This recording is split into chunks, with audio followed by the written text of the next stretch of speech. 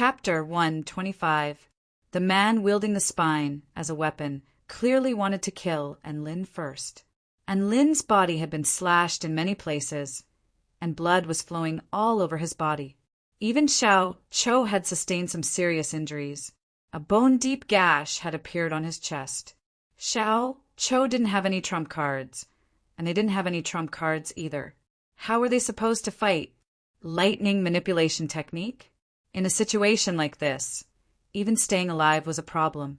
How could they divert their attention to lightning manipulation? Divine might technique? This was only good for scaring low-rank opponents, but it was completely useless against high-rank opponents. Brick? Sigh. Only when encountering a powerful foe did Lin realize that he had pitifully few trump cards to use. Miao Tian, Zhong Yongyan, and the others could only hold him back a little. The only ones who could unleash a decisive attack were Lin and Xiao Cho. He had no choice but to fight with his life on the line. A ferocious expression appeared on Lin's face. He didn't defend but attacked instead, stabbing his evil-slaying sword through the air. He couldn't unleash the other advantages of this pseudo-divine tool, but it was extremely sharp. Whoosh! Blood splattered in front of Lin's body. Even with the protection of his Earth Lotus Supreme skill, he was still sliced open by the black streak of light, which extended from his shoulder all the way to his waist. The man was also caught off guard, and the evil-slaying sword pierced through his chest. Xiao Cho took advantage of this opportunity to smash his staff toward his head. The silver staff was extremely fast and imbued with boundless power. If the man tried to take it head-on, his skull might have been shattered. However, right at this moment, his body twisted like a snake again. Ding! And Lin flicked his left finger, and a crimson nail pierced through the air, shooting toward the head of the man who had just finished twisting his body. This nail was the immortal tool, the realm-piercing nail. The realm-piercing nail couldn't break through space or shatter spell formations in his hands. However, it still retained its sharpness and ability to follow one's heart. The nail instantly pierced through the man's head, leaving a trail of blood in its wake. Wind spirit.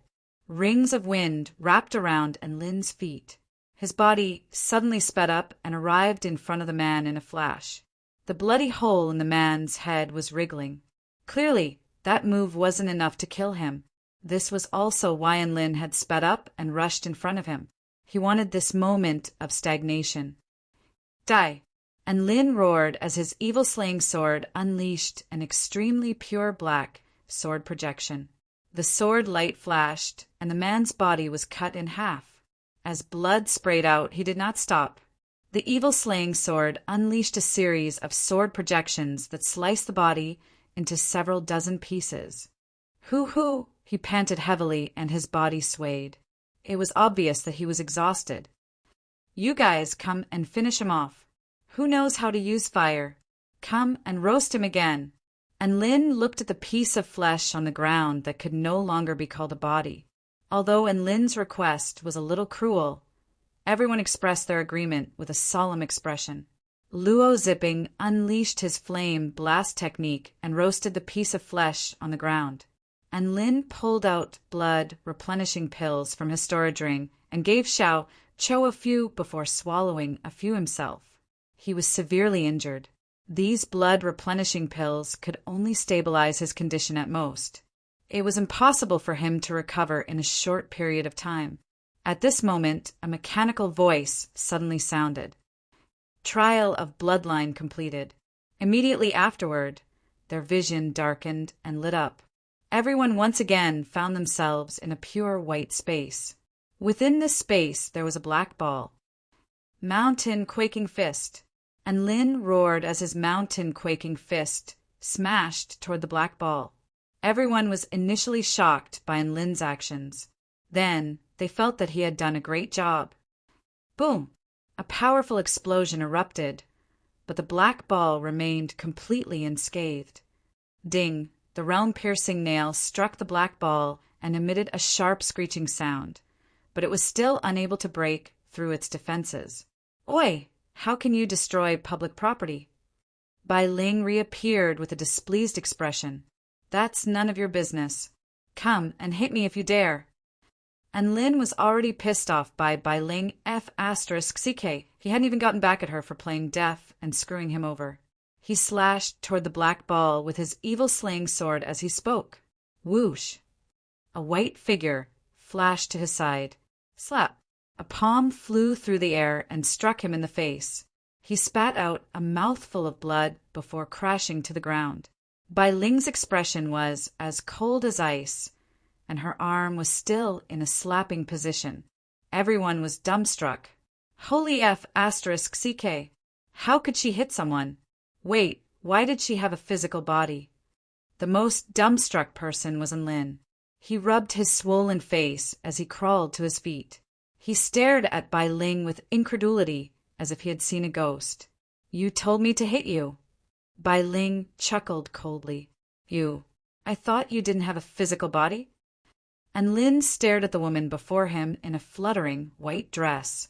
Who said the embodiment of the Research Institute's mastermind couldn't have a physical body? Also, how would you know how advanced the Purple Star's technology has become? Even though this is an abandoned research institute, it still has a purpose for its existence. So don't try to do anything irrational. Otherwise, you won't be able to bear the consequences. Bai Ling glared at Lin as she spoke. She was clearly very displeased with what he had just done. Then, accept the bloodline inheritance now, Bai Ling suddenly said. We refuse to accept the inheritance. Please let us out. And Lin spoke with a sincere expression. Everyone nodded in agreement. Bloodline inheritance? Then turn into a perverted idiot who used his spine as a weapon? What a joke! All right, then let the inheritance begin. Bai Ling smiled lightly. Immediately afterward, the black ball shone its light onto everyone. F***ck. Do you understand human language? We want to get out. And Lin was enraged. Bai Ling was pretending to be deaf and dumb again. F***ck. Bai Ling shrugged. We don't have any F***ck bloodlines here. Don't worry, what you're going to receive this time is definitely a man-made bloodline from our research institute. Everyone. They felt like they couldn't communicate with Bai Ling anymore. I'm meat on the chopping block. That's probably what she was trying to say. Everyone heaved a collective sigh. There was nothing they could do. They could only see who was lucky enough to hit the jackpot. Of course, it would be best if no one hit the jackpot. A film of light enveloped everyone, and everyone looked at each other nervously for fear that someone would close their eyes out of nervousness. Thankfully, everyone seemed to be quite normal. Nothing like Sun Xinglian had happened. Just as Lin was heaving a sigh of relief, Bai Ling's eyes suddenly lit up. Congratulations! You've received a rare golden crow bloodline inheritance. This is a super powerful inheritance. Bai Ling pointed at Lin me. And Lin's expression faltered as he pointed at himself. Bai Ling shook her head and pointed at Lin's pocket. Right at this moment, Lin's pocket trembled, and a little red head popped out. A sweet voice sounded. You're so noisy. Can't you let me sleep? Who's talking nonstop in my head? And Lin, F***ck, how could he have forgotten about this invisible little girl? Chapter 126. Xiao Hong, do you feel uncomfortable anywhere? And Lin asked anxiously. He was afraid that Xiao Hong would transform into a monster at the slightest provocation after receiving the bloodline inheritance. That would really ruin her image. I feel so hot. Should I transform into my human form? Xiao Hong spoke in a groggy voice, as if she had just woken up. Feel hot? Transform. And Lin shuddered. No need, that's it for now. If she really did transform, at that time it wouldn't be Xiao Hong who would feel hot, it would be Lin and the others. If you have any other symptoms, remember to tell me immediately. And Lin suddenly added, Xiao Hong nodded obediently and went back into his pocket to sleep. Bai Ling's body dispersed like particles of light and disappeared on the spot. After a moment of dizziness, and Lin and the others returned to their original spot. "Big Brotherin, I think we should go back," Miao Tian suggested in a quiet voice. The bloodline trial was already extremely perilous. If it wasn't for Lin's desperate gamble, all of them would have died there. Not to mention that unreasonable Bai Ling. It was as if she was constantly digging holes for them to jump into, making them lose all desire to continue. And Lin nodded. Both he and Xiao Chou had yet to recover from their injuries.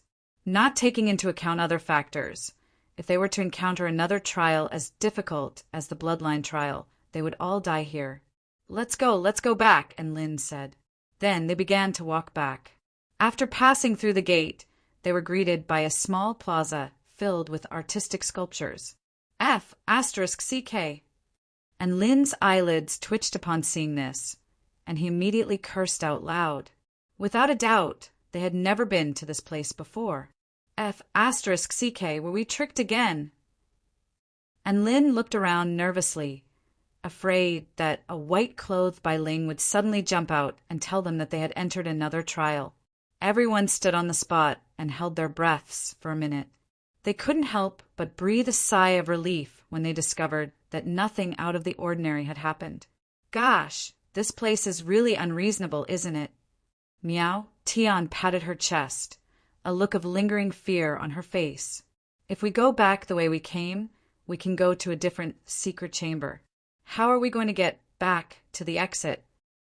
Zhong Yongyan frowned, and Lin also had a helpless look on his face. "In any case, we can't stay where we are." Everyone circled around the small square, but did not find anything.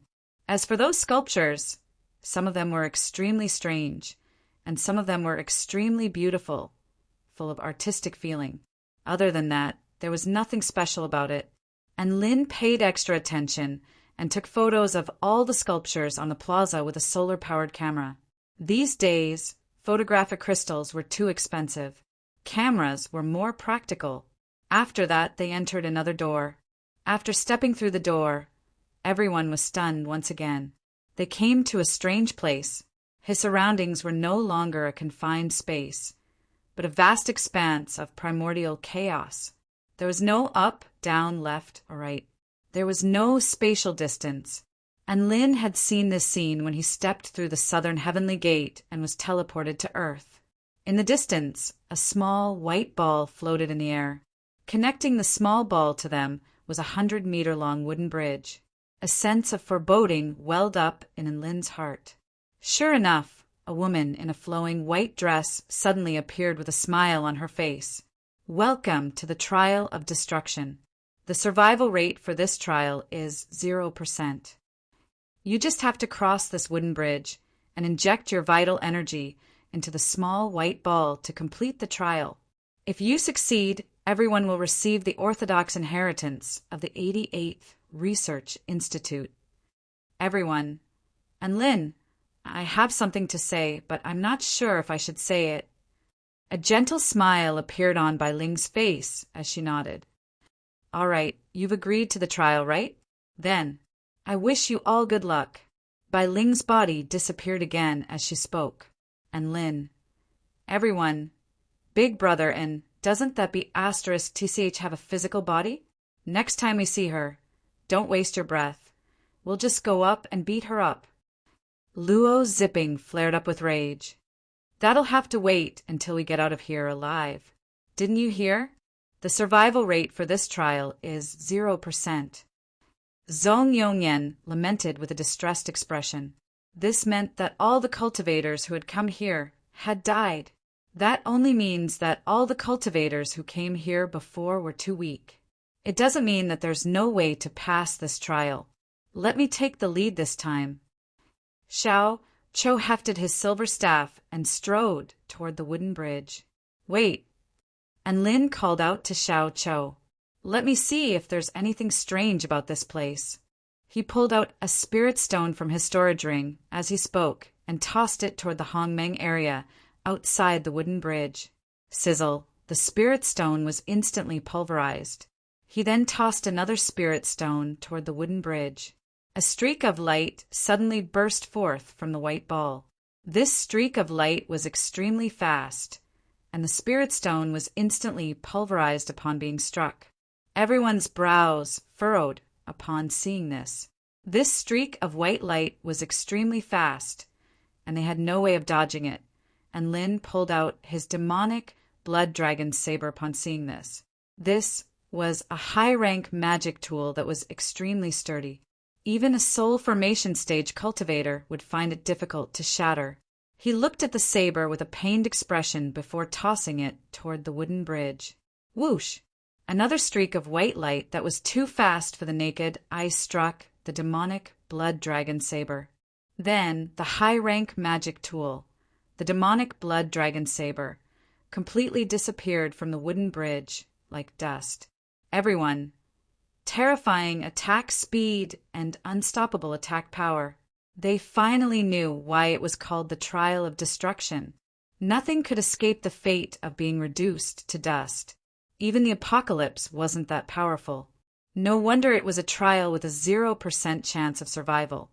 There was no hope at all. Cho sniffed the air with his upturned nose and silently walked back. There was no point in continuing this trial. He should just stand by the side and bask in the sun. I feel like even breaking down the door behind us wouldn't be as difficult as crossing that bridge, Sun Xinlian said in a faint voice.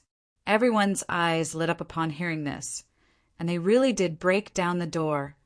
3 minutes later, everyone lay on the ground, panting heavily with tears in their eyes. *CK, the door was too hard. Ice, fire, water, earth, wind, sword, saber, fist, kick. Everything that could be used was used, but the door made of God knows what material was used was completely unscathed. Are we going to be trapped here until we die? The rims of Miao Tian's eyes were red, and her delicate face was full of grievance. She bit down on her lower lip, trying her best not to cry. Everyone, let's think of something together. And Lin tried his best to pull himself together as he encouraged everyone. Although that was what he said, no one could think of anything and could only remain silent on the side. At this moment, Zhong Yongyan suddenly waved his fan. The white ball's attack speed is fast and it's powerful, but the gap between the attacks might be something we can overcome. Everyone's eyes lit up upon hearing this. That's right, such a powerful attack would need to be charged up, right? And Lin tossed a spirit stone toward the wooden bridge, and the white ball instantly shattered. He tossed another spirit stone toward the wooden bridge, and the white ball instantly shattered as well. And Lin was unconvinced and tossed out over 100 spirit stones at once. Whoosh! Over 100 rays of light shot out at once. He tossed out another few hundred spirit stones. Whoosh! A few hundred rays of light shot out at once. Everyone fell silent again. Zhong Yongyan nodded as he waved his fan. There's no gap between attacks, and it can accurately strike multiple targets at once. We're dead for sure! Miao Tian's tears dripped onto the ground as she added. Chapter 127. Everyone was completely disheartened as they lay on the ground like salted fish. Am I going to starve to death here before I even have a chance to shine? Luo Zipping looked around at the vast expanse of nothingness. I haven't even seen my idol yet, Xiao Cho said regretfully. Sigh, I haven't read enough books. Zhong Yongyan's expression was melancholy. I've never been in a relationship before. Miao Tian's eyes welled up with tears. I've only just obtained an inheritance. What a waste of my happiness. This ruin is a complete scam. Sun Xinlian's chest heaved up and down with rage, and Lin massaged his brows. Are you guys giving up already? What else? Miao Tian looked at Lin. All of the team members also turned to look at Lin. And Lin's head was also a mess, and he couldn't think of a solution. He slapped his forehead and lay down on the ground, heaving a long sigh. He didn't want to speak anymore. Sigh, what the hell is this little white ball? It can fire an unlimited number of cannons, and it's so powerful too. Wouldn't it be invincible if I used it as a weapon? Luo Zipping complained after a long while. Weapon? Unlimited number of cannons? And Lin's eyes lit up and he jumped up. Let me do an experiment. All of the team members were given a fright by his sudden resurrection. And Lin pulled out a black brick from his storage ring. That's right, a chaotic alloy brick. The hardest thing in the world. It's all up to you now. He looked at the black brick in his hand with a pained expression. Everyone was perplexed. Why did their team leader bring out a brick? And Lin was extremely nervous. Without the black brick, he would lose the blue sky. But in order to survive, he had to give it a try. Black brick, let's go!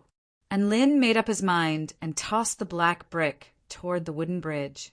The white ball immediately reacted and shot a white light toward the black brick. Boom! A loud explosion erupted for the first time. The black brick was struck by the white light, and a powerful energy fluctuation erupted. Immediately afterward, the black brick was completely unscathed. All of the team members were dumbstruck, and Lin laughed heartily. Immediately afterward, the white ball released a white light. Boom, boom, boom, boom.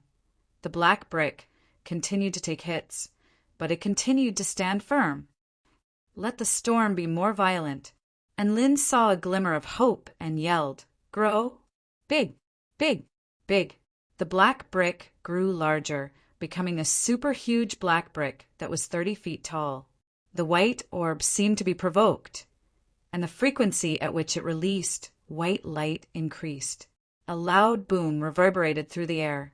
However, the chaotic alloy brick was black and hard, so it remained unscathed in the face of the white glow's attack. That's amazing, Big Brother N. What's with that brick of yours? It's able to ignore the white ray of light's attack. Luo Zipping was dumbstruck. Zhong Yongyan pondered for a moment before pulling out a spirit stone from his storage ring and tossing it toward the back of the black brick. With a flash of white light, the spirit stone turned into powder. He sighed softly. It seemed that the ability to strike multiple targets still existed. What should we do next? The clown looked at Lin and asked. Even though the black brick could ignore the white ball's attack, no one was able to cross the bridge and inject their vital energy into the white ball. And Lin sat on the ground with a calm expression. Wait. The clown scratched his head in confusion. All of the other team members also turned to look at Lin with curiosity in their eyes. And Lin smiled. I don't know what this white ball is, but I don't think it has an endless supply of energy. No matter how powerful a person is, they would need to catch their breath after using too many techniques, let alone a tool like this. Zhong Yongyan also came to a realization. You're saying we wait for the white ball to run out of energy? That's right. And Lin nodded. All of the team members understood what Lin was saying, and their hopes were reignited. Indeed, there was nothing that could attack continuously without catching its breath. This wasn't a perpetual motion machine, so it had to abide by the law of conservation of energy. But how long will it take for it to run out of energy? Sun Xinglian hesitated momentarily before asking. Everyone fell into silence again when they heard this. This was a very important question. What if this white ball could keep firing for 10,000 years? When that time came, there would only be a pile of white bones left, as well as a black brick that was constantly being bombarded, and Lin couldn't do anything about this.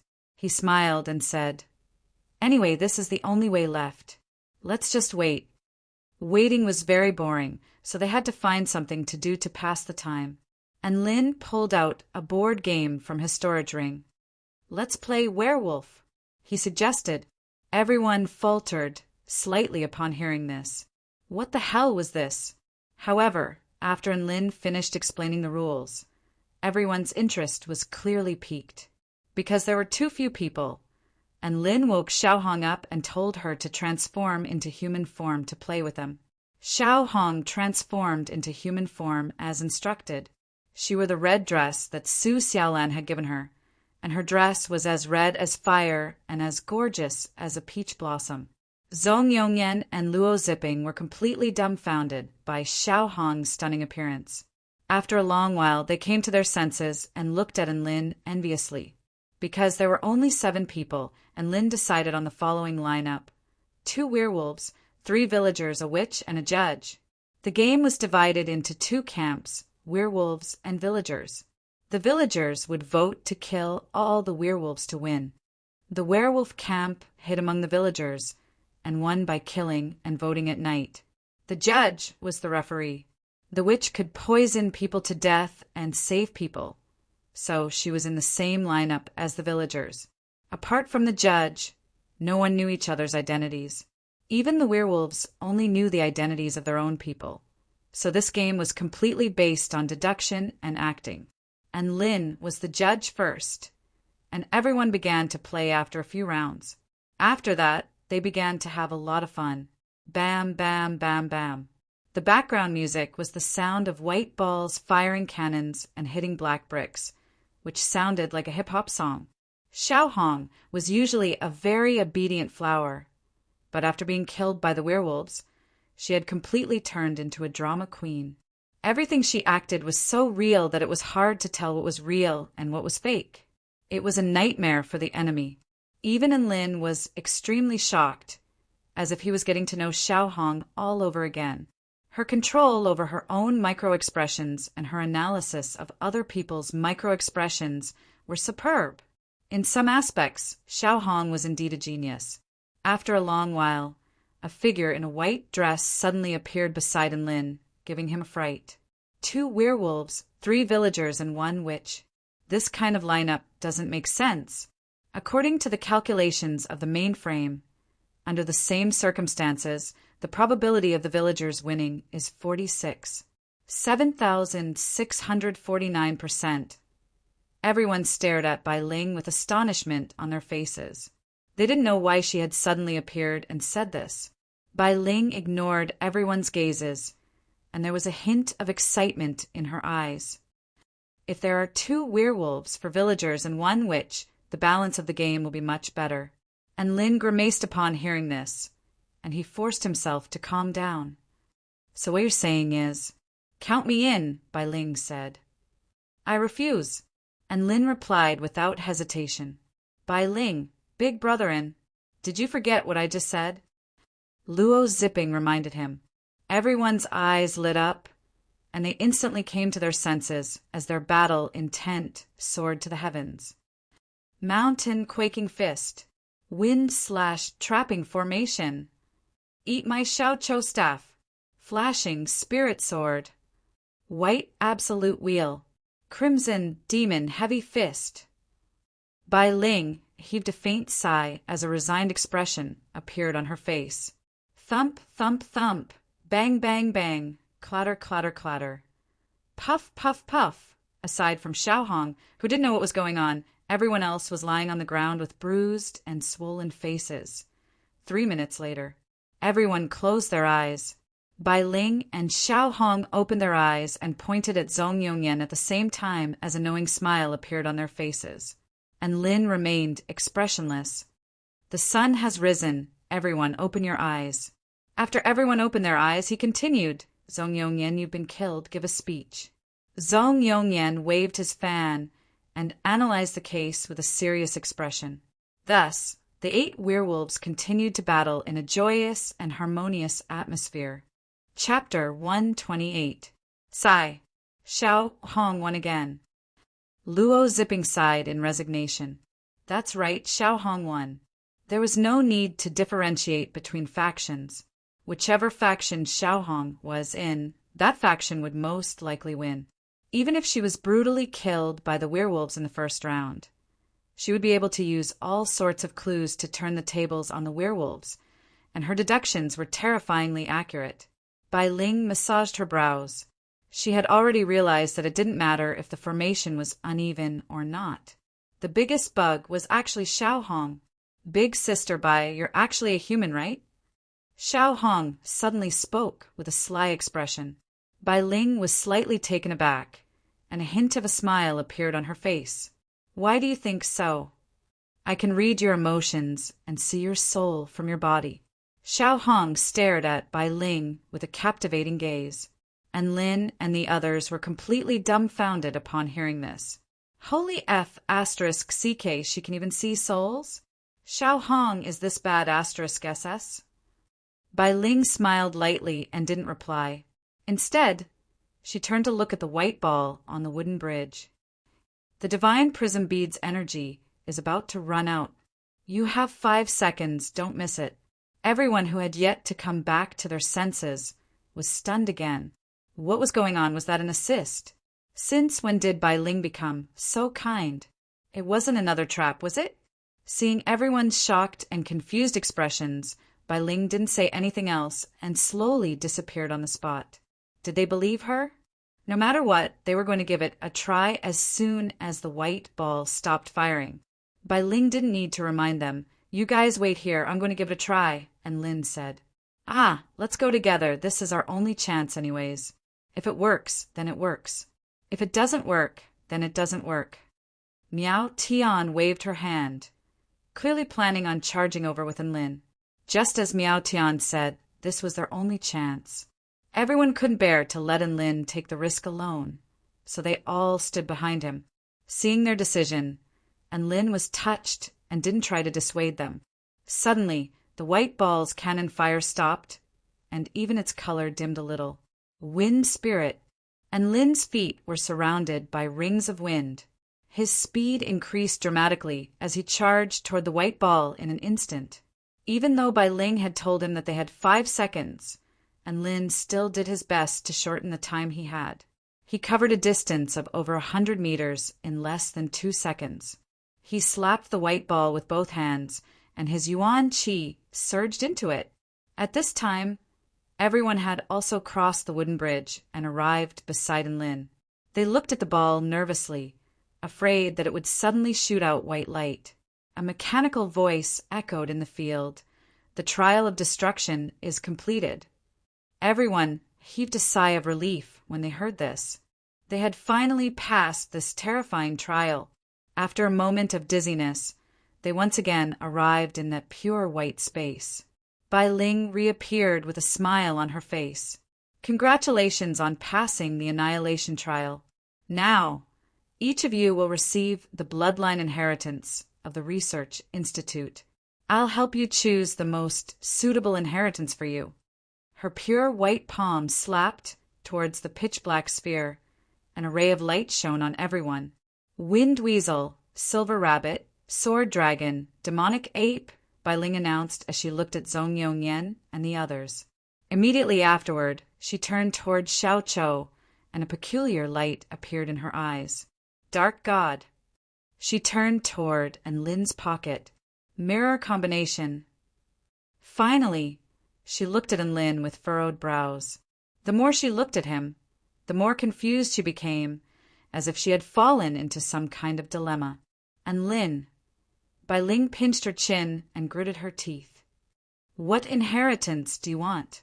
And Lin faltered slightly before pointing to himself. I can't choose? Bai Ling looked at Lin with a complex expression and sighed. I can't see through you, so I can't choose. So you choose. And Lin, can I not accept the inheritance? Bai Ling chuckled lightly. No. What? You don't trust the bloodline inheritance of the Research Institute. You have to understand that the inheritance you are receiving right now is the most advanced inheritance in the Purple Star civilization. Normal people don't even have the right to touch it.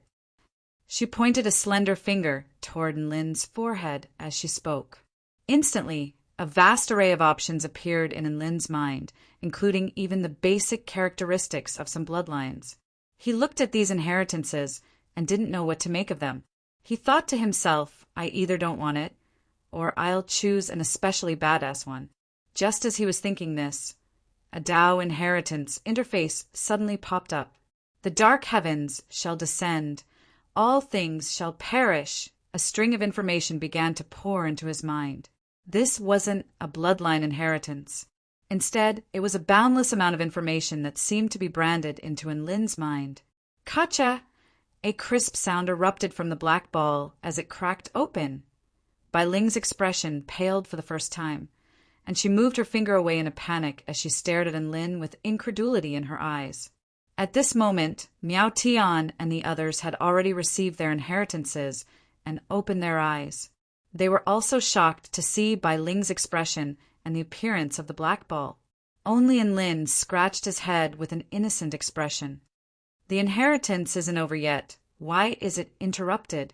Bai Ling's lips twitched, and she felt extremely aggrieved. Who are you? She stared at Lin, and her voice began to tremble. I'm Lin, a native of Earth and a student of the Celestial Court. Say, are you going to give me the entire inheritance or not? What do you mean by only giving me half of it? Don't you know that it's very uncomfortable to only say half of something? And Lin spoke with an expression of displeasure. Bai Ling's face flushed red, and her body began to tremble with rage. Uncomfortable. I'm the one who's uncomfortable. Half of the mainframe's information has been inexplicably stolen by you, and you're acting all innocent. No, piss off. She waved a hand, and Lin and the others felt a rush of dizziness before they found themselves back on the wooden bridge. And Lin, what a terrible loss. What did the pangolin say? Everyone. Although they didn't know what had happened, they still felt quite satisfied to see Bai Ling angered to such an extent by Lin. A new door appeared in front of everyone, and Lin and the others walked in. Then they came to a vast hall. There were tables, chairs, and strange mechanical objects floating in the air. This was a very familiar scene, as this was the hall they had just entered from. We were back? Miao Tian was in disbelief. Sun Xinglian covered her mouth with a smile as a thought occurred to her. This is probably all thanks to Team Leader. Everyone faltered slightly upon hearing this before they all recalled Bai Ling's enraged expression, and knowing smiles appeared on their faces. Could this be the legendary closing the door and refusing guests? They could only say, Big Brother, and well done. And Lin ignored the praise and gratitude from his team members. Instead, he looked at the 5 mechanical objects floating in the air with a peculiar expression. These are technological products from the Biological Bloodline Research Center. The core is the fusion of 100 beasts, which can perfectly fuse the power of technology and bloodlines. It is now separated by a spatial membrane. To open it, I only need to... He gathered vital chi at the tip of his finger and drew a complicated pattern formation on the spatial membrane that separated the Gundam from the human form. The formation then glowed with a dazzling light, which tore open the spatial membrane like a key, and Lin stowed the Gundam into his storage ring without any hesitation. Immediately afterward, he made his way to another mechanical object and repeated his actions. Bai Ling was in the process of repairing the black ball when she discovered what Lin was doing, and she almost threw up a mouthful of blood from rage. And Lin, you've gone too far! She yelled as she waved a hand through the air. The door connecting the hall to the outside world suddenly opened, and Lin and his team members, who had just finished stowing away the second Gundam, were flung out of the door by a powerful force. They didn't even have time to blow the horn to summon the horned dragons to open the door. Chapter 129. After sending Lin and the others away, the gates of the Research Institute closed and the interior returned to a deathly silence. Bai Ling repaired the black ball with her palms as a desolate expression appeared on her face. Is this the only way the Biological Bloodline Research Center can display its value? What a pitiful ruin! I wonder when the next batch of trial takers will arrive. But even if new people come, there probably won't be any more interesting trial takers, right? Then, as if she had thought of something, she pursed her lips into a smile, and the ice on her face melted away as a vibrant smile appeared on her face. However, no one would be able to see this scene in the deathly silent Research Institute, and Lin and the others were knocked out of the lake by a burst of power and tumbled onto the grassy ground beside the lake. Luo zipping spat out the grass that he had accidentally eaten. Big Brother I really have to hand it to you this time. Not only did you force Bai Ling to close the door, but you even banished her from the country. You're invincible. And Lin's lips twitched. Was classmate Luo complimenting him? Ah, but the air outside is so good, I feel so relaxed. Zhong Yongyan lay on the grass and looked up at the sky as he breathed in and out. And we all reaped great rewards this time, didn't we? Miao Tian narrowed her eyes and smiled sweetly. Everyone smiled and nodded with a satisfied look on their faces. That bloodline inheritance at the end was really useful. Only Lin had a regretful expression on his face. The information he received was forcefully cut off, as if the text had been abruptly cut off. Sigh, what did the pangolins say after that? There was a huge commotion at the bottom of the lake. A huge dragon emerged from the water and looked at Lin and the others with surprise. It transformed back into a middle-aged man and walked toward Lin and the others. Mr. Lin, how did you guys get out? The man rubbed his eyes as he surveyed them, and Lin smiled bitterly. We were chased out. The owner inside doesn't seem to like us, so he pushed us out. The man opened his mouth, but when he saw the seriousness on everyone's faces and saw that they didn't seem to be lying, he could only squeeze out a sentence. There's such a thing? What kind of crazy things have you guys done? Ever since he started guarding the White Cloud Lake, he had never seen any group of cultivators who entered the ruins enjoy the treatment of being expelled. And Lin could only laugh dryly. He was too embarrassed to say what he had done inside. Seeing that he didn't want to talk about it, the man changed the topic to what he was most concerned about. Which one of you accepted the inheritance? Everyone looked at each other and nodded in unison. The man blinked. What do you mean? It means that they have all accepted the inheritance, and Lin replied. They all accepted the inheritance.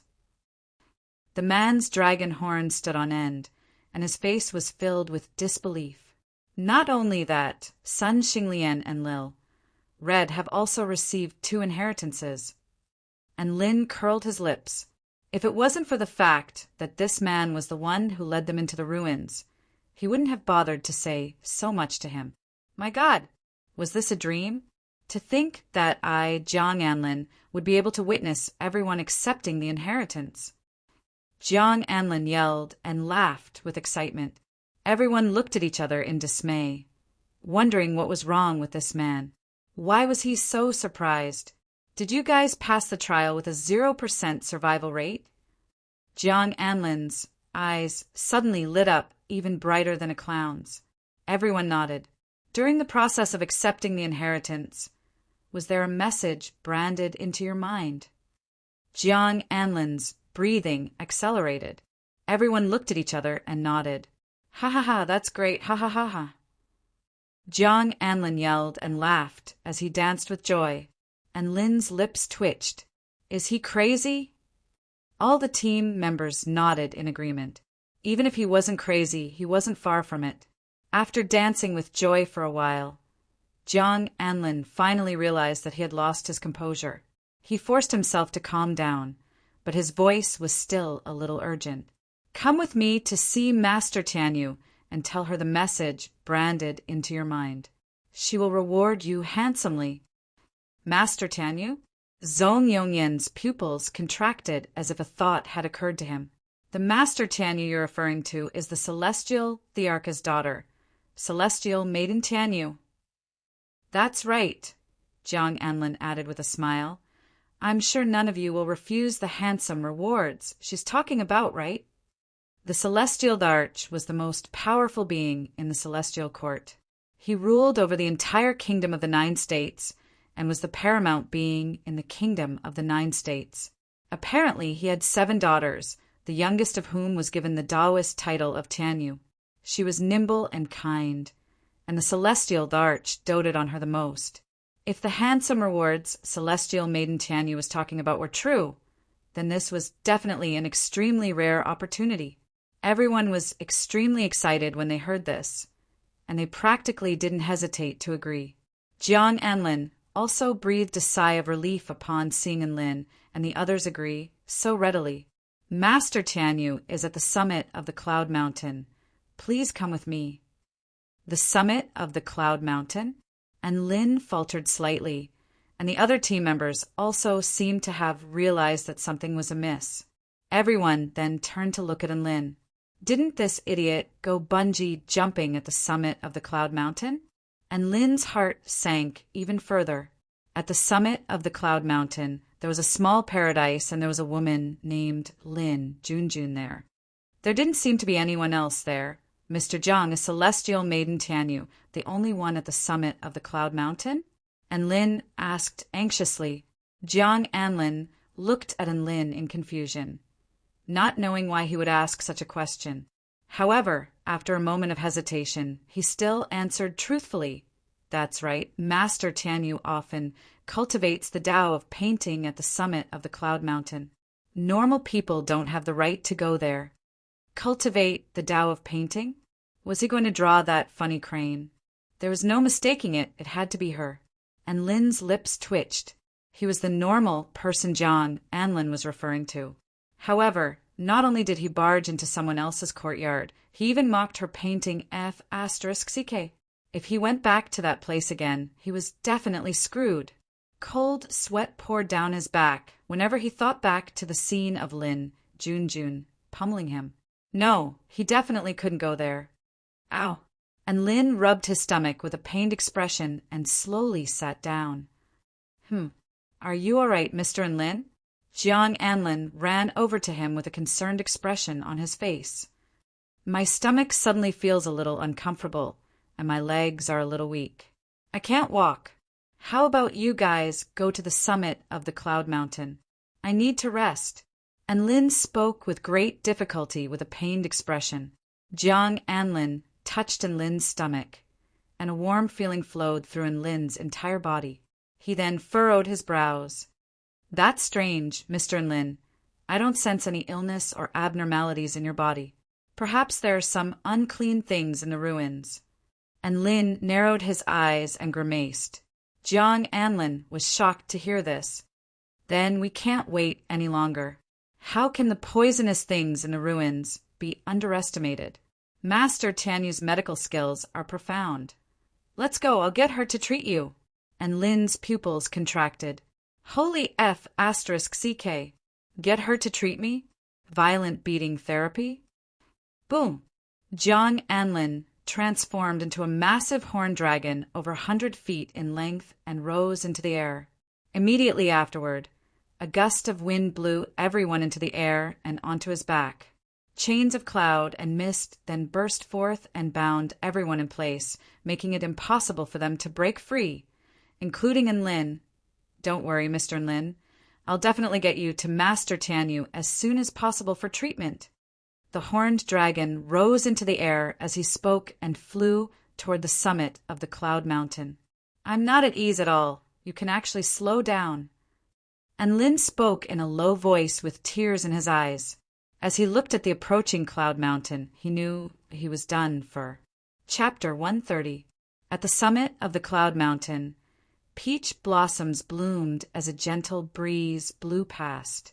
After painting for a good few hours, Lin Junjun stretched lazily.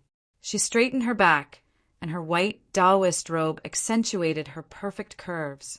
Right at this moment, her voice transmission, talisman, flashed again. Yes, what's up? She picked up the voice transmission talisman, and a deep male voice sounded. Master Tianyu, the group of trial takers have all returned. Also, they have all received inheritances from the ruins.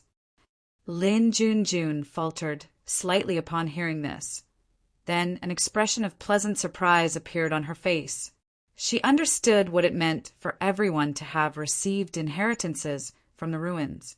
Quick, bring them all here. Lin Junjun said excitedly. Master Tianyu, I'll be waiting outside the spell formation, Jiang Anlin said. Lin Junjun opened the spell formation without hesitation upon hearing this. She thought about it for a moment. Receiving important guests like this didn't seem grand enough. Thus, she waved her sleeve. Instantly, peach blossoms danced in the air. They were like the most vibrant red clouds, swirling around the mountain peak. This was a scene that she loved very much, and it was perfect for welcoming the guests. That's right. She hoped that these heroes would make a good first impression. Then, Lin Junjun stood with a smile on her face. The huge dragon whistled through the clouds and flew to the summit of the cloud mountain. She saw the person she was going to receive. That familiar face, that person who could evoke nightmarish memories in her mind. Lin Junjun was dumbstruck.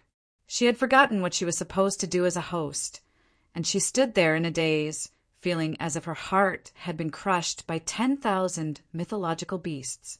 The huge dragon transformed back into its human form, and Lin and the others began to descend.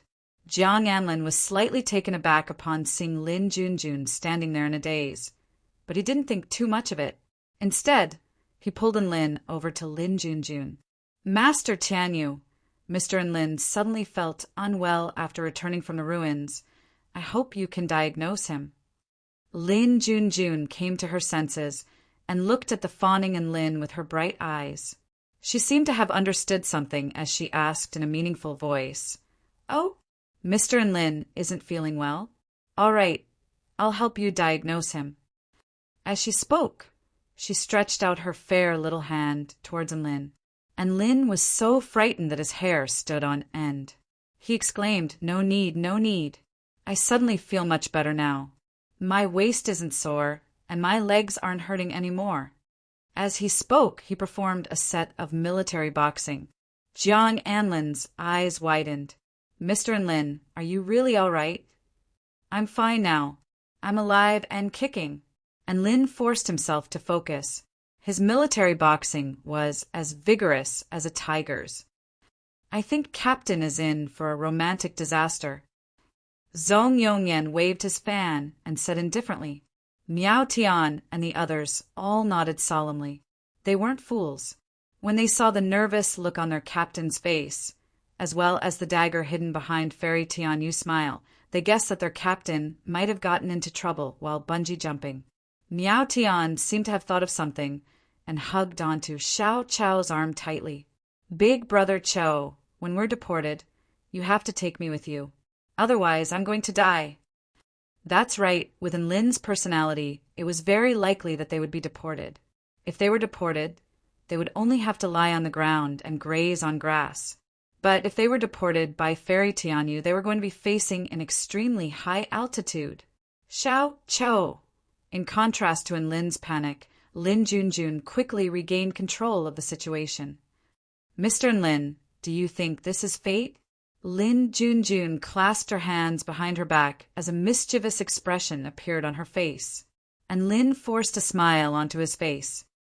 "That's right, what a coincidence. We meet again. Seeing as fate has brought us together, why don't we have some tea together and chat?" Lin Junjun looked at Lin with a smile on her face but didn't say anything, and Lin's heart trembled under her gaze, but he didn't dare to make any movements. *CK. If this was the Lin Junjun of the past, he could at least curse at her if he couldn't beat her. But now, she was Fairy Tianyu, the most beloved daughter of the Celestial Arch. Curse at her? Then prepare yourself for the most tragic outcome. He could only be a little white rabbit. That's right, he could only be a little white rabbit. "Master Tianyu, so you're acquainted with Mr. Lin? Haha, that makes things much easier." Jiang Anlin chuckled heartily with a gratified smile. "That's right, I've met him before, and I've even discussed the Tao of painting with him." Lin Junjun nodded, and Lin's face convulsed, and he didn't know what to say. Discuss the Tao of painting? One of them was laughing maniacally, while the other was hitting him maniacally? That's great, seeing as we're acquaintances. Let's sit down and have a good chat. Jiang Anlin waved his hand, and an intricate table and close to 10 chairs appeared. Lin Junjun nodded with a slight smile. "Sure, let's sit down and have a good chat." And Lin was rooted to the spot. What was going on? When did this woman's temper become so good? She wasn't hitting him anymore. Lin Junjun looked at the dumbfounded Lin and thought to herself, "I'm a graceful and quiet woman. How could I hit him in front of everyone? Wouldn't that be destroying my own image? Furthermore, Cultivating the Tao of painting required a calm and collected heart, and one couldn't get angry easily. Even if one's enemy was standing right in front of them, they still had to calm down and not lose their dignity. If they wanted to hit him, they had to wait until there was no one around. Everyone sat around the table, and Lin Junjun spoke with a smile. I'm sure you all know who I am now. Tell me all the information that has been branded into your minds, and I'll reward you according to the value of the information. Then I'll go first. Miao Tian was the first to speak. Then she used her slender fingers to carve out a complex and abstruse formation on the table. This is what was branded into my mind when I received the inheritance. She pointed at the formation. Lin Junjun looked at the formation with a satisfied expression. A brush appeared in her hand, and she began to carve on the white paper. She smiled. This is a formation related to bloodline fusion. Jiang Anlin, go to the treasure vault and give this cultivator an elementary rank spirit tool. Miao Tian's eyes lit up. She didn't think that this inexplicable formation in her mind would be worth the price of an elementary rank spirit tool. This was equivalent to tens of thousands of spirit stones appearing out of thin air. I'll do it as well. Luo Zipping couldn't help but write a strange symbol on the table. Lin Junjun copied the symbol on the table onto the white paper and spoke in a gentle voice. This is a curse to solidify one's consciousness. You can go to the treasure vault and receive a second-grade spirit pill. A second-grade spirit pill was a bit less valuable than an elementary rank spirit tool, but it was still quite a good item. Luo Zipping was also very satisfied with it. Immediately afterward, Zhong Yongyan received a second-grade spirit pill, Sun Xinglian received a third-grade spirit pill and an elementary rank spirit tool. Xiao Chou received an elementary rank spirit tool, and Xiao Hong received a second-grade spirit pill and an elementary rank spirit tool. Everyone had received quite a lot of rewards, and they were all grinning from ear to ear. The information that they thought was useless was exchanged for these treasures for free. How could they not be happy? Then it's your turn, Cultivator and Lin. You're their team leader, so you must have some very valuable information, right? Lin Junjun raised her eyebrows slightly, and the corners of her lips curled up slightly as she spoke in a gentle voice.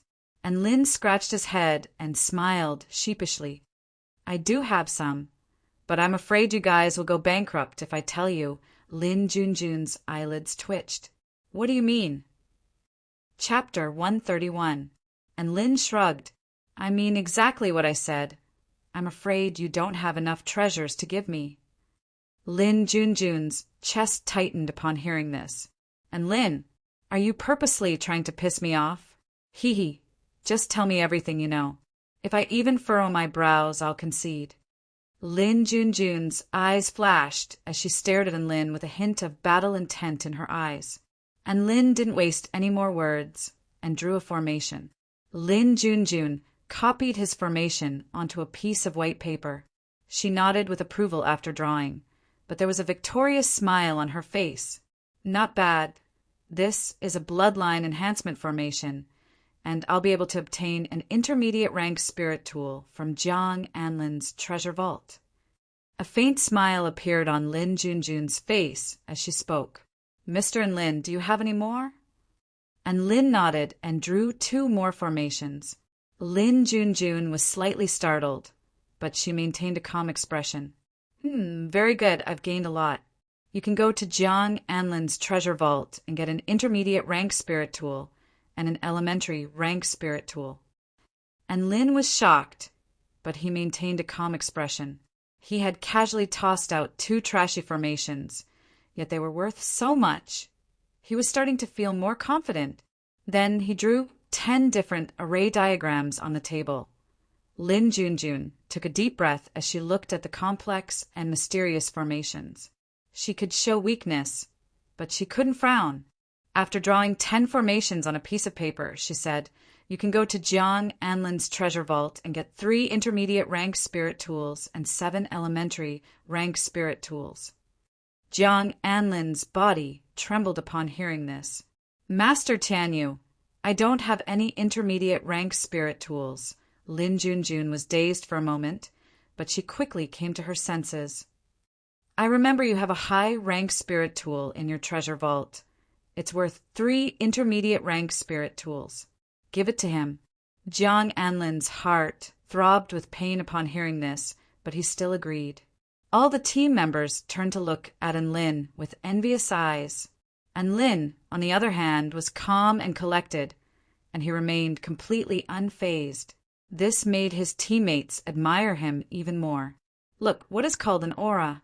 Obtaining a dozen or so spirit tools was as normal as eating and drinking. This was their great god. Seeing as we've gathered all the information, let's go to Jiang Anlin's treasure vault to collect the treasures. Lin Junjun stood up with a smile. Wait, I still have a message. What's the rush? And Lin waved his hand and rolled his eyes at Lin Junjun. Lin Junjun's body swayed as her eyes widened. You have more? And Lin nodded solemnly and wrote a dozen different runes on the table. Lin Junjun. Jiang Anlin was on the verge of tears. Master Tianyu, there are no more spirit tools in the treasure vault. Lin Junjun, bring out the spirit pill. And Lin smiled and then wrote down a dozen or so experimental theories on bloodline research on the table. Jiang Anlin's breathing accelerated. Master Tianyu, there are no more spirit pills in the treasure vault. Lin Junjun clasped a hand over her heart. Bring out all the precious materials and tool refinement materials. And Lin nodded with a satisfied expression. Then he wrote down a few blueprints on the table. Jiang Anlin's lips trembled. Master Tianyu, there are only spirit stones left in the treasure vault. Lin Junjun's eyes widened, and she bit down on her lower lip. She only came to her senses after a long while. Then bring them out. And Lin was very satisfied and then happily wrote down another dozen or so blueprints. Lin Junjun's vision darkened, and her paintbrush fell to the ground. Why do you still have blueprints? And Lin blinked. Because I haven't finished writing yet. I was afraid that I would go bankrupt if I wrote too much. So I purposely left some for you. How considerate of Mr. and Lin. Jiang Anlin stared blankly at the blueprints on the table and wanted nothing more than to bang his head into the table. Master Tianyu, the treasure vault has been emptied. Do as you see fit, Jiang Anlin said with a forlorn expression. The dragon tribe was very fond of treasures. The treasures in the treasure vault were like their own children. They were so beautiful and loved. Now that the treasure vault had been emptied, he felt like he had already lost the meaning of his existence. And Lin glanced at Lin Junjun with a suspicious expression. You can't afford it, can you? Lin Junjun was rooted to the spot upon hearing this. She had only come here to comprehend the Tao of painting and didn't bring anything valuable with her. However, and Lin had already finished the blueprints, so she couldn't just leave it on credit for now. Who was she? She was the daughter of the Celestial Arch. How could she go back on her word? If she said she would reward him on the spot, she would reward him on the spot. Lin Junjun made up her mind and removed the white gemstone necklace from around her neck. She handed it to Lin and gritted her teeth. This is the Heavenly Spirit Ice Heart, a high-rank protective spirit tool. It's enough for your dozen or so blueprints. And Lin reluctantly accepted the Heavenly Spirit Ice Heart and looked at Lin Junjun as if she were an unscrupulous merchant. Lin Junjun's chest constricted and she almost threw up blood. Who was the one who should be sad? This was her favorite accessory, now that she had given it to Lin. He still had a look of disdain on his face, and Lin's disdain wasn't without reason. This was a very feminine necklace, and he had no desire to wear it. So how could he not be disdainful? Just like that, he continued to write a dozen or so different types of runes and curses on the table. Lin Junjun was dumbstruck. Jiang Anlin was dumbstruck. Everyone's mouths gaped open as they rubbed their eyes. I think I understand why he was chased out by Bai Ling. Just how much F***king information did he obtain? Luo Zipping exclaimed in disbelief. Did he really obtain all this information? Don't tell me he stole it from the mastermind space? Zhong Yongyan's lips twitched. From the looks of it, he seems to have kept a lot of information, Sun Xinglian said. As expected of Big Brother, and you're so domineering. Miao Tian praised as she hugged Xiao Chao's arm tightly. She could already predict what was going to happen next. And Lin blinked at the dumbstruck Lin Junjun. What's wrong? Are you out of stock? Tears welled up in Lin Junjun's eyes as she stubbornly bit down on her lower lip, unable to maintain her composure any longer. That's right. She had never been in such despair before. She was on the verge of a mental breakdown. The most valuable thing she had was the celestial spirit ice heart. What else could she sell? Sell herself? And Lin, you came here just to bully me, didn't you? Tears welled up in Lin Junjun's eyes. She was no longer as calm and tranquil as before and had completely transformed into a little girl who had been wronged. She really wanted to beat up Lin, but there were so many people around and she didn't have the face to do so she could only endure it. Who would have thought that she would be on the verge of tears now? It's all right, don't cry. I'll just give up on that reward. And Lin wiped the runes off the table as he spoke, making the celestial Thearka's daughter cry. This was far too shocking. He didn't want to attract trouble, so he could only accept his bad luck and not give up on the reward. However, and Lin's sympathy gave Lin Junjun another heavy blow. She wiped her tears and pulled out a piece of paper. She wrote a large U character on it before handing it to Lin. I said I'll give you the reward, so I'll definitely give it to you. Take this U character, and you can go to the Celestial Court and ask them to refine an immortal pill below the 6th grade for free. And Lin held the piece of paper and fell silent. Empty promise? Lin Junjun thought that Lin didn't know how to get to the Celestial Court, so she added, Every prefecture in the state has a teleportation spell formation that leads to the Celestial Court. Take this piece of paper and give it to the person on duty at the Celestial Court. They won't dare to stop you. And Lin nodded and put the piece of paper away. He was a student of the Celestial Court anyway, so he could go straight to the Do Shui Palace with no problem. However, the temptation of obtaining an immortal pill for a dozen or so combination runes was quite good. Thus, he turned to Lin Junjun and asked again in a tentative manner, I still have a lot of information. Do you still want it? Lin Junjun's tears flowed like a broken dam. Chapter 132. Lin Junjun burst into tears. She felt like Lin had to be sent by the heavens to test her Tao heart. Although this was the second time she had felt this way, she was responsible for collecting information about the ruins here, and the treasure she paid could be reimbursed by the Celestial Court's treasure vault. Thus, she and Jiang Enlin wouldn't lose anything by paying for the treasures. But that wasn't the point. The point was that she had been wronged to the point where she had no one to talk to. This was supposed to be her home turf, and she was supposed to bestow favors upon everyone with pride. But now she had become a pauper who couldn't even afford to pay. Did she still have the face to continue writing checks and collecting information? She would be looked down upon by Lin. No, she had already been looked down upon. In front of the man who had once laughed at her, she had once again been utterly defeated. To be honest, Jiang Enlin and the others were at a complete loss for what to do when Lin Junjun suddenly burst into tears. Lin Junjun wiped the tears from the corners of her eyes and tossed a white card to Lin. Take this. I'll come back to collect information from you in the future. Jiang Enlin, take them to the treasure vault to collect the treasures. She returned to her little wooden hut in a daze as she spoke, not even in the mood to see them off. Jiang Enlin nodded with a solemn expression. In reality, all he had to do was take them to the entrance of the treasure vault and give them the key. After all, everything in the treasure vault belonged to them anyway. Just like that, Lin and the others left the summit of the Cloud Mountain in high spirits. They sat on the back of 100-foot dragon and descended from the sky. Then they broke through the surface of the lake and entered a cave abode. There was a soft, white glow within the cave abode, and there were 2 large prawns wielding spears standing guard around it. And Lin was a little surprised. This was the first time he had seen these large prawns. Beneath the hard shell, the meat was white with a hint of red, and it seemed to be quite delicious. The large prawns were a little uncomfortable from Lin's gaze, and they involuntarily moved away from the glutton.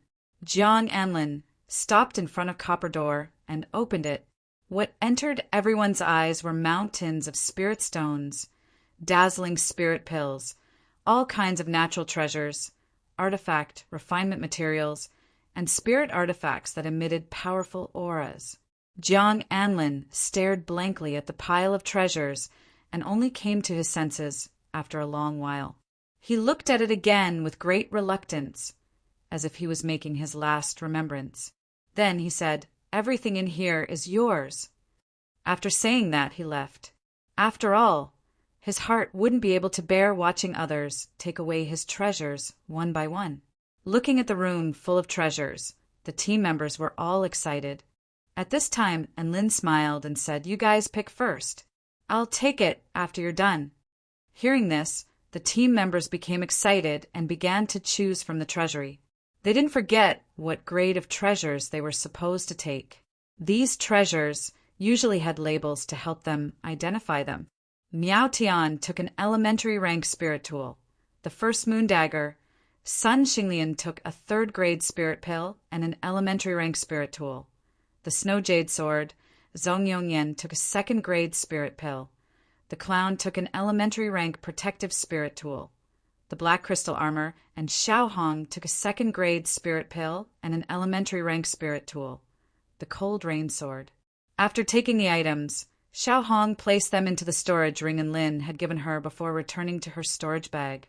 Immediately afterward, Lin placed the remaining high-rank spirit tools, 2 intermediate-rank spirit tools, 10 elementary-rank spirit tools, over 20 high-quality spirit pills, a pile of artifact refinement materials, and over 300,000 spirit stones into his storage ring. Seeing this, all the team members gulped. After putting away the items, everyone exited the treasury. Jiang Anlin's heart throbbed with pain when he saw the satisfied expressions on Lin and the others' faces. However, this was what they deserved. With complicated emotions, he escorted everyone out of the cave abode.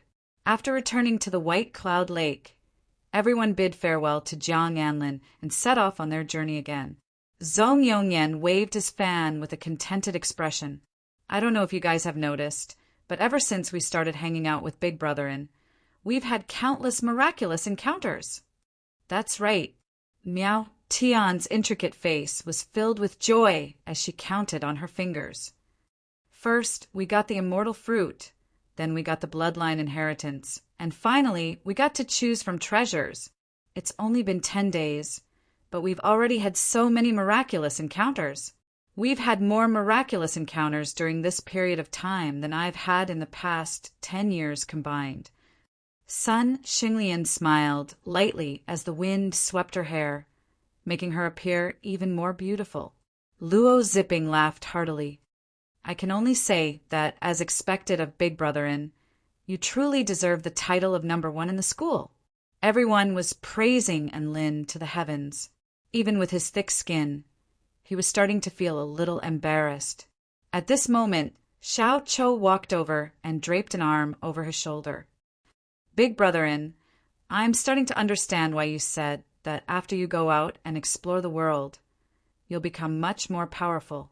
After receiving the Dark God's inheritance, I'm already showing signs of breaking through. Thank you.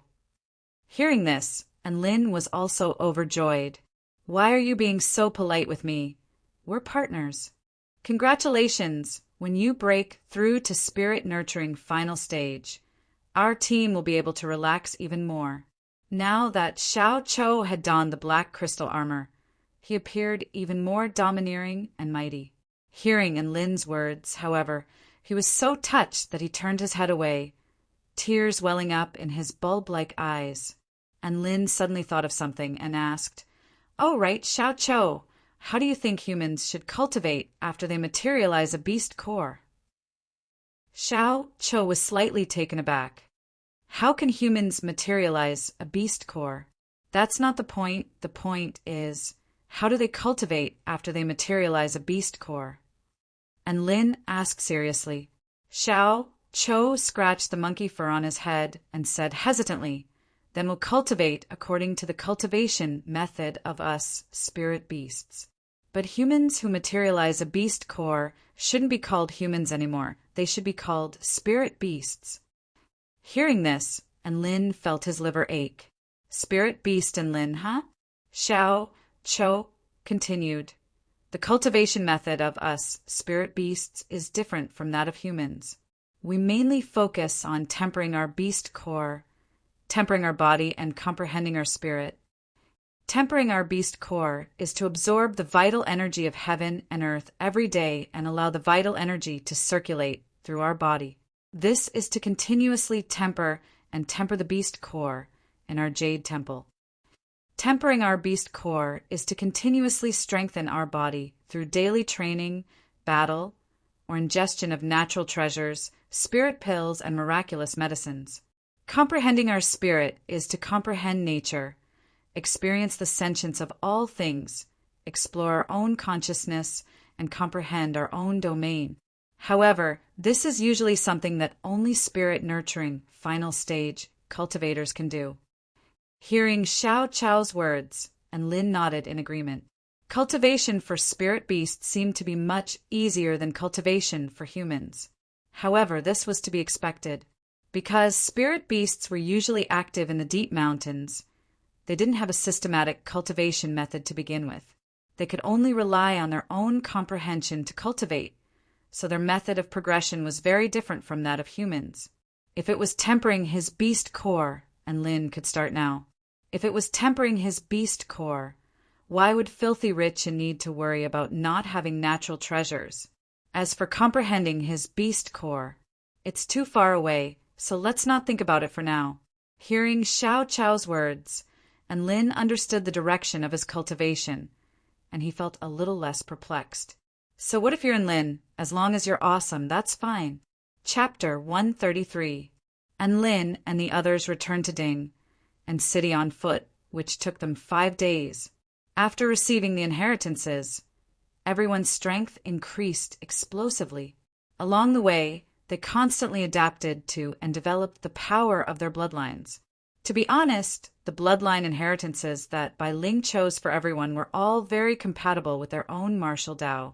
Sun Xinglian received the metal-type inheritance, which greatly improved her swordsmanship. Coupled with the sword dragon bloodline inheritance, her swords were imbued with the might of a dragon, which doubled her combat prowess. Miao Tian's silver rabbit inheritance made her more agile. Whether it was daggers or flywheels, she was more agile and lethal. As for Zhong Yongyan, he specialized in wind immortal spells. The wind weasel inheritance simply and crudely increased the power of his immortal spells. The effect was the most obvious. Luo Zipping's demonic ape inheritance made him bigger, taller, and stronger. And that's it. Based on Lin's intuition, they should already be around the middle to upper echelons of the Immortal Rankings board. One had to realize that during the free-for-all battle, only a dozen or so people from their class could enter the Immortal Rankings board. Apart from Xianyuan Cheng and Su Qianyan, and Lin, Su Xiaolan, Lu Zhan, and Lu Yiqing could be ranked in the upper middle of the Immortal Rankings board. It was all thanks to this inheritance that they were able to reach their current level of strength. They would most likely be able to successfully break through to the spirit nurturing stage soon. As for Xiao Chou's dark god inheritance, even he himself couldn't tell what had changed. However, he could feel that he had already touched upon the threshold of the spirit-nurturing final stage. As for Xiao Hong's inheritance, she had also shown off her abilities. She said that it was some photosynthesis, sunlight, and whatnot. One of the light waves had the effect of setting a mountain on fire. In the end, Lin and the others had to use an immortal spell to conjure a rainstorm in accordance with the principle of harmonious coexistence between man and nature. Xiao Hong had probably used a spell related to the Golden Crow bloodline inheritance. As for the mirror fusion inheritance, she hadn't figured it out yet. Just like that, everyone hurried back to Dingan City. In the courtyard, Lin and the others reported their results to the Flying Sword God. For the end-of-year test, they only needed to kill 150 exotic beasts. Based on the target of 3,000 exotic beasts in their class, they only needed to kill 150 exotic beasts. But now, Lin's team had already hunted 512 mutant beasts. Out of the 20 teams, they were ranked first. This made the homeroom teacher a little surprised. However, the homeroom teacher quickly came to a realization. Lin and Xiao Chou were already of the spirit nurturing stage, so it was quite normal for them to achieve such feats. Furthermore, the auras of the other team members also seemed to be a little different from before. The Flying Sword God looked at Lin and the others and nodded with a smile. "Looks like you've gained a lot from this trip." "Of course. Looks like the champion is going to be our team." And Lin replied proudly, ignoring the hidden meaning behind the homeroom teacher's words. After reporting the results, Lin's team members left the courtyard and returned to their respective residences. During the last 2 days of the end-of-year examination, Lin and the others only hunted exotic beasts around Dingan City. They didn't venture too deep into the myriad mountain domain. Even so, after the end-of-year examination, Lin's team still ranked first. Because Lu Zhan's team found a spider lair full of exotic beasts, they ranked second. Next up were Xian Yuancheng, Su Qianyan, and Su Xiaolan's teams. It had to be said that strength played a crucial role in this examination. Then, Wang Xiaobai's team came in last place, unsurprisingly, successfully pulling down the class's target. Apparently, the team leader was even beaten up by the homeroom teacher. Their class killed over 5,100 exotic beasts in total, far exceeding the target set by the school. A large part of this was due to the beast tide. Of course, it was also due to the students' hard work. Apart from a few teams that didn't do well, most of the teams did well. The Flying Sword God was very satisfied with this result. Thus, when they returned to the prefecture of the Stone Dragon State, he exempted the students from having to travel thousands of kilometers in a day. Lin was actually a little disappointed when he heard this news. He wanted to show off his brick kinesis flight and show off his flying skills. Who would have thought that he wouldn't be able to display his prowess and could only slowly walk along with his classmates? Soon, everyone returned to the United University of Cultivation in the Celestial Court. Their class had obtained an extremely gratifying result. Vice Principal Yu Hua gave a university-wide commendation and also handed out many prizes. These prizes were nothing more than pills, spirit stones, tool refinement materials, and so on. Lin's team received many of these kinds of prizes. Filthy rich and didn't really care about these prizes, so he distributed them to his team members. His team members were extremely touched and all expressed that they would follow Big Brother and from now on.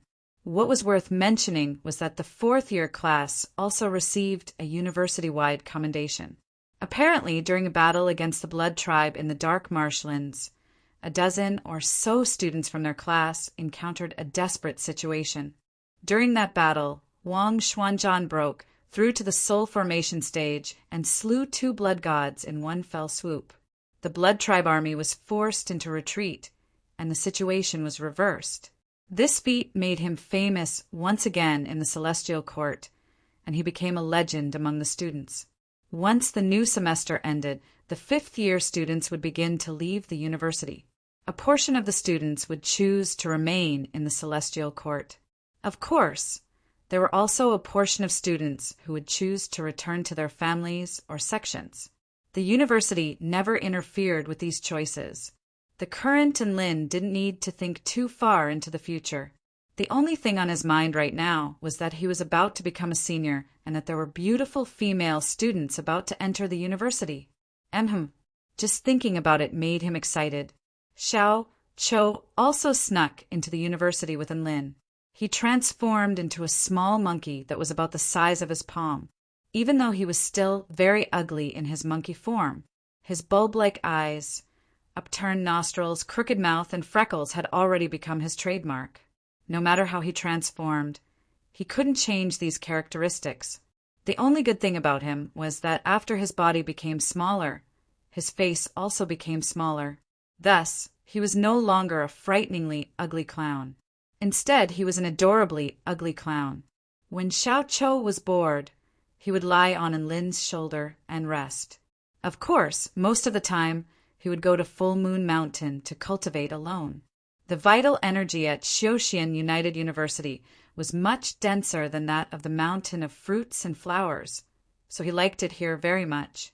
Soon, his first year of university officially came to an end. The fifth-year seniors left the university, and Lin also asked around about Qin Chen's whereabouts. Apparently, he had left the Celestial Court. No one else knew about his sect or family, and no one would care. Thus, where he went after leaving the Celestial Court was still a mystery. And Lin thought that Chen Chen would take the initiative to talk to him about the finger of the heavenly Tao. After all, he had only used it once, and Enlin had stolen it. No matter how thick-skinned he was, he couldn't just ignore it. However, Qin Chen really didn't care. He didn't meet with Enlin even after graduation. This was actually a good thing. Otherwise, Enlin wouldn't know how to explain the finger of the heavenly Tao. Xiaoxian United University was on a holiday. There was still a month before the next semester started. This month was the students' holiday, and Lin had to make good use of this month's time. What should he do first? He suddenly thought of something, and his eyes immediately lit up.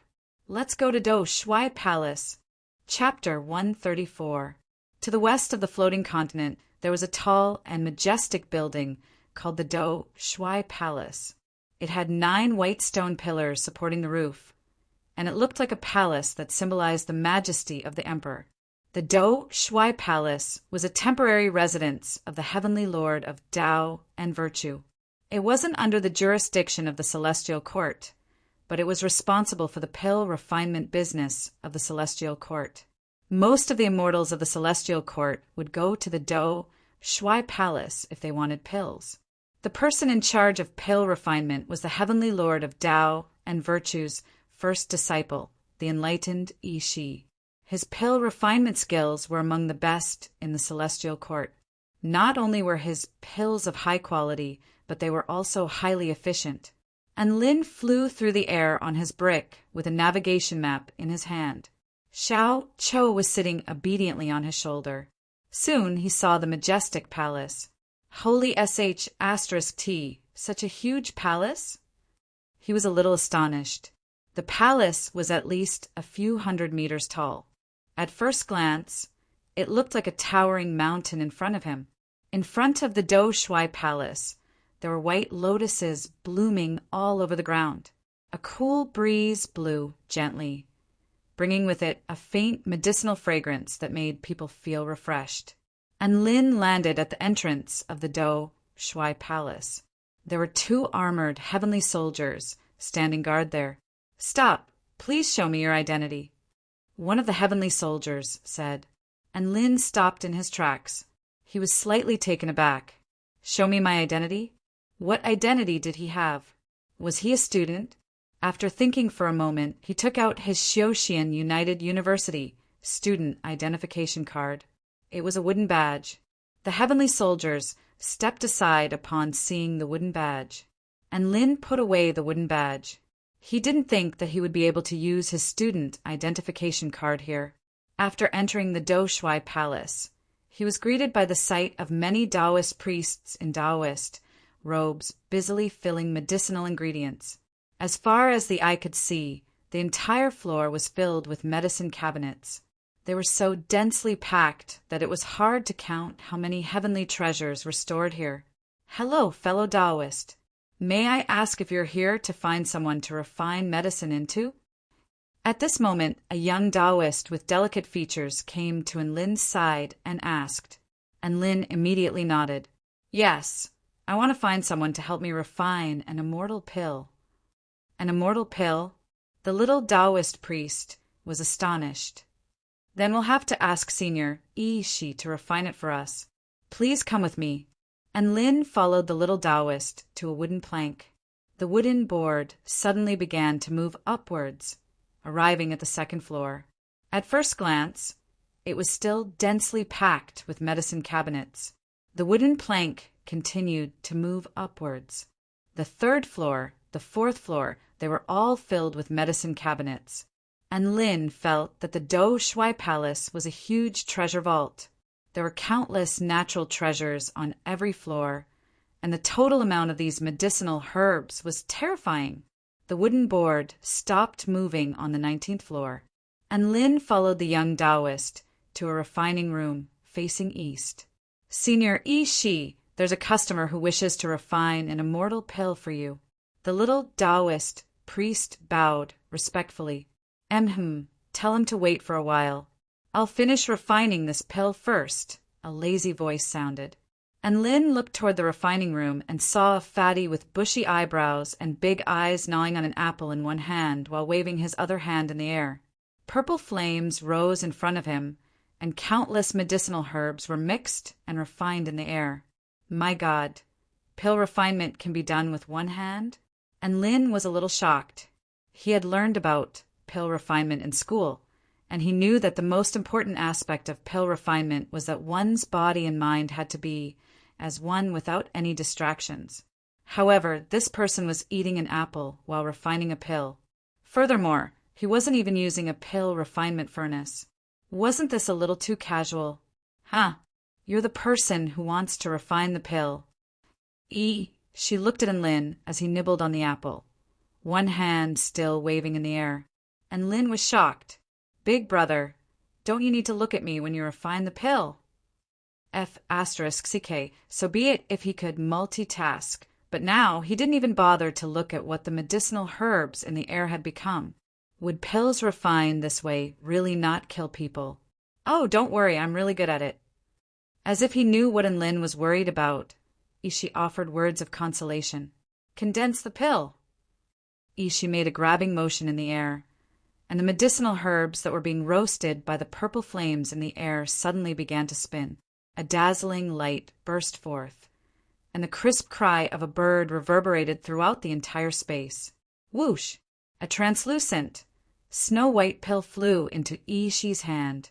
Ishi had a satisfied expression on his face. Peach Blossom, deliver this 8th grade azure bird frost flower immortal pill to true Lord Erling of the Celestial Court. A beautiful Taoist nun walked into the room and placed the pill into a bottle before departing cheerfully. And Lin's heart jolted slightly. He didn't think that Ishi could refine 8th grade immortal pills so casually. This was a sign of his strength. With this in mind, and Lin's heart also relaxed slightly, seeing that Ishi had finished refining the pill in his hand, and Lin asked respectfully, Senior Ishi, this junior is Enlin. I would like to ask you to refine a 9th grade wood-type immortal pill for me. May I know the price? Ishi yawned upon hearing this. There are many types of 9th grade wood-type immortal pills, and they all have different prices. Which one do you want? Tell me its name. I don't know which one I want either, so I'll go with the cheapest one. And Lin replied after a moment of hesitation. You want the cheapest one? She blinked his large eyes. Are you feeding your immortal pills to pigs? You're only going to pick the cheapest one without even looking at its characteristics? What kind of attitude is that? And Lin's lips twitched upon hearing this. I'm the pig you're referring to. Stage 1 evergreen technique. Condition. Consume 5 wood-type immortal pills in a row. As long as it was an immortal pill. He naturally wanted the cheapest one. And Lin made up his mind and said, Senior Ishi, please tell me the price of the cheapest wood-type immortal pill first. Ishi replied with a resigned expression, Vitality Enhancement Pill, 80,000 spirit stones each. Consuming it can strengthen one's constitution, replenish one's energy essence, and slightly expand the capacity of the vital energy C in one's jade palace. Do you want it? Only 80,000 spirit stones each? This was much cheaper than he had imagined, and Lynn nodded with a smile. All right, I want it. Give me 5. She glared at him. Why do you want so many of these pills? If you consume them repeatedly, the effects will be greatly reduced. And Lynn replied bluntly, I like them. She felt a lump in his throat, and he didn't want to say anything else. Fine, you're a fool with a lot of money. I can't win against you in an argument. She didn't continue to dwell on this topic. Instead, he instructed a young Taoist priest to inform the medicine collectors to prepare the ingredients. At this moment, the clown suddenly jumped onto the golden pill refinement cauldron. Ishi had already noticed this adorably ugly little monkey, and he couldn't help but ask in confusion, What do you want to do? The clown scratched his head and replied, I heard that the great sage, heaven's equal, Sun Wukong, was refined by the 6-ding divine flame for 49 days in this pill refinement cauldron, and he achieved the eyes of fire and golden. She grimaced as a certain unpleasant memory was evoked by the clown's words. You want to try? The clown shook his head. No, I just want to take a picture with you. She was dumbfounded. What? However, when the clown turned to look at Lin with his light bulb-like eyes, and Lin cooperatively took out his solar cell phone. Come, clown. Stand on top of the cauldron and form a pair of scissors with your hands. Yes, just like that. Kacha. And Lin chuckled happily. I'm done. Let's take a few more pictures in your original form. The clown's body began to transform, turning into the ugly Monkey King. Come, smile. An ugly smile appeared on the clown's face. Ishi, what's going on here? Are these two lunatics here to ask for pill refinement, or are they here to sightsee? Then the clown raised his scissors above his head like a rabbit's ears, trying to act cute. Ishi almost blacked out at this sight, and an urge to beat someone up welled up in his heart. Just like that, the clown took a picture of the pill refinement cauldron that his idol had once achieved the eyes of fire and golden. Chapter 135.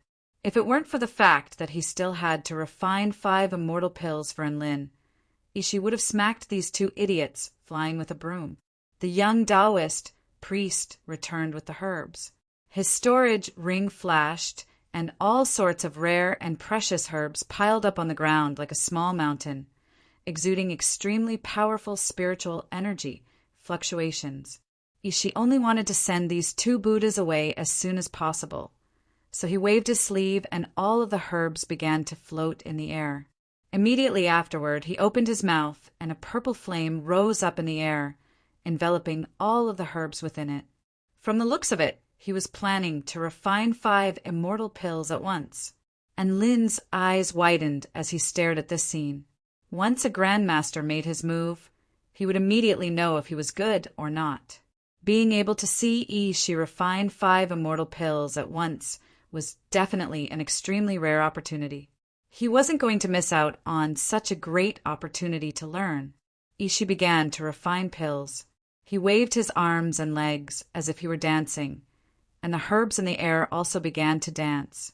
The purple flame seemed to have a life of its own as wisps of flames seeped into the herbs and extracted their essence bit by bit. And Lin nodded as he watched from the side, and he even gave marks in his mind. Full marks for flame manipulation, 9 marks for refinement of herbs, negative marks for body dance. After a while, condense the pills. Ishi yelled. Instantly, the purple flames roared and glowed brightly. 5 green immortal pills appeared in the air, and an extremely rich aura of life began to permeate the entire space, making everyone feel as if every breath they took was filled with boundless vitality. Here you go. Ishi waved his sleeve, and the immortal pills flew toward Enlin. and Lin excitedly received the 5 immortal pills as if he were holding some kind of treasure. He also took out 400,000 spirit stones from his storage ring and placed them on the ground. Fortunately, this pill refinement room was very spacious. Otherwise, the mountain of spirit stones would have completely filled the room to the brim. She put away the spirit stones in his storage ring and saw that Lin had already placed the immortal pills into his mouth. He exclaimed in shock, "You want to eat them now?" And Lin blinked in confusion. "Can't I?" She's round face twitched as he cleared his throat. "It's not that I can't, but before we eat, don't you need to find a good place to meditate or something?" It was like eating an extremely delicious dish. Tasting it in a beautiful environment and tasting it in a messy environment had different feelings. And Lin shook his head. "No, I think this place is pretty good." As he spoke, he swallowed the immortal pill. Pure life energy began to fill his entire body, making him feel extremely comfortable. The immortal elixir melted inside his body, and the energy contained inside impacted his whole body, making his essence energy incomparably exuberant. His flesh and bones began to be further strengthened. Inside his jade mansion, the sea of vitality tumbled endlessly as the world's origin energy crazily poured into his jade mansion, further expanding the size of the sea of vitality. "Ah, this feels great!" And Lin let out a loud cry of relief, his face beaming with vigor. Never in his wildest dreams would he have imagined that even the lowest grade of immortal pills would have such a shocking effect. After the immortal pill's effects were completely digested, he took out the second immortal pill and popped it into his mouth. She was startled. "You're still eating it?" And Lin looked at Shi with a confused expression. "Can't I?" Shi's chest tightened. "This isn't a question of whether I can or not. Didn't I tell you before that if you repeatedly eat the same type of immortal pill, its effects will continuously decrease?" And Lin nodded with an earnest expression. "So it's still effective?" As he spoke, he swallowed the immortal pill in one gulp. "Ah, this feels great!" Powerful life energy flowed through Lin's body, causing him to moan involuntarily. Shi, after digesting the second immortal pill, and Lin began to eat the third. "You!" Shi's eyes widened. Never would he have thought that Lin would want to eat more. And Lin looked at Shi to find that he couldn't speak, so he ignored him and swallowed the immortal pill. "Ah, this feels great!" And Lin discovered that no matter how many times he ate this immortal pill, the feeling of invigorating his entire body and energy would never change. Even though the improvement to his physical body and sea of vital energy was somewhat reduced, it was still really great. She was completely speechless at the sight of Lin's satisfied expression. He had seen people eat immortal pills before, but he had never seen someone eat immortal pills like they were candy. Even if you had money, this wasn't how you spent it. And Lin swallowed the fourth immortal pill and shook his head. Shi's face convulsed. "Holy F*** is this guy addicted?" After digesting the fourth immortal pill, and Lin swallowed the fifth immortal pill, he had already reached a mystical realm. It was as if he possessed boundless power and boundless life energy. His entire body felt extremely carefree, and every breath he took made him feel like an immortal. She was a little swayed at the sight of Lin's expression. Could it be that swallowing immortal pills in succession really made him feel like he was going to fly into the sky? He wondered if he should save up some money next time so he could swallow immortal pills in succession. Ding dong! Mission accomplished. The system's voice sounded. Instantly, the contents of the evergreen technique began to flow into Lin's mind as if he had been bestowed with wisdom. A dazzling green light began to radiate from his body, and the green halo above his head became even more dazzling. It seemed to be imbued with divinity, and it emanated boundless might. Shi and Xiao Cho stared blankly at the halo above Lin's head. They didn't know what to say. Should they yell, "Greetings, Green Hat God"? The green halo gradually disappeared, He had successfully mastered the first stage of the evergreen technique, and his life force had reached an extremely powerful level. His vital energy recovery ability, his body's self-healing ability, and his cockroach-like attributes had all been greatly enhanced. It could be said that as long as Lin's heart and head weren't fatally wounded, he would have a chance to survive no matter what kind of injuries he sustained. She also sensed the change in Lin's aura. He was completely dumbstruck, and even his worldview had been flipped upside down. You've changed. He pointed at Lin as if he had discovered something inexplicable. Only Xiao Qiu remained calm and collected, and Lin was able to progress to the spirit nurturing stage after ingesting a beast core. So it was perfectly normal for his body to undergo a transformation after ingesting an immortal pill. And Lin didn't evade the question. Instead, he replied indifferently, "That's right, I've changed." "You've changed because you've ingested immortal pills in succession." Shi's eyes widened with excitement, and Lin replied honestly, "That's right. This change will occur after ingesting 5 immortal pills in succession." "That's right. That's exactly what the system said." However, he didn't expect that his words would create such a terrifying alchemy maniac. She felt as if a door to a whole new world had been opened up to him. So that's how it is.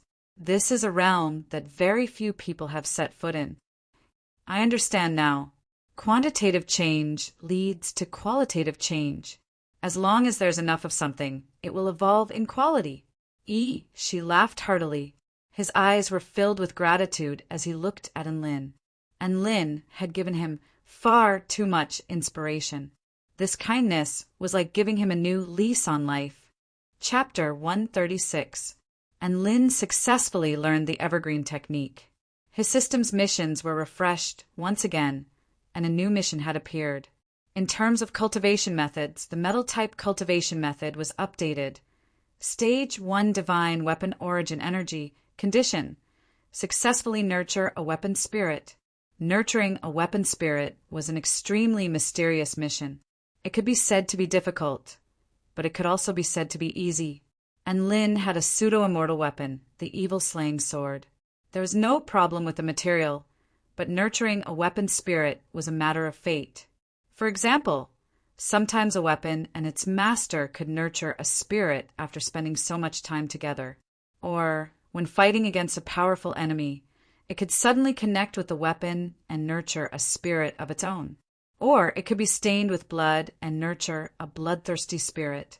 There were countless ways to nurture a weapon spirit, but none of them were absolutely reliable.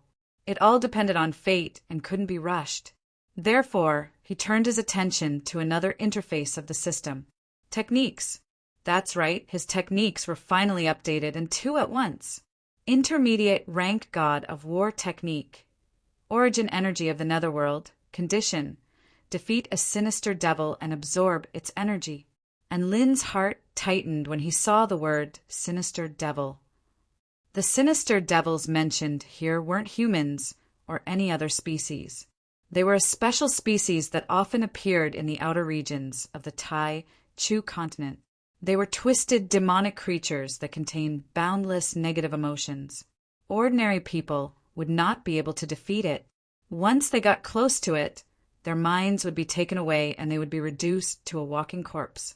Within Lin's current strength, going to the outer regions of the Tai Chu continent was suicide. However, there was a place called the Abyss of Evil in the inner regions of the Tai Chu continent. There seemed to be a small number of sinister devils there as well, and they were relatively weak. This might be a good choice for Lin. He turned his attention to the second technique. Intermediate rank god of war sword technique. 6 strikes of the war god. Condition: sign a contract with 2 spirit beasts. This mission, and Lin glanced at the clown and then thought of Dubai. He instantly felt that this was the mission with the highest chance of success. The techniques of an intermediate rank god of war were definitely awesome. One should know that the mountain-quaking fist that Lin normally used was only a beginner war god level immortal technique, but it was already considered one of the best immortal techniques out there. An intermediate level immortal technique was definitely one level higher than that. As he thought of this, he began to look forward to it. These were all the new missions that the system had given him. After reading through them, Enlin turned his attention back to Yi Shi. There was one more thing that he needed to consult with a professional. "Senior, Yi Shi, there's something else I'd like to ask you," Enlin said as he looked at the fatso standing before him. "What is it? Go ahead." Yi Shi was in a good mood at the moment, so he spoke with a smile on his face. Enlin was a little nervous. "How many spirit stones does that second-grade immortal pill, the ultimate creation pill, cost?" Yi Shi was shocked to hear this. "Ultimate creation pill? What do you want that for?" I owe someone one of these immortal pills, so I wanted to ask about the price," Enlin said with some embarrassment. Is 1,000,000 spirit stones enough?" He continued. He did some calculations and found that there weren't many spirit stones left in his storage ring. There were only 100 vital stones, which was equivalent to 1,000,000 spirit stones. Yi Shi chuckled as if he was amused by Enlin's words, and his large belly jiggled. "You said 1,000,000? Ha ha ha. Even if I add another zero, it might not be enough." Enlin's mouth gaped open upon hearing this, and he was rooted to the spot in shock. Not even 10,000,000 spirit stones? What an exaggeration! This was a huge blow to filthy Richin. Yi Shi explained upon seeing Enlin's expression. 1,000,000 spirit stones can only buy the cheapest third-grade immortal pill at most. However, the ultimate creation pill is the most difficult second-grade immortal pill to refine. The pill refiner must have reached the pinnacle of pill refinement. Just this alone is something that very few people in the Kingdom of the 9 States can achieve. There are also all sorts of unimaginable treasures that can't even be found in the Do Shui Palace. You also have to go to a special environment and use it to refine the pill. She looked at Enlin with great interest as he said this. "You must have died a horrible death back then. Otherwise, you wouldn't have needed an immortal pill like this. However, what I'm more curious about is, who on earth gave you an immortal pill like this?" One had to realize that Enlin was only a cultivator of the spirit nurturing stage, and the ultimate creation pill was a supreme grade immortal pill that couldn't even be bought with 10,000,000 spirit stones. She was extremely curious as to which mighty figure would be so extravagant. It was Celestial Maiden Chang, and Lin didn't try to hide this. This was no longer a secret at their school. It was Yi Shi's turn to be shocked. His eyes widened even more than a clown's. "Chang actually helped you. What's wrong with this world?" Then a thought occurred to him, and he exclaimed in surprise, "Who is Chang Yi's husband?" And Lin was dumbstruck. "Huh?" Ishi asked in a panicked voice. "Are you her son?" And Lin, it had to be said that Ishi's mind was quite sharp, and Lin naturally tried his best to clarify this point. However, even Lin couldn't explain why Changyi was so nice to him. Could it really be that she was willing to pay such a high price because of Su Qinyun's plea? Sigh, no matter what, he had to repay this debt. And Lin was wondering if he should find some time to thank Changyi in person and give her a realm-piercing nail or something. He didn't use the free immortal pill that Emperor Ziwei and Celestial Maiden Tianyu had given him. After all, he hadn't decided what pill he wanted to refine yet. It wouldn't be too late to use it if he needed it in the future. Thinking that there was nothing else for him to do, and Lin and Xiao Chou left Do Shui Palace. Xiao Chou suddenly jumped down from a lotus pond and reverted to his original form. "And Lin, what is it?" "Xiao Chou, I'm about to break through." And Lin was elated and started to stand guard for Xiao Chou. Xiao Chou took out the mysterious blood immortal fruit that Lin had given him and ate it. After eating it, he sat down cross-legged and closed his eyes to meditate. Boom! The mist of heaven and earth surged violently, forming a vital energy vortex that flowed into Xiao Chou's body. Gales howled around him and thunder boomed from time to time. It had to be said that breaking through from the spirit-nurturing intermediate stage to the spirit-nurturing final stage caused quite a stir. As the vital energy surged more and more violently, a large amount of black flames suddenly appeared on Xiao Chao's body. These flames enshrouded his body, and it was as if they were imbued with an aura that could engulf all things. Anyone who looked at them would feel as if their minds were being sucked in. The ground around him started to turn black, and the grass around him also started to wither. And Lin was shocked. He clearly didn't understand why these flames would suddenly appear on Xiao Chao's body. Suddenly, Xiao Chao's eyes opened, and two beams of golden light shot out from his eyes, piercing through the black flames like sunlight piercing through a thick layer of dark clouds. A mysterious ripple proliferated outward, and the white lotuses on the lotus pond began to darken. And Lin looked around to find that all of the lotuses in the pond had turned black, creating a sinister and imposing sight. The black flames receded, and the light in Xiao Chao's eyes also began to dim. He stood up and stretched his body, upon which his aura became vast and powerful. Breakthrough successful. Chapter 137. During the 1-month holiday, and Lin's friends all had their own things to do. Su Qianyin had already returned to the Greenwood Imperial Palace to be her little princess. Xianyuan Cheng had also returned to the 10,000 Spirits Immortal Sect to be his crown prince. Even Su Xiaolan had to return to the Vermilion Bird Sect to report on some matters. As for Lin's old teammates, they either returned home or returned to their sections. Not many of them chose to stay at the university. Fortunately, Xiao Chou and Xiao Hong were with him. Otherwise, he would really be lonely and cold. The days at the university were quite boring, and Lin refined his core every day. After eating 5 immortal pills in one go, his cultivation base had also improved significantly. However, he didn't know when he would be able to break through to the spirit-nurturing intermediate stage. Before he knew it, a few days had passed. The man, monkey, and flower had even gotten sick of playing fight the landlord, and Lin felt like he should enrich his holiday life. How to enrich it? For some reason, he thought of that white figure, Let's go to the mythological beast sect. Without further ado, Lin arrived at the university's teleportation spell formation and was directly teleported to the Stone Dragon State's prefecture. The mythological beast sect was actually located in the Stone Dragon State's White Lake Prefecture, and Lin had wanted to visit Dubai for a long time, but he had never had the chance due to the year-end exams. Now that he had the time, he wanted to visit Dubai and visit the legendary mythological beast sect. It would be even better if he could form a beast pet contract with Dubai. 1 heaven for sects, 9 emperors. The 4 sects were the 10,000 Spirits Immortal Sect, the Vermilion Bird Sect, the Heavenly Sword Sect, and the Mythological Beast Sect. These 4 sects transcended the other sects of the Kingdom of the 9 States and were extremely powerful. Their influence had even spread throughout the entire Tai Chu continent. The mythological beast sect that Lin was going to was a colossus in the cultivation world. Furthermore, it was a sect with the beast tribe as its core power. Human cultivators had a much lower status than the beast tribe there.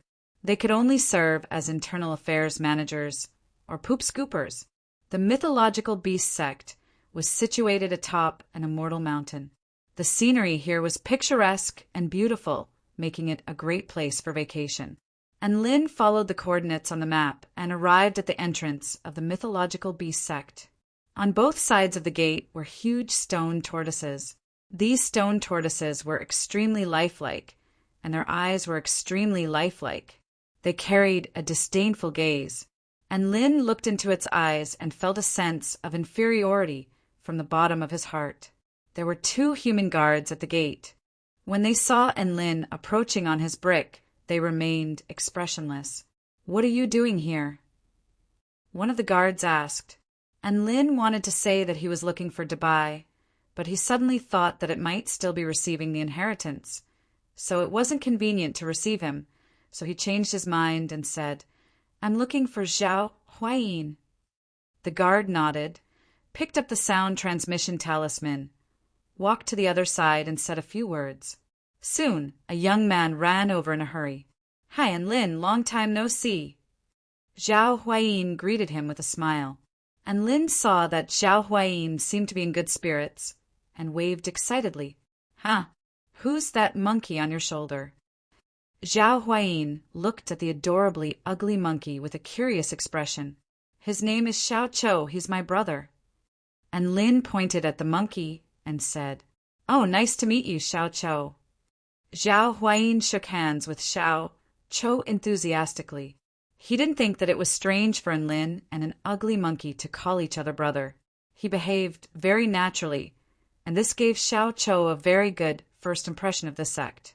Afterward, Zhao Huayin led Lin and Xiao Chou into the mythological beast sect and acted as their tour guide. The mythological beast sect is the #1 sect established by the beast tribe in the Kingdom of the 9 States. The beasts here are different from those seductive cheese from the Myriad Mountain realm. We are organized and disciplined, and we abide by the law of harmony between beasts and nature. Over the past few years, we have been continuously developing and growing stronger. In recent years, many talented individuals have emerged in our tribe, such as the 4 little dragons of the beast tribe and the 3 immortal beast overlords. I'm sure you've heard of them, right? Zhao Huayin was full of pride as he introduced the mythological beast sect. It looked like he had a strong sense of belonging here. Although Lin didn't know what the 4 little dragons of the beast tribe were, he still cooperated and put on an expression of admiration so that the tour guide wouldn't feel awkward. "The activity and fitness plaza is up ahead." Zhao Huayin pointed ahead, and Lin looked around and saw that this was an extremely wide and flat area. There were many cultivators walking their pets on it. There were all kinds of animals.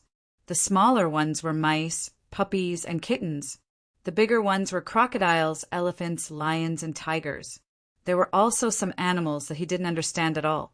For example, a small wolf with wings, a furry ball, and a 2-legged ice cube. Wherever these animals went, the cultivators behind them would follow. It gave people the feeling that the animals were trying to sneak away from the group of cultivators. And Lin looked at Zhao Huayin sympathetically, only to find that his face was brimming with happiness. "Let's go. I'll take you to the inner court," Zhao Huayin said. And Lin, "This place is divided into the inner court and the outer court." Zhao Huayin, "Of course. The outer court is where the beasts that haven't reached the core formation realm live. There are many human cultivators in charge of logistics. The inner court is where the powerful beasts that have reached the core formation realm mainly cultivate. The Dubai you're looking for is also there." And Lin was immediately filled with anticipation. He was also a little nervous, as if he was visiting his in-laws. Along the way, he saw many adorable little animals and couldn't help but want to pet them.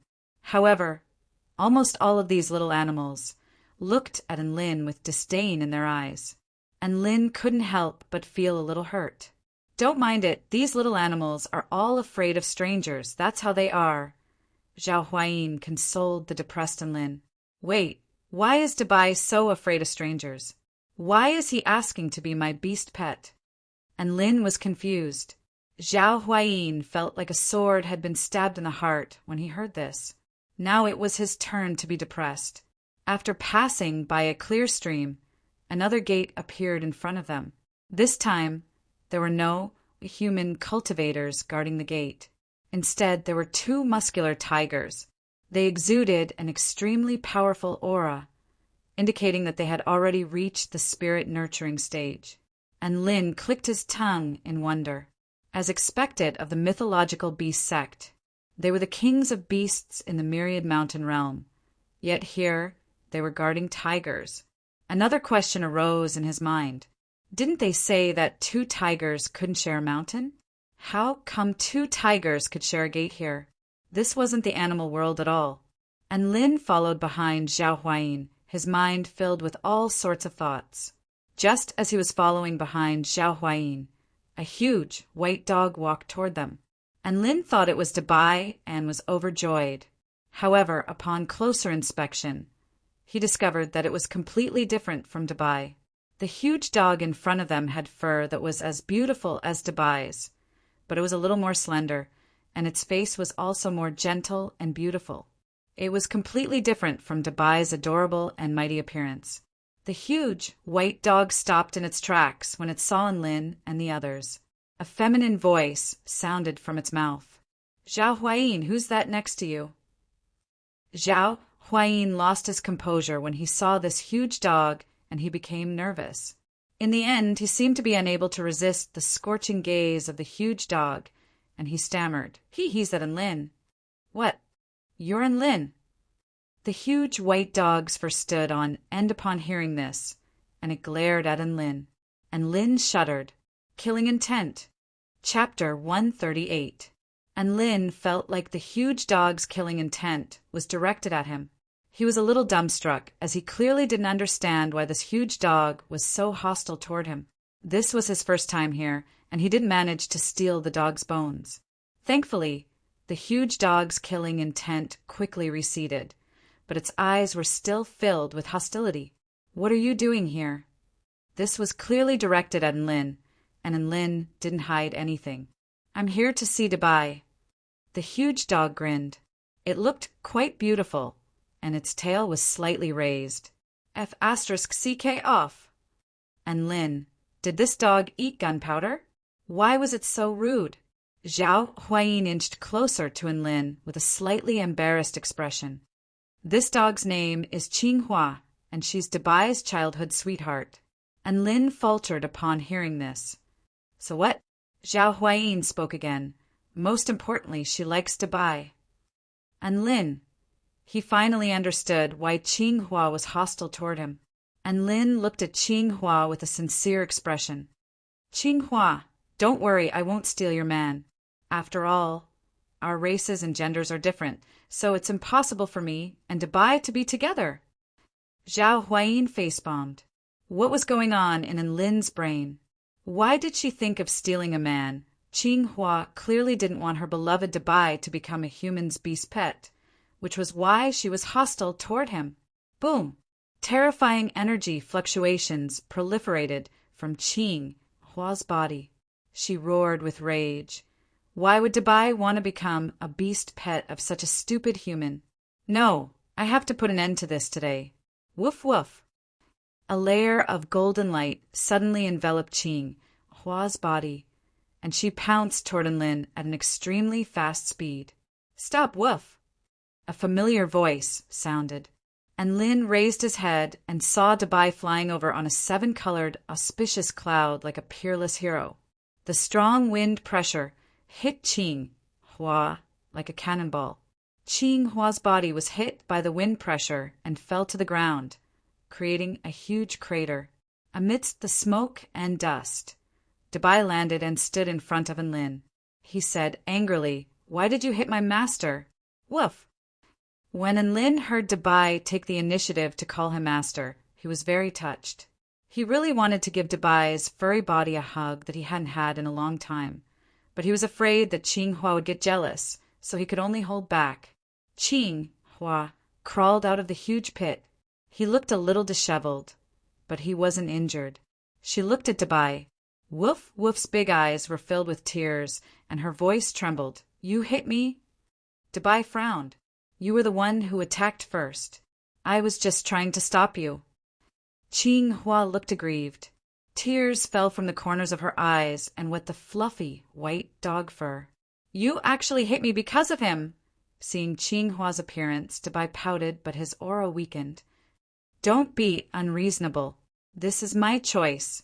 Woof, woof, woof. Qinghua's ears and tail drooped. She looked delicate and pitiful. "You've never hit me since I was young." And Lin's body trembled. What was going on with this Qiong Yao-style drama? Was it a dog's sadomasochism? Should Dubai not have made a move? Qinghua looked so pitiful. Why did he feel a little sad when he saw it? "Little Qing." Dubai's tone finally softened. "Woof, woof. I'm going to ignore you, woof." Qinghua turned around and ran away without looking back. Dubai took a step forward with his paw, but in the end he didn't move. He just silently watched the leaving figure without saying a word. If this scene happened in the rain, it would probably make many people cry. Tui! A voice suddenly sounded. A sly smile appeared on Debai's face as he spat on the ground. That annoying little vixen finally got away. And Lin, the clown who was wiping his tears. What was going on? Debai, I'm touched by you. Let's go, Lin. I'll show you where I live, Debai said cheerfully. And Lin calmed himself down and pointed at Debai's back. Debai raised his eyebrows. Okay. And Lin laughed and excitedly jumped onto Debai's back. Dog kinesis flight again. That long-lost feeling and familiar body temperature made him very touched. Debai rushed into the sky and flew toward his residence. On the ground, Zhao Huayin stared blankly at the sky. He looked at Debai and Lin disappearing into the distance. He didn't cry during the dog abuse scene, but now tears flowed from the corners of his eyes. Debai flew in the sky, but his eyes were looking in another direction. This scene was coincidentally captured by Lin. Debai lived in a luxurious courtyard. There was a black-furred lion of the spirit-nurturing stage as its butler and a dozen or so human cultivators as servants. From this, it could be seen that its status in the mythological beast sect was definitely not low. In its bedroom, there was a very thick bone that faintly glowed with a 5-colored light. This is my favorite bone, Woof. Debai picked up the bone with his mouth and licked it with elation. And Lin was shocked. This is the bone of a rainbow cow. Debai's eyes lit up. That's right. I didn't expect you to know this kind of bone. And Lin smiled and told Debai about their team eating the rainbow cow, then inexplicably summoning a divine dragon and entering the ruins. Debai listened to Lin's experiences with great interest. As expected, there are always many fun things to do by following you. I'm definitely following you. And Lin also liked dog kinesis flight. Hearing Debai's words, he was very happy. However, he suddenly thought of another matter. Debai, if you're with me, then what about Qinghua? Isn't she your childhood sweetheart? Debai shook his head. Don't worry about her. I only treat her as a younger sister. After I leave, she will take good care of herself.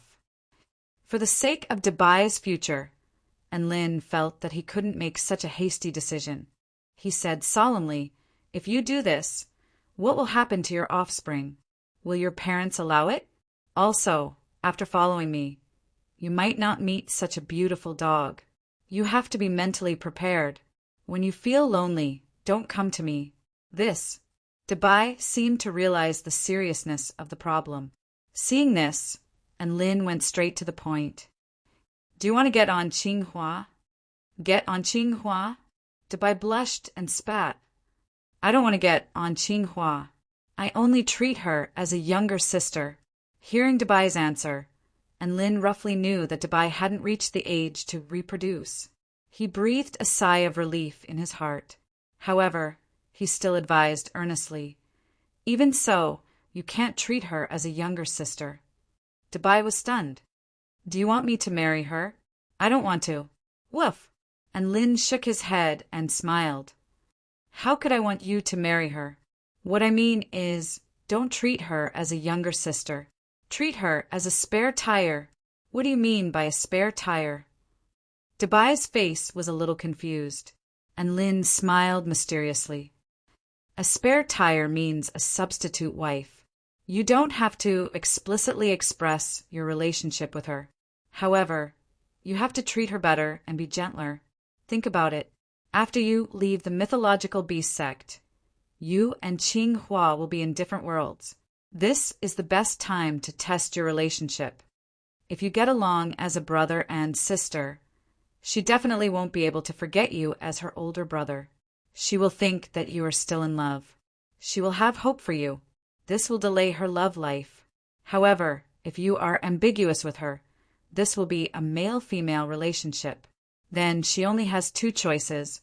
One is to face this relationship and wait for you to return. The other is to get along with another dog, without the shackles of sibling between you two. everything will become clearer. If Qinghua leaves with another dog, then you will have made her recognize her feelings.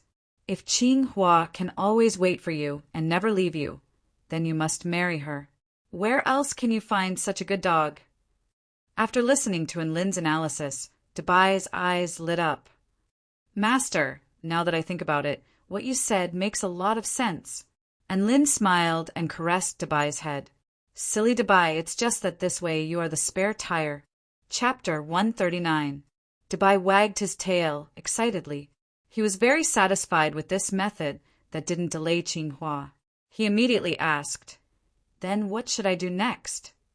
And Lin stroked his chin and said like a relationship analyst, "First of all, you have to state your position."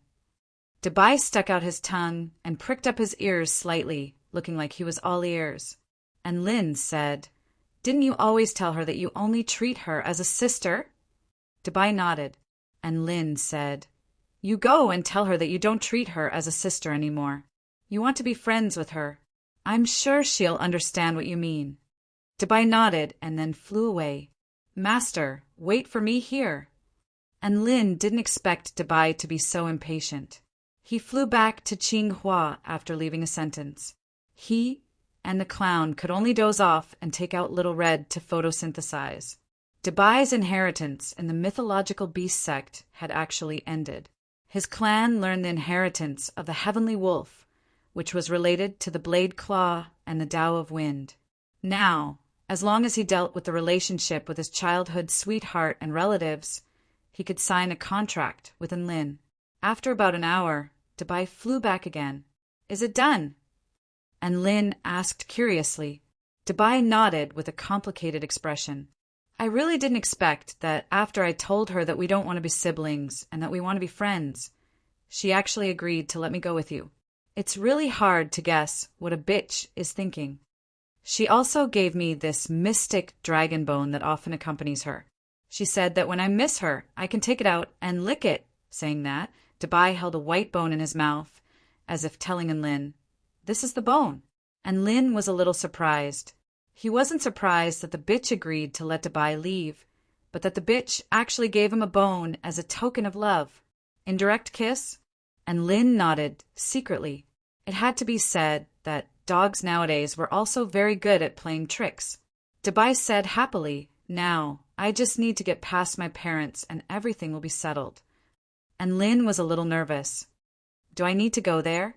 Dabai tilted his head and thought for a moment, then said, "It's best if you follow me. My parents also said that they want to see you." Hearing this, and Lin became even more nervous. What would it feel like to be missed by Dabai's parents? Would they suddenly pounce on him? "Clown, transform back to your original appearance and help me hold the line," and Lin said helplessly. With a bang, the clown turned into the mighty and majestic golden-eyed Monkey King, who was clad in black crystal armor and wielding a silver iron staff. When Dabai saw the clown's appearance, his eyes widened. So ugly. Bah! What a mighty monkey! And Lin was amused by Dabai's reaction. "His name is Clown. He's a brother who has gone through fire and water with me." Dabai was filled with deep veneration and nodded excitedly. He greeted Clown. "Hello, Clown. My name is Dabai. I'm also a brother who has gone through fire and water with Lin." Back then, during the free-for-all battle, the fame of the heroic couple of man and dog struck fear into the hearts of the students of the Celestial Court. Everyone knew about them. Along the way, Dabai began to brag about his glorious deeds. Clown was full of curiosity, and Lin was also very happy to hear him brag like this. It just so happened that it could relieve his tension. Along the way, Dabai told Lin some things about his parents. For example, his mother was a white-furred dog of the soul formation stage, while his father was an immortal beast of the return to void stage. He was one of the famous 3 immortal beasts of the mythological beast sect. The more Lin listened, the more uneasy he became.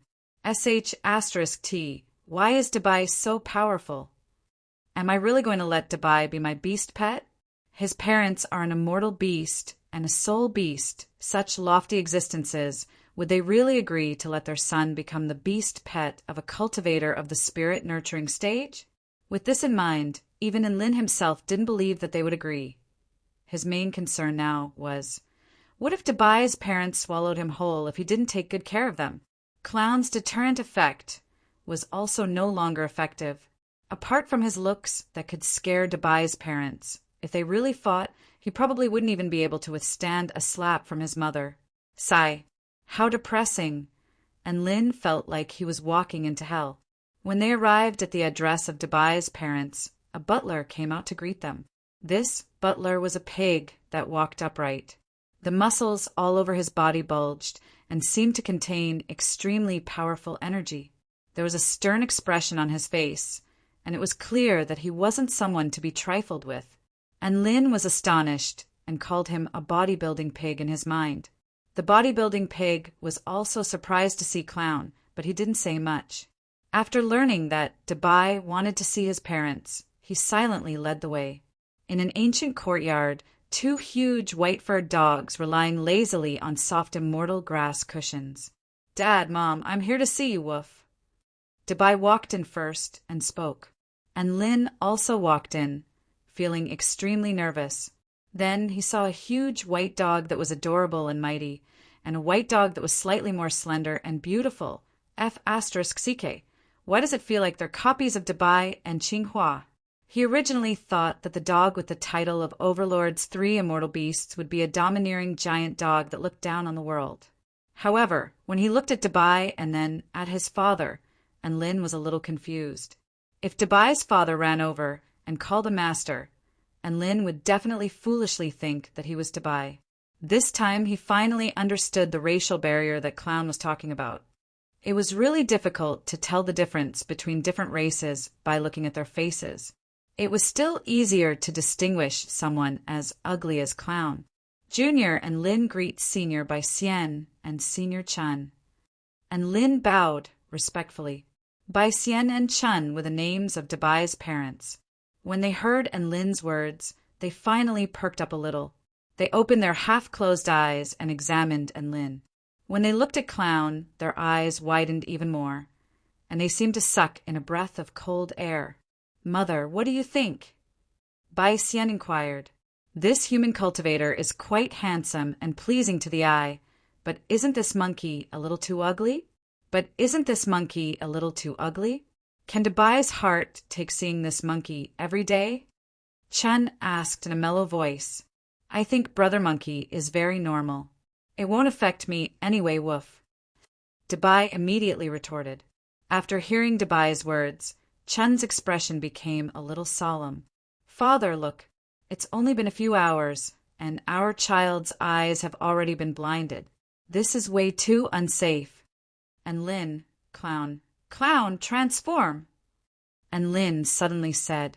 Clown immediately understood and transformed into an adorably ugly little monkey with a bang. He sat on Lin's shoulder. Chun's eyes lit up when she saw this. She nodded. There's no problem now. There's a hint of cuteness in this ugliness." Bai Xian yawned and wagged his snow-white tail. "If Mother doesn't have any objections, then I don't either. Debai, don't go around fooling around in the future. And Lin, if Debai loses even a single strand of dog fur outside, I'll hold you responsible, Woof." Hearing Bai Xian and Chun's words, Debai and Lin were both overjoyed. They knew that they had passed their parents' test, and Lin never would have thought that meeting their parents would be so easy. All they had to do was look at their faces. Achoo!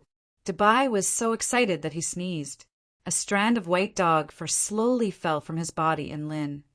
Bai Xian blew out a breath of air, and the white dog fur instantly turned to dust. Then he smiled wickedly. And Lin, this time at home, doesn't count. Looking at this ancestral smile, the corner of Lin's mouth twitched. But in the end, he still bowed gratefully and then left the courtyard with Debai. After Lin and the others left, Bai Xian and Chun continued to lie lazily on the immortal grass cattail. Chun narrowed her eyes. "Child's father, is this Lin really going to be all right?" Bai Xian scratched his belly with his paw and said slowly, "In any case, I can't see through this human, Cultivator. He's full of uncertainties. Who knows? Dubai might have a great opportunity if he follows him." Chun closed her eyes. "There'll probably be a lot of danger."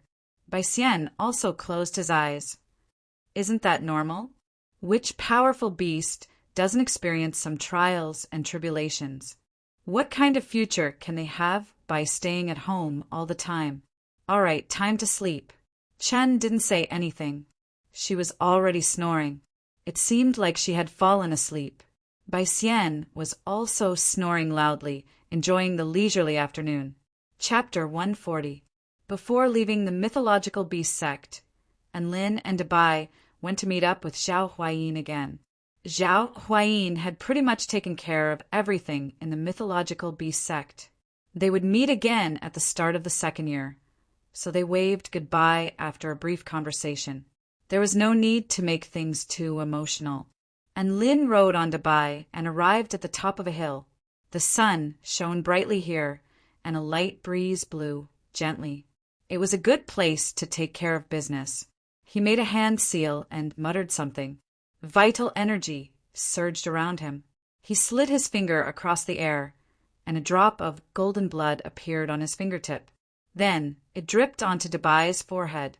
Whoosh! An invisible contract connection began to form between Lin and Dubai. Dubai's eyes lit up, and he stuck out his tongue excitedly. "I did it. I feel like we're connected by an invisible thread. Is this what it feels like to be a beast pet? Moreover, I can actually sense your position invisibly." And Lin nodded with a smile. "We're both spirit-nurturing stage cultivators. As long as we're within a 5-kilometer radius, we can sense each other." After successfully signing a contract with Dubai, Lin began to extend his claws toward Xiao Chou. He fished out Xiao Hong and said to Dubai, "Let's get a number. This flower is called Xiao Hong. She signed a contract earlier than you. So why don't you let her be the boss?"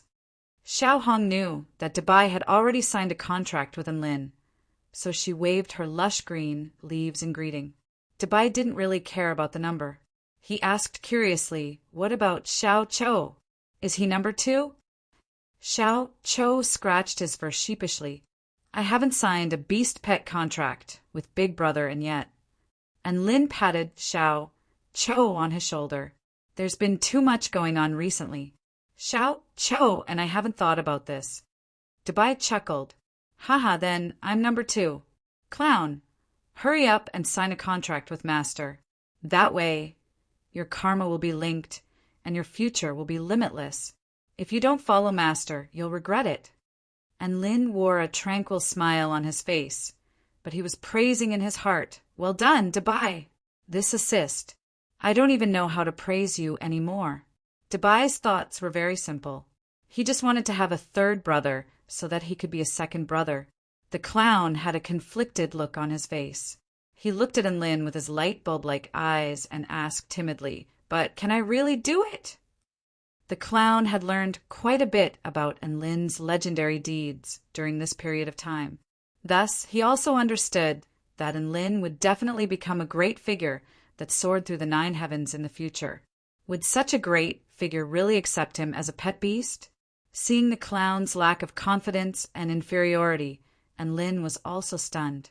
Then he began to understand what the clown was worried about. "Heavens! I can't wait for you to become my pet beast. How could you feel inferior?" A warm smile appeared on Lin's face. He said gently, "Clown, you and I are brothers. A pet beast contract will only make our relationship closer. There's no problem." What kind of caring and gentle words! The clown was extremely touched. He then nodded excitedly. "All right, thank you, big brotherin. Come, let's sign the contract." Just like that, Lin's golden blood dripped onto the clown's forehead, and the two of them successfully signed the contract. Ding dong, mission complete. The system's notification made Lin ecstatic. The contents of the 6 strikes of the War God, the intermediate rank War God sword technique, began to flow into his mind. Moves, magic arts, intent realm, Tao enlightenment, true intent. Only now did he realize how profound the 6 strikes of the war god was. It was so exquisite that he had never seen anything like it before. The sword true intent even pointed to the source. "Clown, come and spar with me." And Lin's long sword was already thirsting for blood, and he immediately began to speak. The clown immediately transformed into his original form. He held a silver staff in his hand, and an extremely powerful aura burst forth from his body. Although he didn't know why Lin suddenly wanted to spar, he wouldn't refuse since sparring would help him improve his battle prowess. "Very well, I'm going." And Lin wielded his golden glazed sword and charged toward the clown. Streaks of dazzling golden light slashed out. The clown looked at the streaks of light, and he couldn't help but feel a sense of danger. One had to realize that Lin was only of the spirit-nurturing initial stage, while he had already advanced to the spirit-nurturing final stage. Even though there was a gap of 2 ranks between them, Lin was still able to unleash a sword strike that was threatening to him. How could he not be shocked? The clown didn't dare to underestimate Lin in the slightest. He wielded his silver staff and fought with all his might against Lin.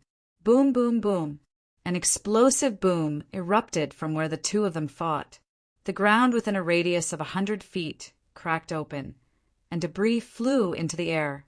And Lin's sword strikes were unpredictable and exquisite. The more the clown fought, the more apprehensive he became. In terms of strength and speed, the clown was definitely superior to Lin by quite a bit. However, this disparity was made up for by Lin's fearsome swordsmanship. However, the clown was a spirit-nurturing final stage spirit beast, so his vital energy capacity was more than double that of Lin's. Thus, the clown still had the upper hand. The more Lin fought, the more exhilarated he became. This was him. This was the true sword immortal Lin. "Be careful, clown." And Lin yelled, and a white gust of wind suddenly revolved around his golden glazed sword. Due to the enhancement of the wind spirit technique, the wind became even purer and more ethereal. First technique, wind sword, and Lin's aura suddenly changed, and his sword slashed through the air, leaving a series of afterimages in its wake. So fast! The clown's heart jolted, and he immediately turned his staff around to defend himself. However, Lin's sword strikes were so fast that it was almost impossible to follow them with the naked eye. Bam! Bam! Bam! The golden glazed sword slashed into the clown's black crystal armor, and dazzling sparks flew. In the blink of an eye, the clown had been struck over a dozen times. If it weren't for the armor, the clown would have been severely injured already. What a terrifying sword technique, again! The clown retreated a few steps. He was also having a great time, and his battle-intense sword as he raised his staff and charged forward. "Wait, don't fight anymore." And Lin panted heavily as he placed his hands on his knees. The clown was slightly taken aback, and he looked at Lin's exhausted expression. "Are you tired?" he asked uncertainly, and Lin nodded and sheathed his sword. He lay on the cracked ground and panted heavily. The 6 strikes of the war god were truly powerful. He could just barely keep up with the clown with the normal sword strikes. If he were to use the 6 sword techniques, he would be able to turn the tide of the battle. However, the amount of vital energy he had to expend was simply too terrifying. He had only used the first technique, but his sea of vital energy was already on the verge of drying up. This was even after he had expanded his sea of vital energy and cultivated the evergreen technique. At this moment, Dabai ran over with an excited expression. "As expected of Big Brotherin, you're so powerful and handsome when you use a sword." Dabai also followed the clown's example and addressed Lin as Big Brotherin. He felt like this was the only way to accentuate Lin's domineering aura, and Lin scratched his head sheepishly. Before he knew it, a joyful smile had appeared on his face. His dream of becoming a sword immortal had finally come true. Let's go and have some fun at the Vermilion Bird Sect. Chapter 141. On an inky black floating continent, there lived a mysterious tribe. They were born with extraordinary strength. Even the normal residents who didn't know how to cultivate possessed the power of a high-rank Tao body. Once they reached adulthood, even a normal person could fly in the sky with their black wings. This tribe often appeared at night, and every time they moved, they would bring a storm of blood to the Tai Chu continent.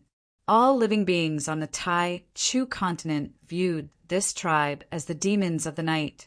They were also known as the Darkwing tribe because they all had a pair of black wings.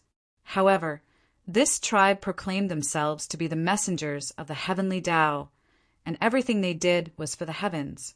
On the floating continent where the Darkwing tribe lived, there was a gigantic castle standing at the very center.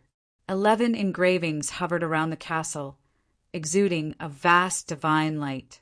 These engravings represented the 11 paramount monarchs of the Darkwing tribe. There were originally 12 engravings, but due to the sudden death of the Dark Knight monarch, one of the engravings was shattered, resulting in the current 11 engravings. This shook the entire Darkwing tribe, and the Darkwing Emperor issued an order to mourn for 3 months. The mourning was still ongoing, and the Darkwing tribe was still immersed in a sorrowful atmosphere. Within the castle, the Darkwing Emperor stood with his hands clasped behind his back, looking down at the 11 monarchs. A bleak voice sounded from the Emperor's mouth. "Starry Night Monarch, you gave up on the investigation of the Dark Knight Monarch. I punish you to supply energy to the heart of darkness for 100 years. A sinister-looking man bowed, respectfully. "Starry Night Monarch, as you command." 100 years of hard work to get his life back. What a steal! We can't just let the Dark Knight Monarch die, and we must retrieve the evil-slaying sword. Which one of you will take over? The Darkwing Emperor's voice sounded again. It was bleak and distant, but it struck directly into the hearts of all the monarchs. The monarchs all fell silent, clearly contemplating their options. After all, their enemy was someone who could kill the Dark Knight Monarch before she could even use the starless sky of Slaughter Formation Disk, so they couldn't be too cautious. After a while, a beautiful woman with long, inky hair that fell to her knees slowly walked forward. Her eyes were as gentle and clear as the moon, but her expression was as calm as still water. "Moonlit Night is willing to take over." The Darkwing Emperor nodded approvingly. "Very good. If you succeed, not only will you obtain a divine fruit, but you'll also receive a divine fruit. You will also be qualified to enter the Heaven's Fissure and comprehend the Tao inheritance light that appears once every 1,000 years. All of the monarchs shuddered upon hearing this, and they couldn't help but cast envious glances toward the moonlit night true monarch. Divine fruits were hard to come by, but the light of Tao was even harder to come by. Comprehending the Tao inheritance light would give them a chance to touch the threshold of the Tao integration realm. How could they not be tempted? However, there was only one such opportunity every 1,000 years. The heavenly rift was about to open, but the moonlit night monarch had snatched the spot away. "Thank you for your reward, your majesty." In the face of such a tempting reward, the moonlit night monarch merely extended a calm salute to express her gratitude. The Darkwing Emperor nodded upon seeing this. The moonlit night monarch was one of the top 3 monarchs among the 12 monarchs, and she was much more powerful than the Dark Knight monarch. Moreover, she was calm in handling matters, planning before taking action. None of the missions she took on had been a failure. In other words, in the eyes of the Darkwing Emperor, the moonlit night monarch was the best candidate to handle this matter. Sure enough, she had stepped forward. The Darkwing Emperor's eyes seemed to pierce through space as he looked toward a certain direction. Evil Slaying Sword by Hua State. Within a specialty restaurant, and Lin, who was feasting with Dabai and the others, suddenly sneezed. "Why are you sneezing while eating? You're affecting my appetite, woof." Dabai raised a paw in protest, and Lin chuckled sheepishly. "Maybe some beautiful woman is missing me. She's too powerful and too handsome, so I can't do anything about it." Dubai rolled his eyes and ignored him as he continued to eat. They were on their way to the Vermilion Bird sect, because it was a vacation, and Lin planned to have some fun and experience the culture of the Kingdom of the Nine States. Perhaps it was because he had seen too many beautiful celestial maidens, but he didn't see many beautiful women along the way. However, the food was very much to Lin's liking. They went to various restaurants and ordered dishes that they had never seen before. They were also very satisfied along the way. After eating to their heart's content, and Lin went to the Feng Hua court to see the women. The Feng Hua court wasn't the kind of place one would imagine. It was a place where singers sang and dancers danced. Aside from that, there was nothing else to be done. It was like watching a theatrical performance on Earth. And Lin wasn't really interested in the dancing of the dancers. However, the singing of the singers was very attractive to him. The songs that were popular in the Kingdom of the Nine States were all very melodic and had a certain artistic beauty to them. The singers were all very engrossed in their singing, and their melodious voices lingered in the air. It was like a beautiful combination of sound and form, and Lin enjoyed it very much. The bright moon hung high in the sky. Somewhere in the sky above the Baihua state, the space was torn apart by a pair of snowy white hands. A woman walked out from the spatial passageway. The moonlight shone down on her, making her appear gentle and holy. She was the moonlit knight monarch who had rushed over from the mobile castle to carry out a mission. I can sense that the evil slaying sword is nearby. The moonlit knight monarch closed her eyes and raised her head slightly as she took a slow breath. I can't send people there directly. The karma will be very obvious if I do that. What can I do to dilute the karma and still obtain information? A light breeze blew past, and the moonlit knight monarch's body floated into the sky like a willow leaf. Become a part of nature and completely become a bystander. A being that has no heart, doesn't interfere, doesn't care, yet knows everything. A faint smile appeared on her face.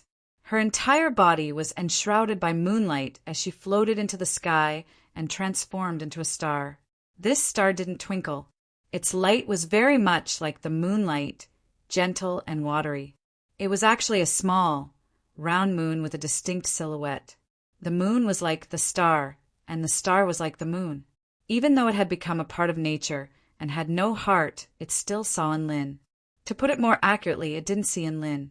Rather, it was because it had some kind of connection with the evil slaying sword, which made Lin stand out. At the amorous flower court, the female singer finished her song, and the audience below the stage applauded enthusiastically. Even Dubai squatted on the ground and applauded excitedly. He had never been to a place like this before. Being able to watch beautiful women dance and listen to beautiful women sing was an extremely enjoyable experience for him. The law of racial estrangement didn't seem to apply to Dubai. As soon as he saw beautiful women, Water Woof Woof's eyes widened like a lonely old man seeing a beautiful young woman. And Lin wondered if Dubai was a man in disguise. Otherwise, how could he be even more excited than he was at the sight of beautiful women? Achoo! Just as Lin was applauding, he sneezed again. Dubai chuckled. Big brother in. You sure have a lot of luck with women tonight. Another lonely beauty is thinking about you. And Lin sniffled in resignation. Sigh. What should I say to a girl like her who stares at me silently and thinks about me secretly without confessing? Chapter 142. There was a gargantuan tree over 10,000 meters tall in the Nanling County of the Baihua State, with a canopy of several kilometers wide. Above the canopy, there were countless buildings and pavilions, creating the image of an immortal. This was actually the home of the renowned Vermilion Bird sect. Wow, this tree is so big! And Lin exclaimed in admiration at the sight of this gargantuan tree. They had already begun to fly towards the canopy of the tree that covered the sky. Countless luxurious and magnificent pavilions were situated on the canopy, bathing in the brilliant sunlight and glistening. These buildings are so annoying. They're blocking Grandpa Tree's photosynthesis. Xiao Hong poked its head out of Lin's pocket with displeasure. Plants really didn't think the same way as them, and Lin looked at the gargantuan tree to find that it was still full of vitality and lush foliage. The vermilion bird sect had been playing on top of this tree for tens of thousands of years. No, it had been playing with fire for tens of thousands of years, and there was nothing unhealthy about Grandpa Tree. He shook his head and didn't dwell on this matter any longer. He continued to fly upward on Debai's back.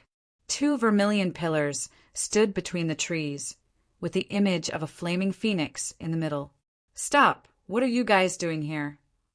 A guard in a red Taoist robe stopped Lin and the others, and Lin was just about to speak when he saw Debai come out with a badge in his mouth.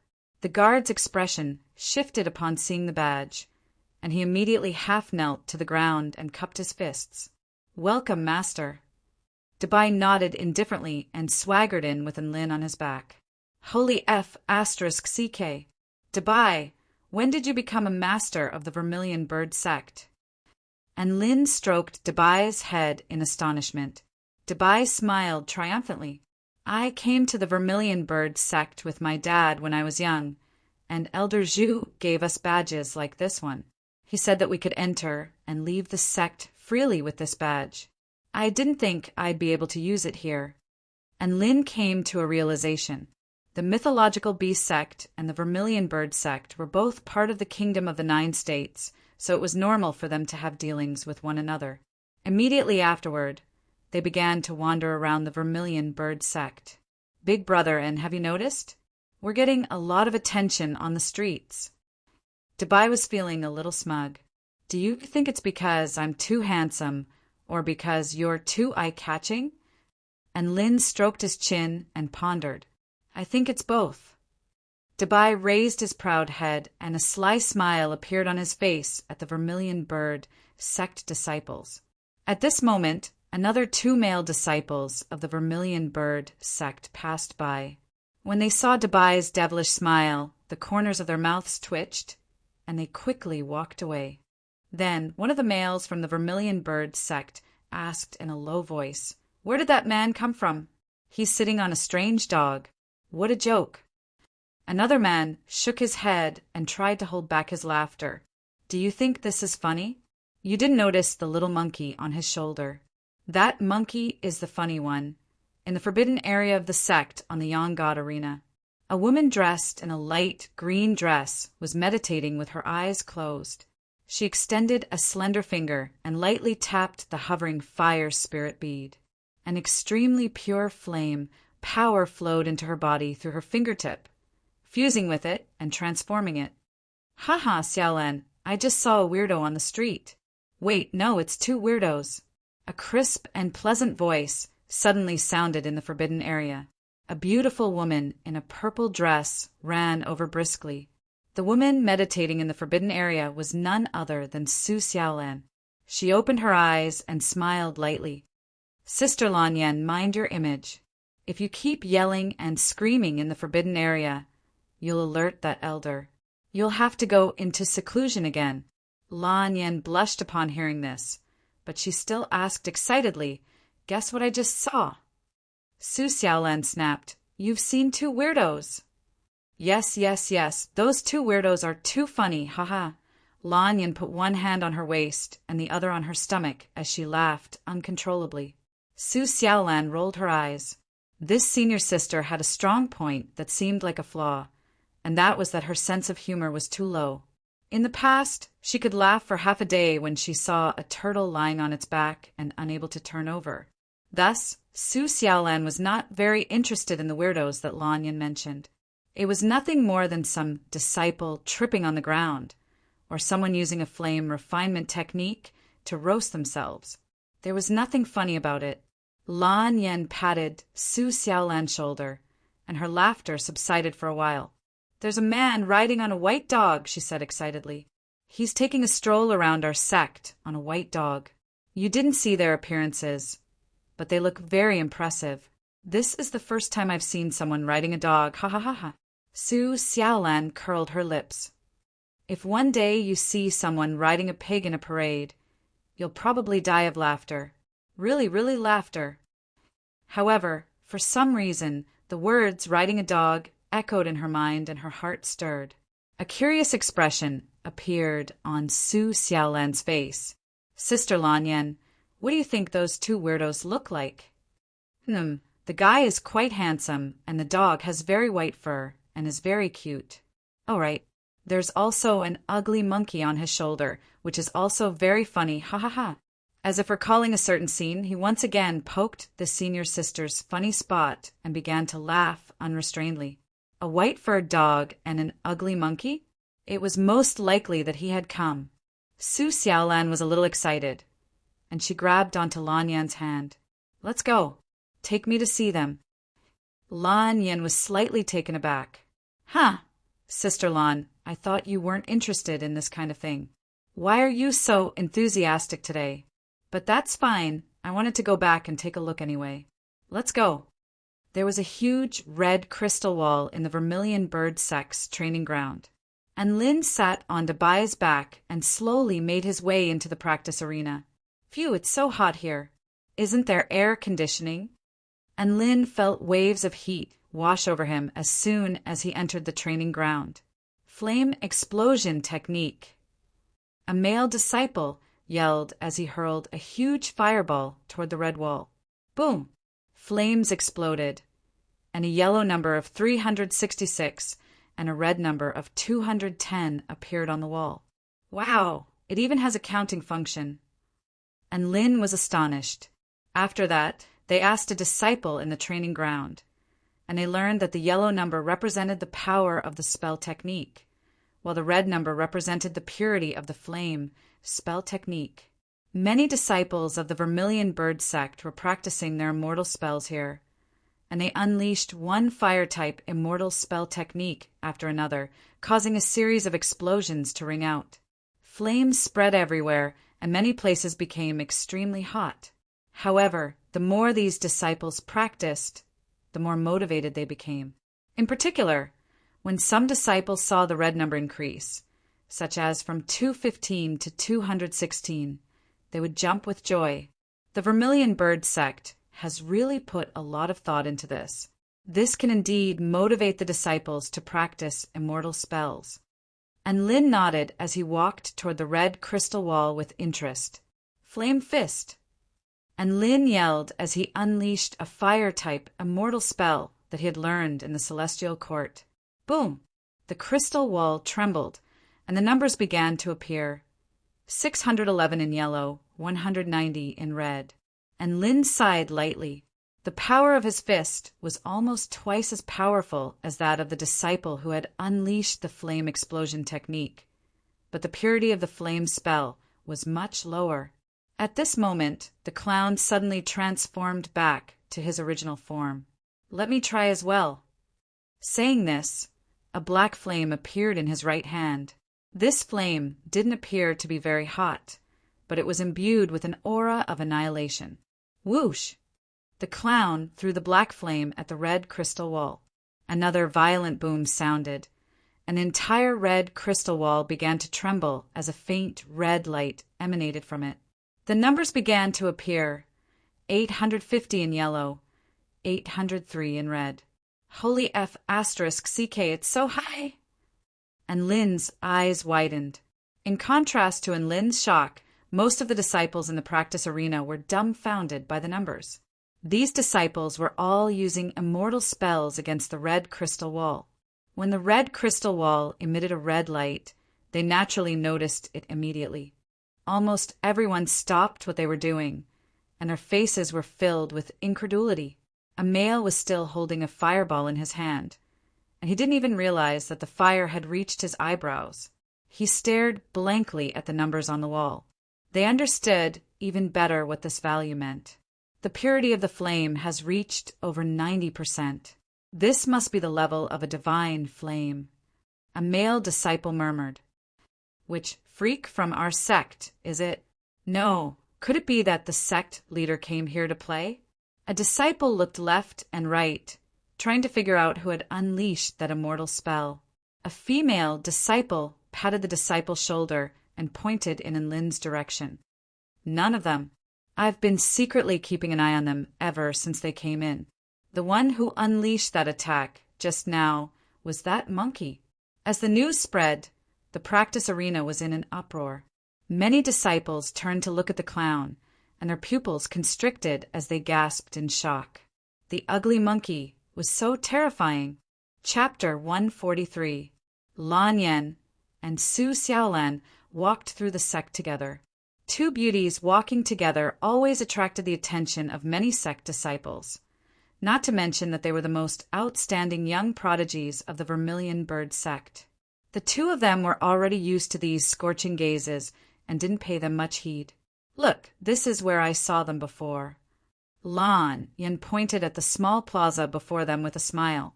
They looked like they were on a spring outing. It was so funny. Su Xiaolan nodded. What happened after that?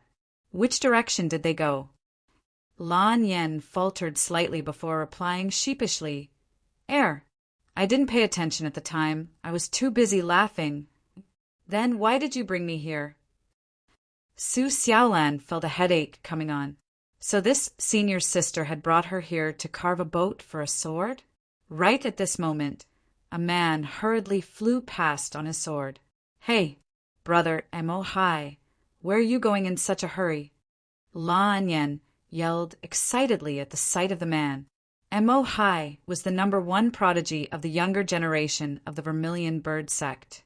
Regardless of whether it was his bloodline power or his overall combat prowess, he was far superior to his peers. Even Su Xiaolan, with her exceptional aptitude, was no match for him. Mo Hai paused in midair upon hearing this, and there was a hint of excitement in his crimson eyes. So it's Sister Lan Yen and Sister Su Xiaolan.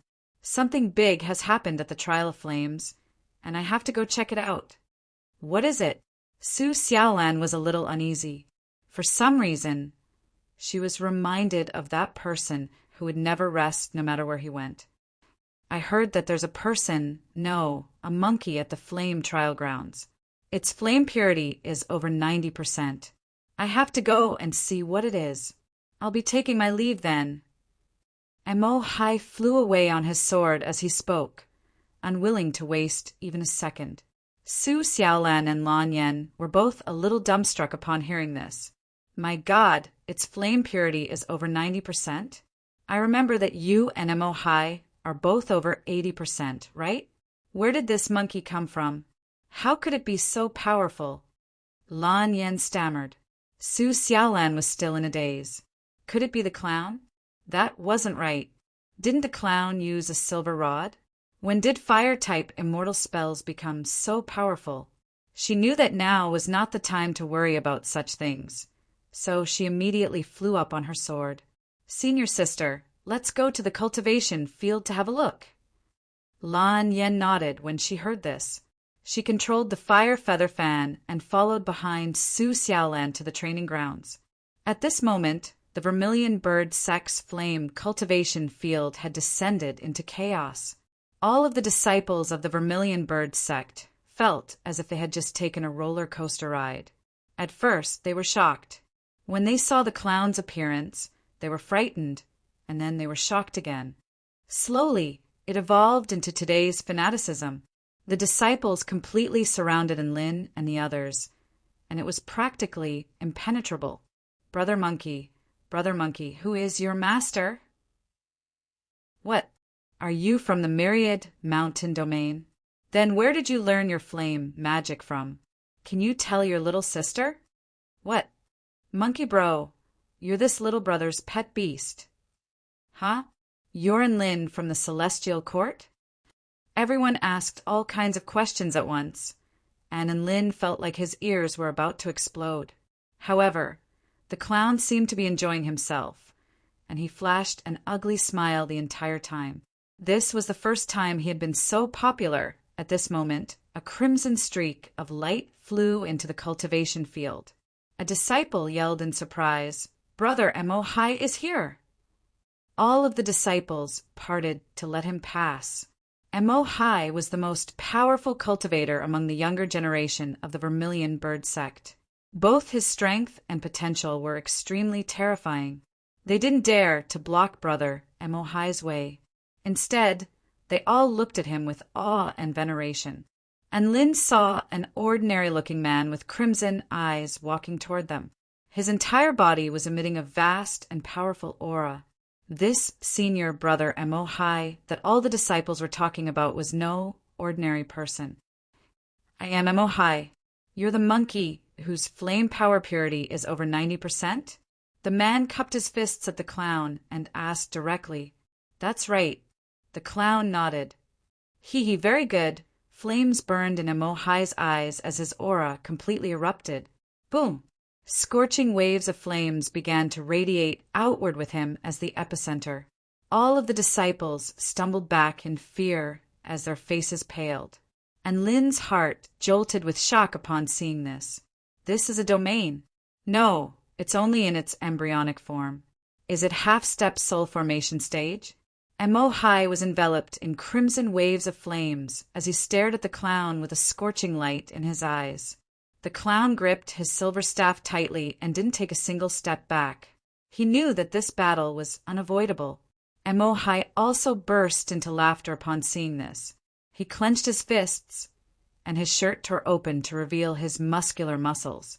Ha ha ha ha! Now then, please use your powerful flames to burn me to your heart's content. He raised his hands high into the air as he spoke and closed his eyes, as if he were a holy disciple receiving divine light. All right, let's fight. Huh. The clown's bulb-like eyes widened in shock as he raised his silver staff high into the air. And Lin rubbed his eyes before glancing at the half-naked Emohai with his eyes closed. The corners of his lips twitched slightly. Emohai opened his eyes upon seeing that the clown wasn't moving. What is it? Come and burn me. The clown, I'm begging you just one more time. Can't you just treat me like a red crystal wall? Emohai begged. At this moment, the spectating disciples also began to stir. Burn him! Burn him! Burn him! Hurry up and burn Brother Emohai. Brother Monkey, I'm begging you, hurry up and burn him. And Lin was astonished by this heresy, and he was unable to recover his composure for a long time. The clown scratched his head, seeing the excited crowd and Emohai's expectant expression. He finally threw out a ball of flames with a resigned expression. The black flames were imbued with an aura of annihilation as they crashed into Emohai's chest. Ah! Emohai's heart-wrenching screams could be heard from the cultivation field as the flames around him collided with the black flames. Su Xiaolan and Lan Yan heard Emohai's screams as soon as they arrived at the cultivation field. Ah, Brother Monkey, fire harder. Ah, I can't take it anymore. Brother Monkey, slow down. Ah, Brother Monkey, make the fire power stronger. A group of disciples gathered in a circle, all of them blushing with embarrassment. Ha ha ha. Brother Emohai's screams are so funny. Lan Yan couldn't see him, but she could hear his voice. By the time Su Xiaolan and Lan Yan passed through the crowd, the intense battle had come to an end. Half of Emohai's body was black and red. He lay on the ground in a half-dead state, and the smell of barbecue wafted from his body. However, there was a blissful smile on his face. He had mastered the power of the black flames that could devour everything in the world. He was a maniac. As long as it was a powerful flame, he would test it with his own body. He had an innate talent, and that was the ability to accurately sense the power of fire and intent of fire. Through this kind of direct comprehension, he was able to take a step further in his own path of the Tao of fire. It was this insane determination and talent that allowed him to become the #1 cultivator in the younger generation of the Vermilion Bird sect.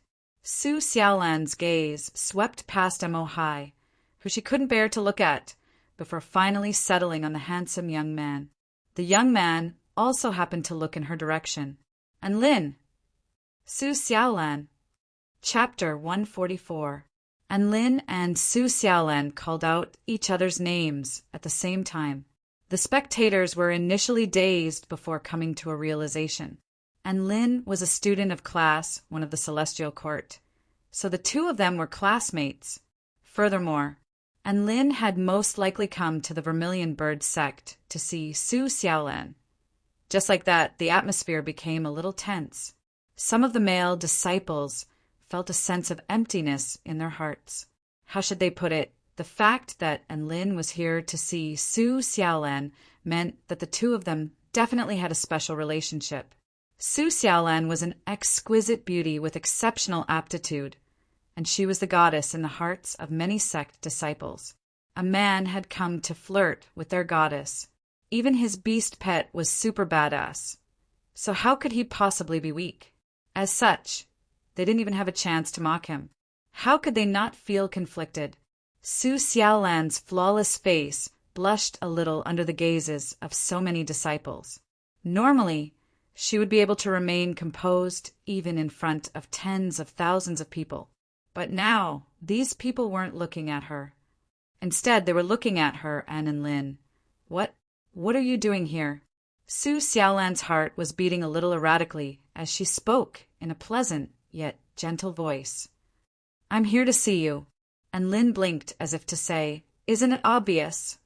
Oh. The female disciples began to jeer. All the male disciples felt as if their hearts had been stabbed by a sword. It hurt so much. The jeering made Su Xiaolan's face turn red all the way to her ears. She was at a loss for words. In the end, she gritted her teeth and grabbed Lin's hand before flying off on her sword. Let's go somewhere else to talk. She flew off into the distance with a whoosh as she spoke. Woof! Wait for me! Dabai yelled as he chased after her. The clown and Lan Yin also turned into a streak of light and followed closely behind. The crowd of disciples in the training ground stared blankly at the two people who flew away, their hearts surging with tempestuous waves. In less than half a day, a piece of breaking news would spread throughout the entire Vermilion Bird sect. Shocking! The mysterious man charged into the Vermilion Bird sect, roasted Mo high, and took off with Goddess Xiaolan. Su Xiaolan brought Lin to a courtyard. She calmed herself down and complained. Why didn't you inform me in advance that you were coming to see me? And Lin was a little embarrassed as he said, This is a last-minute decision. After all, the holidays are really too boring, so I wanted to walk around and have a look. Did I cause trouble for you? When Su Xiaolan heard Lin's words, she snorted softly and didn't reply, but her heart was filled with warmth. At this moment, Dabai descended from the sky, followed by the clown and Lan Yin. Ha, Sister Xiaolan, so he's the Lin you've been talking about? Lan Yin felt like this was far too interesting. The weirdo she had encountered was the Lin that Su Xiaolan had been talking about. Who's been talking about me? I've only mentioned him once in a while, okay? Su Xiaolan retorted anxiously. No wonder Big Brother and has been sneezing a lot recently. Xiaolan has been missing you.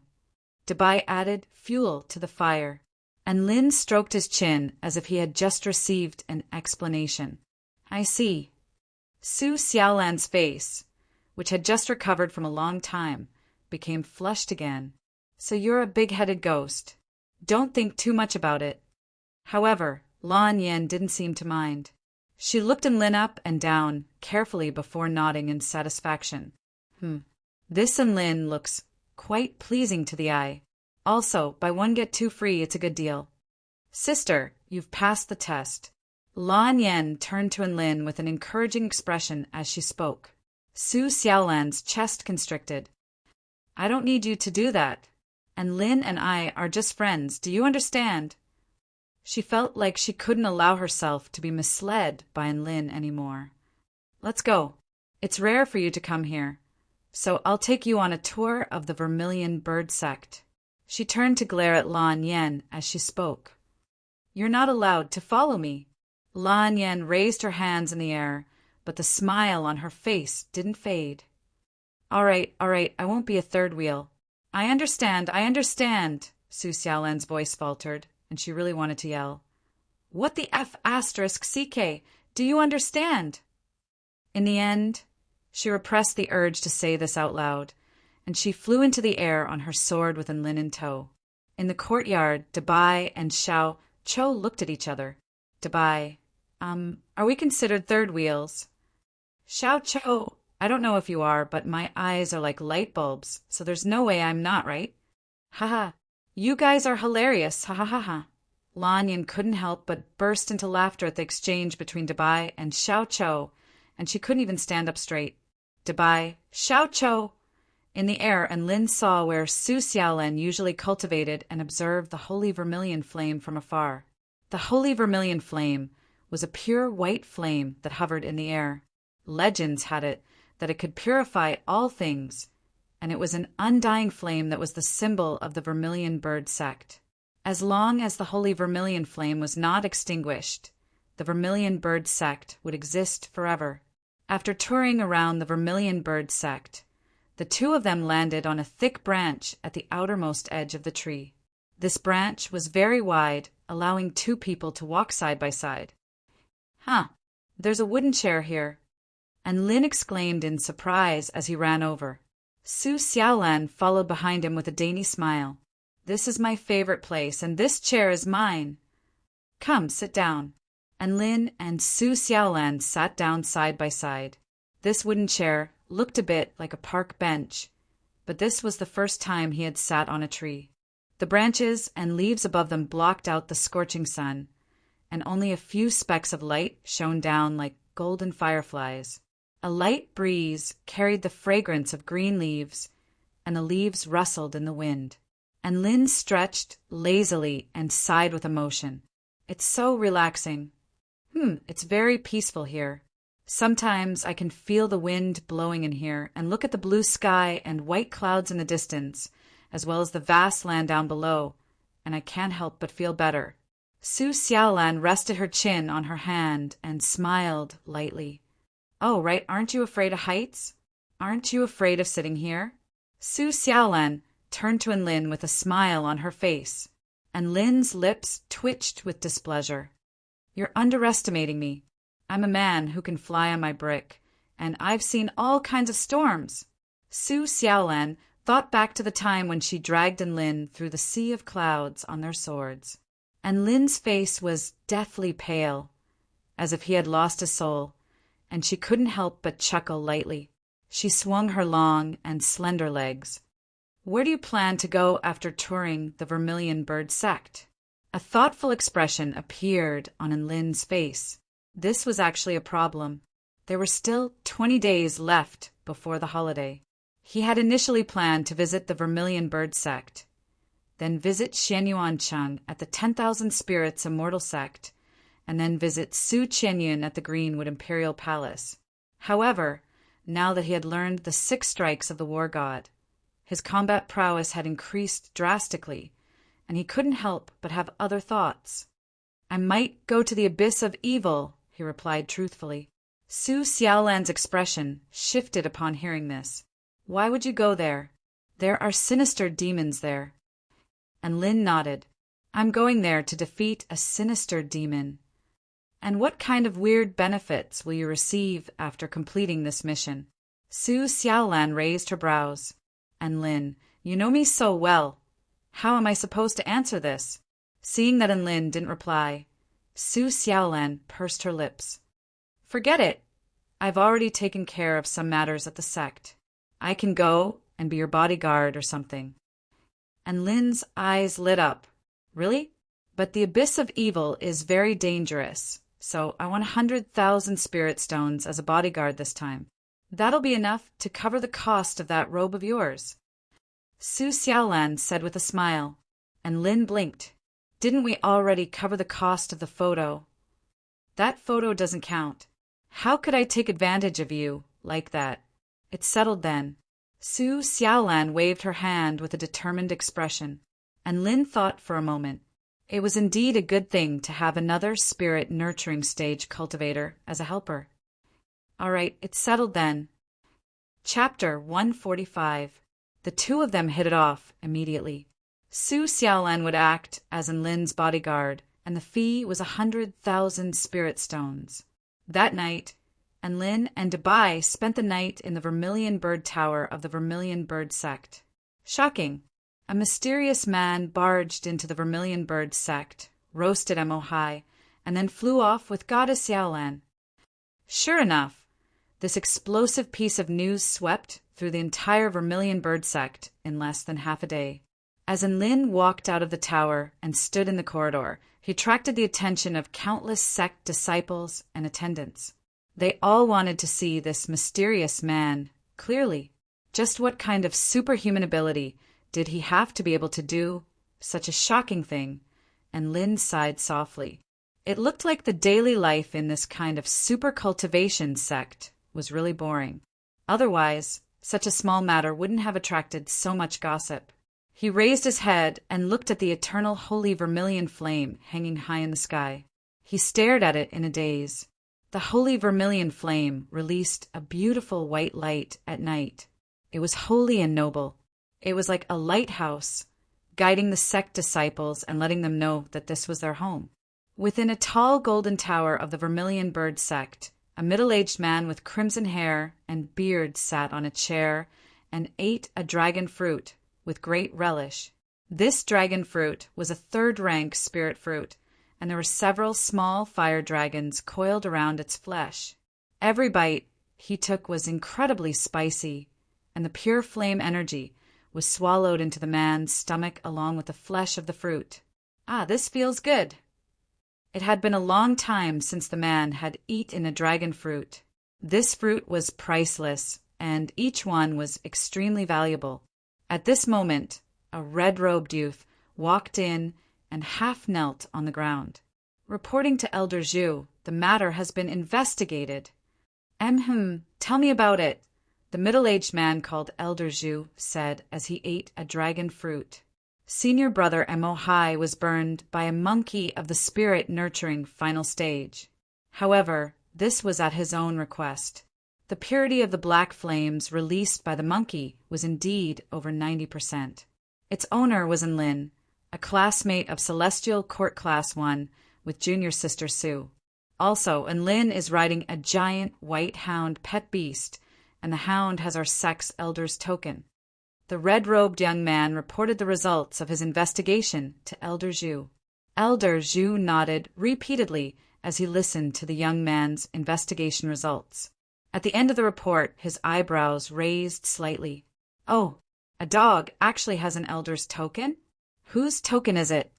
Yes, there's a Zhu character on the token, the young man said honestly. Cough, cough.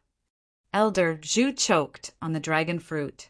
Do you know what it feels like to choke on an incomparably spicy chili? Water. Cough. Water. Quickly give me water. Elder Zhu wailed. After drinking a bucket of water and 10 cooling pills, Elder Zhu slumped into a chair and waved his hand at the young man, indicating for him to leave. The white dog has my badge on it. Could he be Bai Xian's son? Elder Zhu was in disbelief. My God, Bai Xian was willing to let his son become that man's beast pet. No, that monkey that can use divine flames can become that man's beast pet. Could it be that there's something special about that Enlin?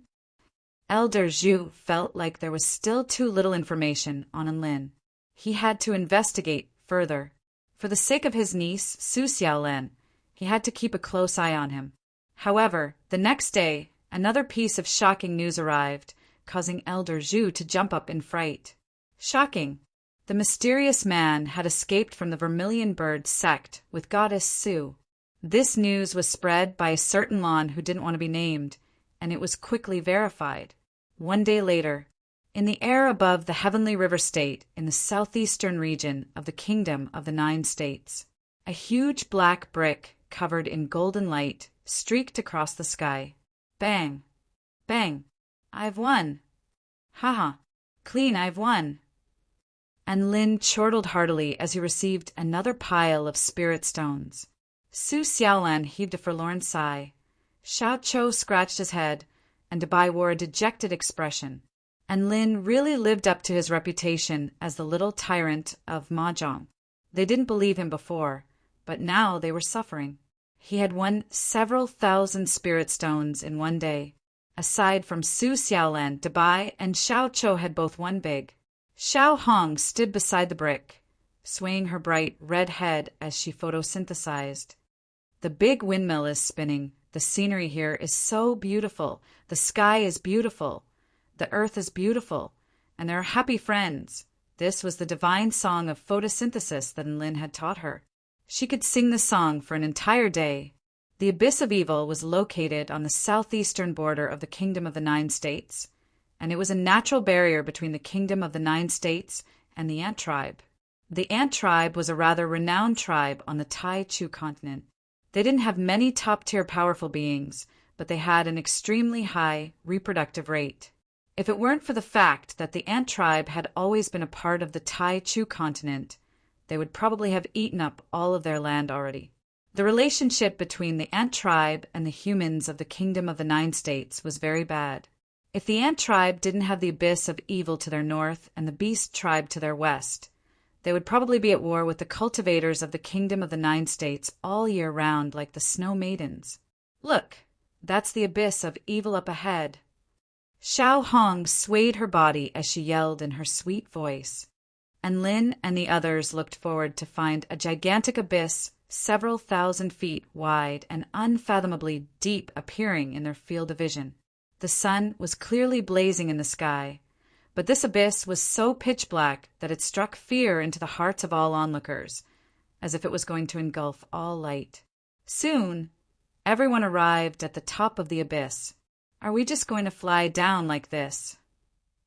Su Xiaolan asked as she looked down at the abyss, and Lin nodded. Xiao Chou, turn on the lights. Xiao Chou, clang! An extremely dazzling light suddenly burst forth from Xiao Chou's golden eyes, shooting downward like a searchlight. Wow, that's awesome! Su Xiaolan exclaimed in surprise. Thus, the black brick slowly descended. Everyone began to raise their guard and enter a state of combat readiness. Aside from the small number of sinister devils in the Abyss of Evil, there were also many ferocious and sinister mutant beasts lurking in the darkness, ready to strike at any moment.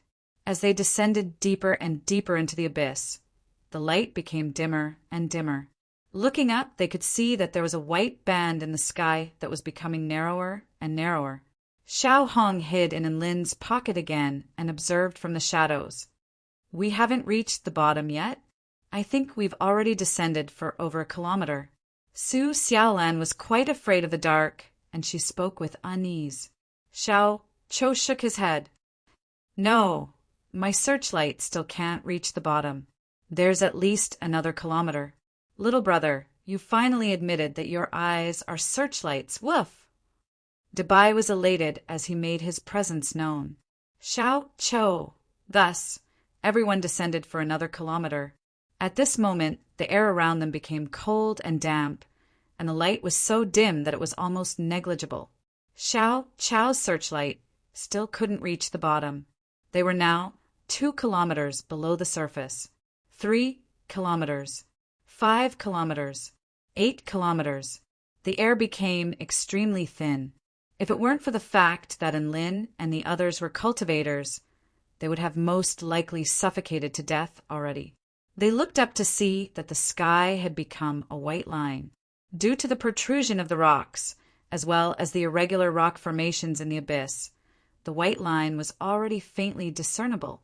Everything around them was pitch black and deathly silent. Occasionally, there would be the sound of water dripping, followed by the sound of everyone's slow breathing. We're here. I can already see the bottom. Xiao Chou suddenly spoke. Everyone couldn't help but heave a sigh of relief upon hearing this. After descending for over 10 kilometers, they finally landed. Chapter 146. Tens of thousands of meters underground, the ground was filled with fractured rock formations. Under the illumination of Xiao Chou's searchlight, they discovered that there were large, pitch-black ravines that they could explore further. This place clearly wasn't the deepest one. However, after some discussion, they decided to explore the nearby area first. The appearance of evil demons was random. Perhaps one would just happen to encounter one while walking around. Xiao Chou, your light. Ah, no, can your eyes get any brighter? Su Xiaolan asked nervously as she looked around at the eerie darkness around them. Xiao Chou replied with a resigned expression. Don't even ask me to get any brighter.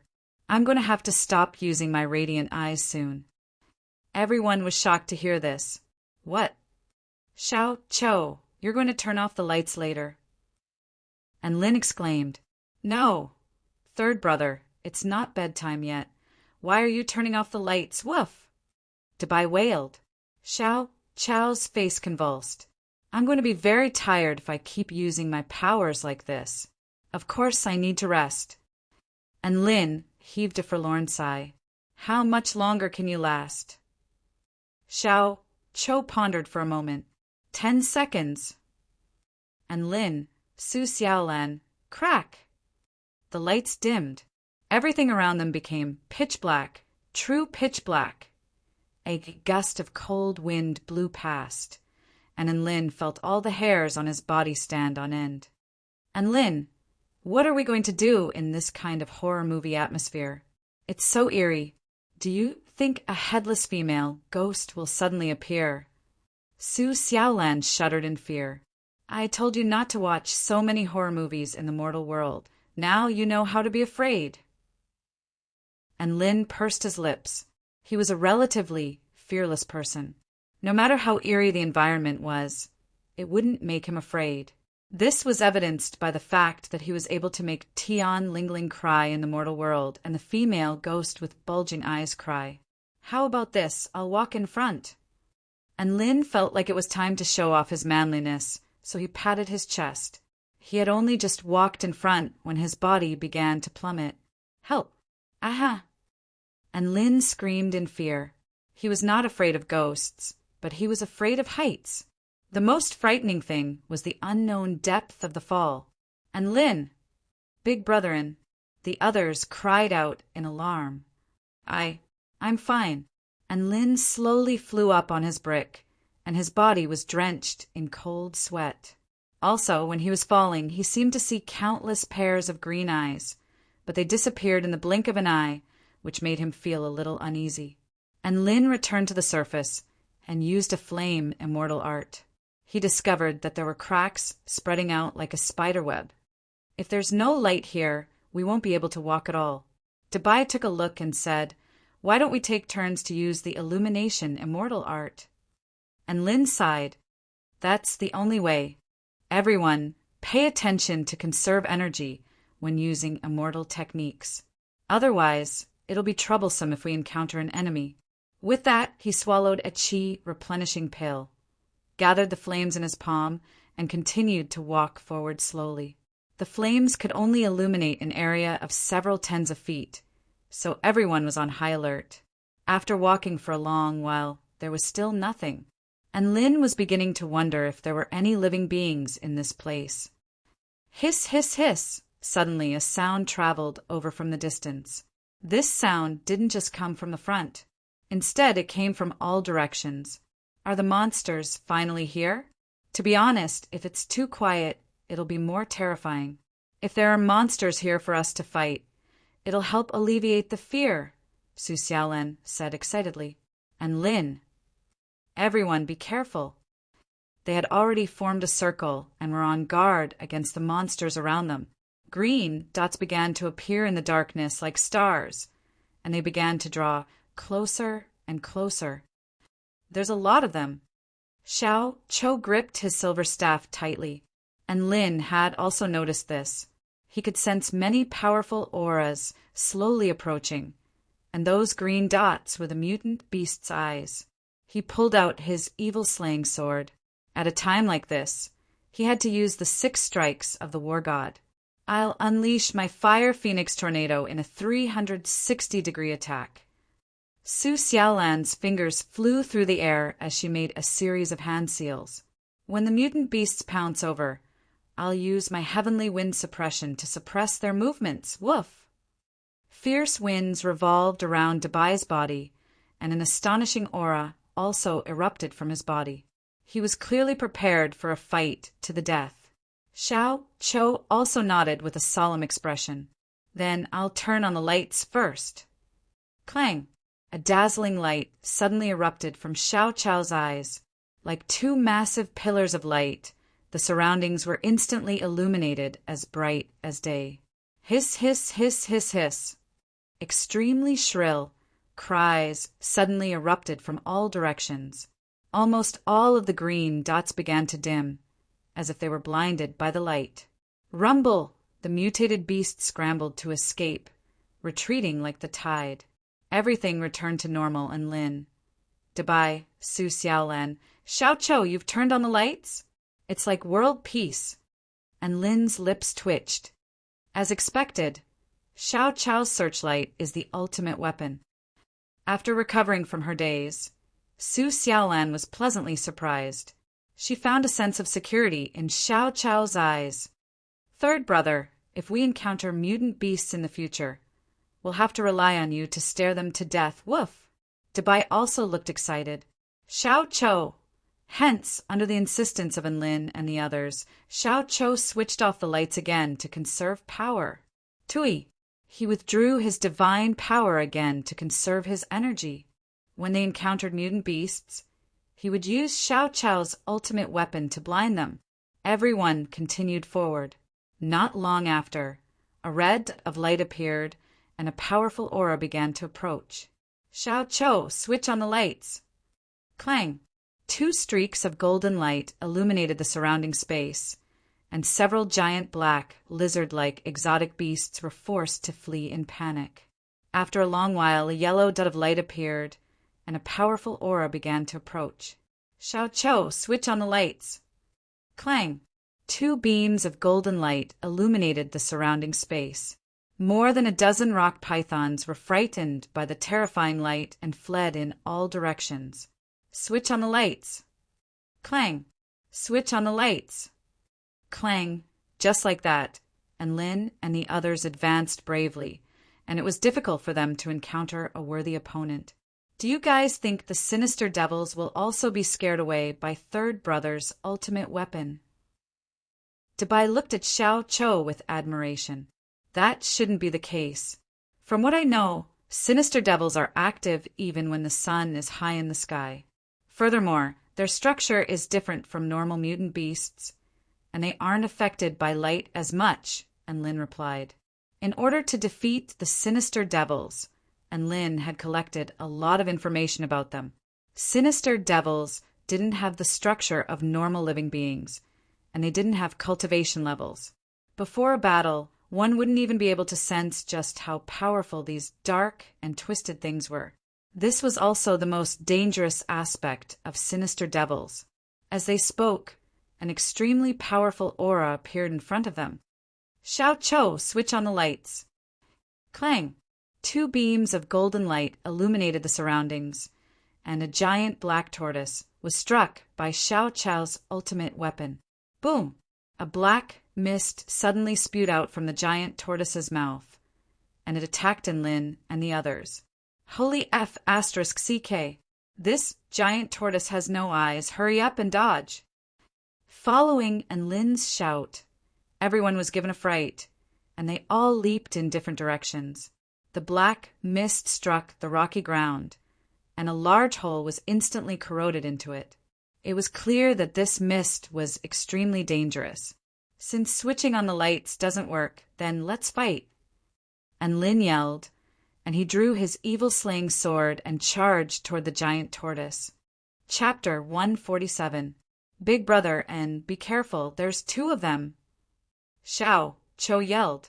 A huge crimson turtle of close to 100 feet in length leaped down toward Enlin from the rock face above.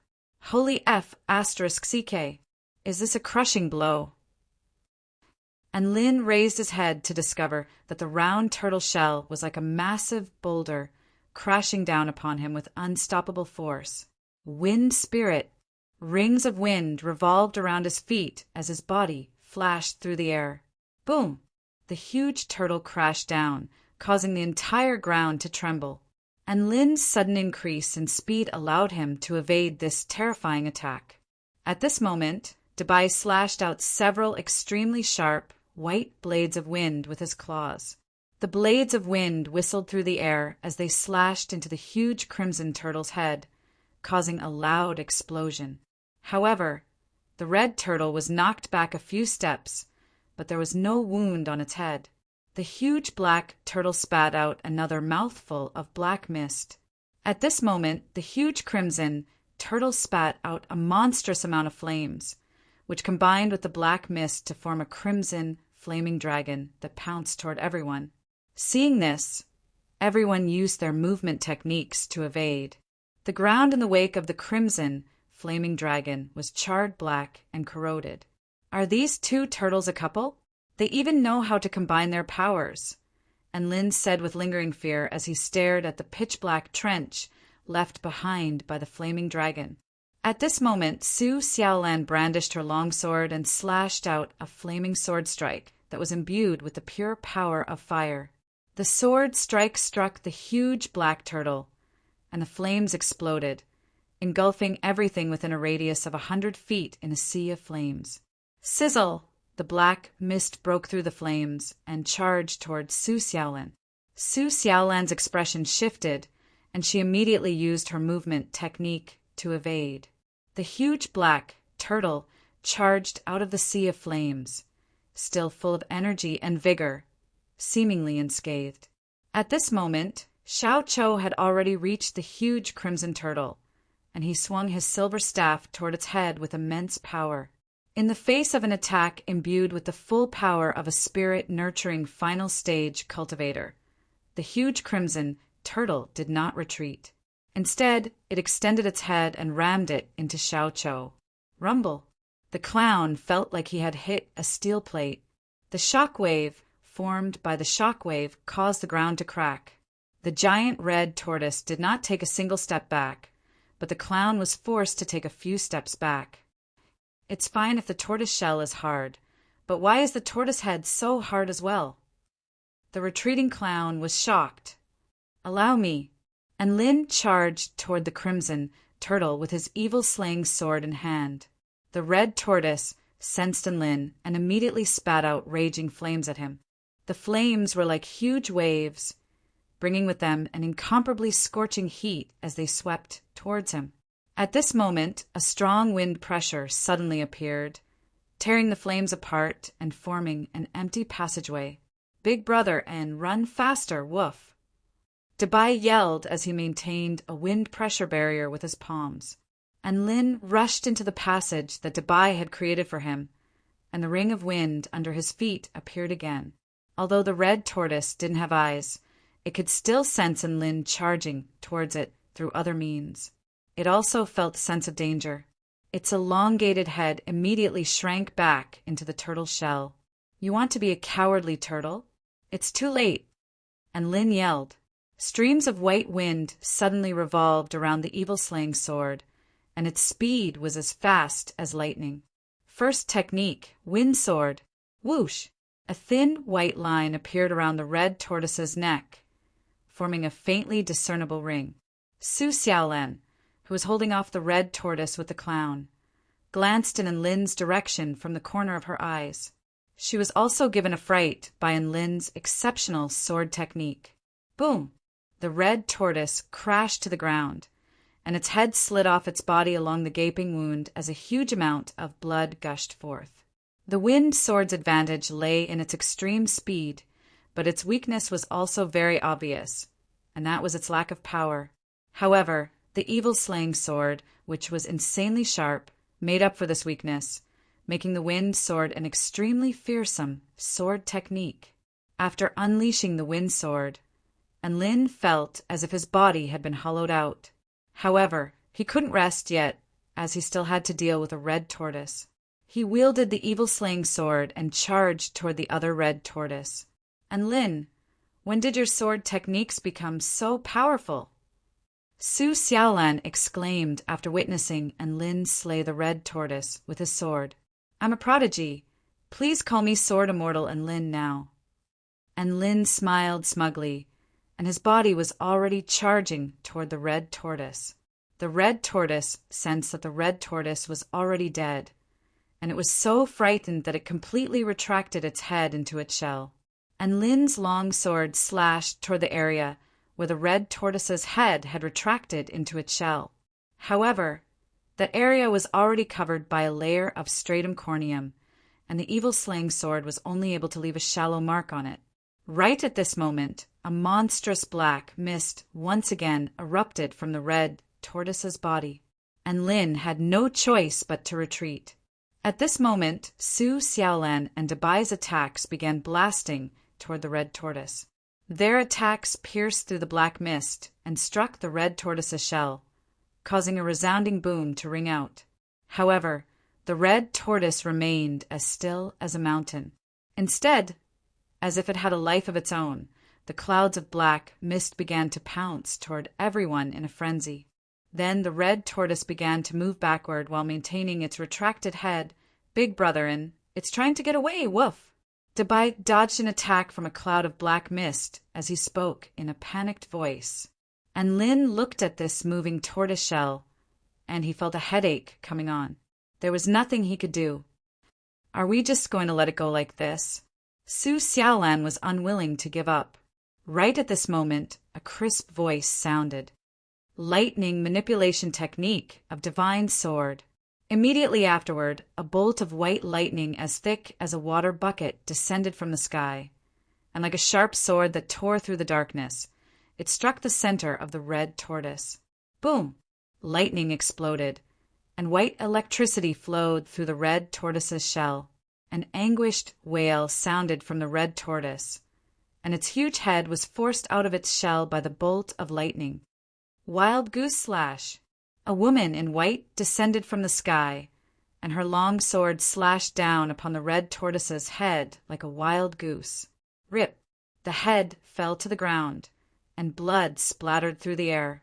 After the woman's slash landed, she leaped toward Lin and the others. Her movements were as smooth as flowing water, and her movements were extremely graceful.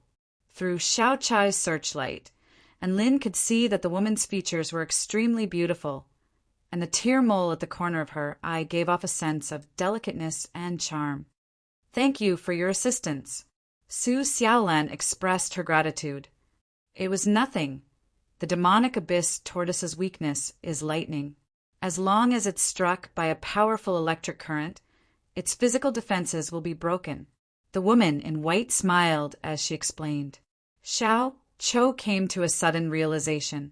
No wonder he was fine when he smashed the red tortoise's head with his staff, but this woman was able to sever the red tortoise's head with a single slash of her sword. They were both spirit-nurturing final-stage cultivators, and she didn't have a hack like Lin, so there shouldn't be such a huge disparity between them. So this was the reason. Then may I ask if your name is Lu Sweki? And Lin asked with a surprised expression. The woman in white was slightly taken aback. Lu Wachi, my name is Ji Yanling. Oh, and Lin was a little disappointed. The Abyss of Evil is an extremely perilous place. May I ask why you've taken the risk to come here? Ji Yanling continued. And Lin, to defeat a sinister devil. You can think of it as a mission. Defeat a sinister devil. Ji Yanling's eyes widened in shock. There are people these days who specifically seek out sinister devils to fight.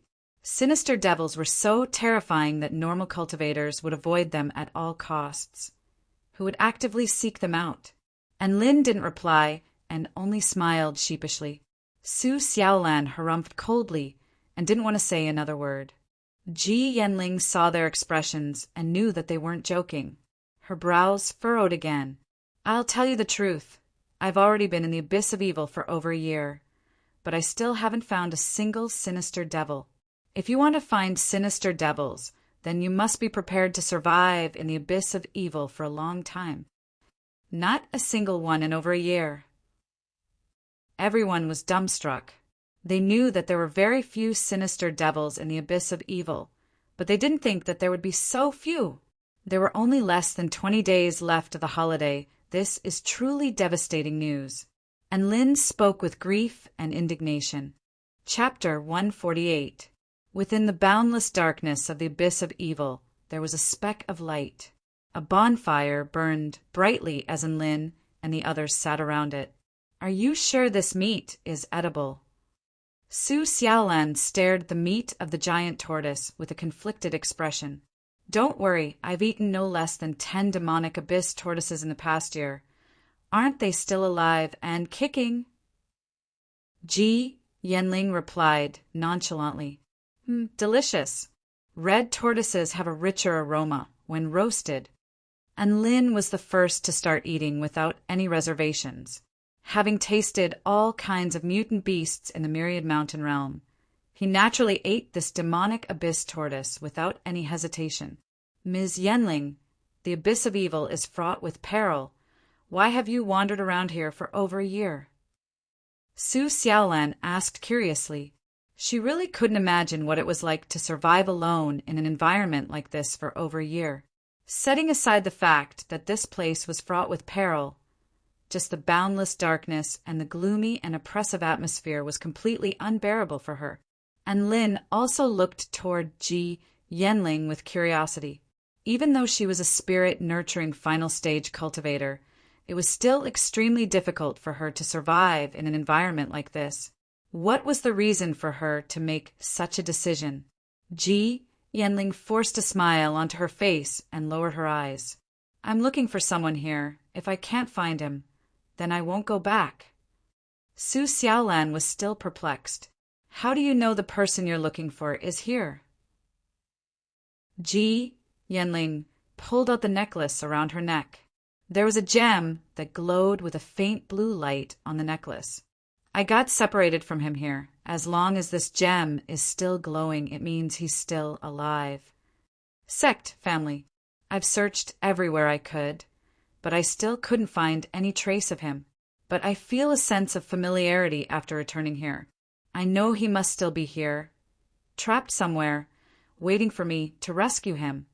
Seeing the determined expression on her face, and Lin and the others knew that she would never leave this place until she found that person. And Lin reached into his pocket and patted Xiao Hong's head. Master, that person didn't lie. Xiao Hong transmitted her voice, and Lin nodded and suggested, we're going to wander around the abyss of evil anyway, so we can work together if we encounter any danger. Ji Yanling was slightly taken aback before speaking with a conflicted expression. Can I really? I won't cause any trouble for you guys. She had long been accustomed to wandering alone in the dark. Now that someone suddenly invited her to go with them, she became somewhat at a loss.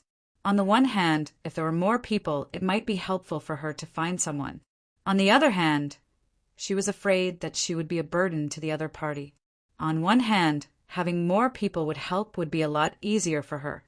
After all, we've already confirmed that there aren't any sinister devils in the places you've been to before, so we'll be able to avoid many detours. Su Xiaolan extended an invitation with a smile. It had to be said that Su Xiaolan's words were very effective. Ji Yanling looked at everyone gratefully before finally nodding in agreement. She was the eldest disciple of the One Valley Immortal sect of the Heavenly River State, and she was of the spirit-nurturing final stage. The person she was looking for was her Dao partner, Wang Lu. They were in the abyss of evil and had been separated due to a demonic uprising.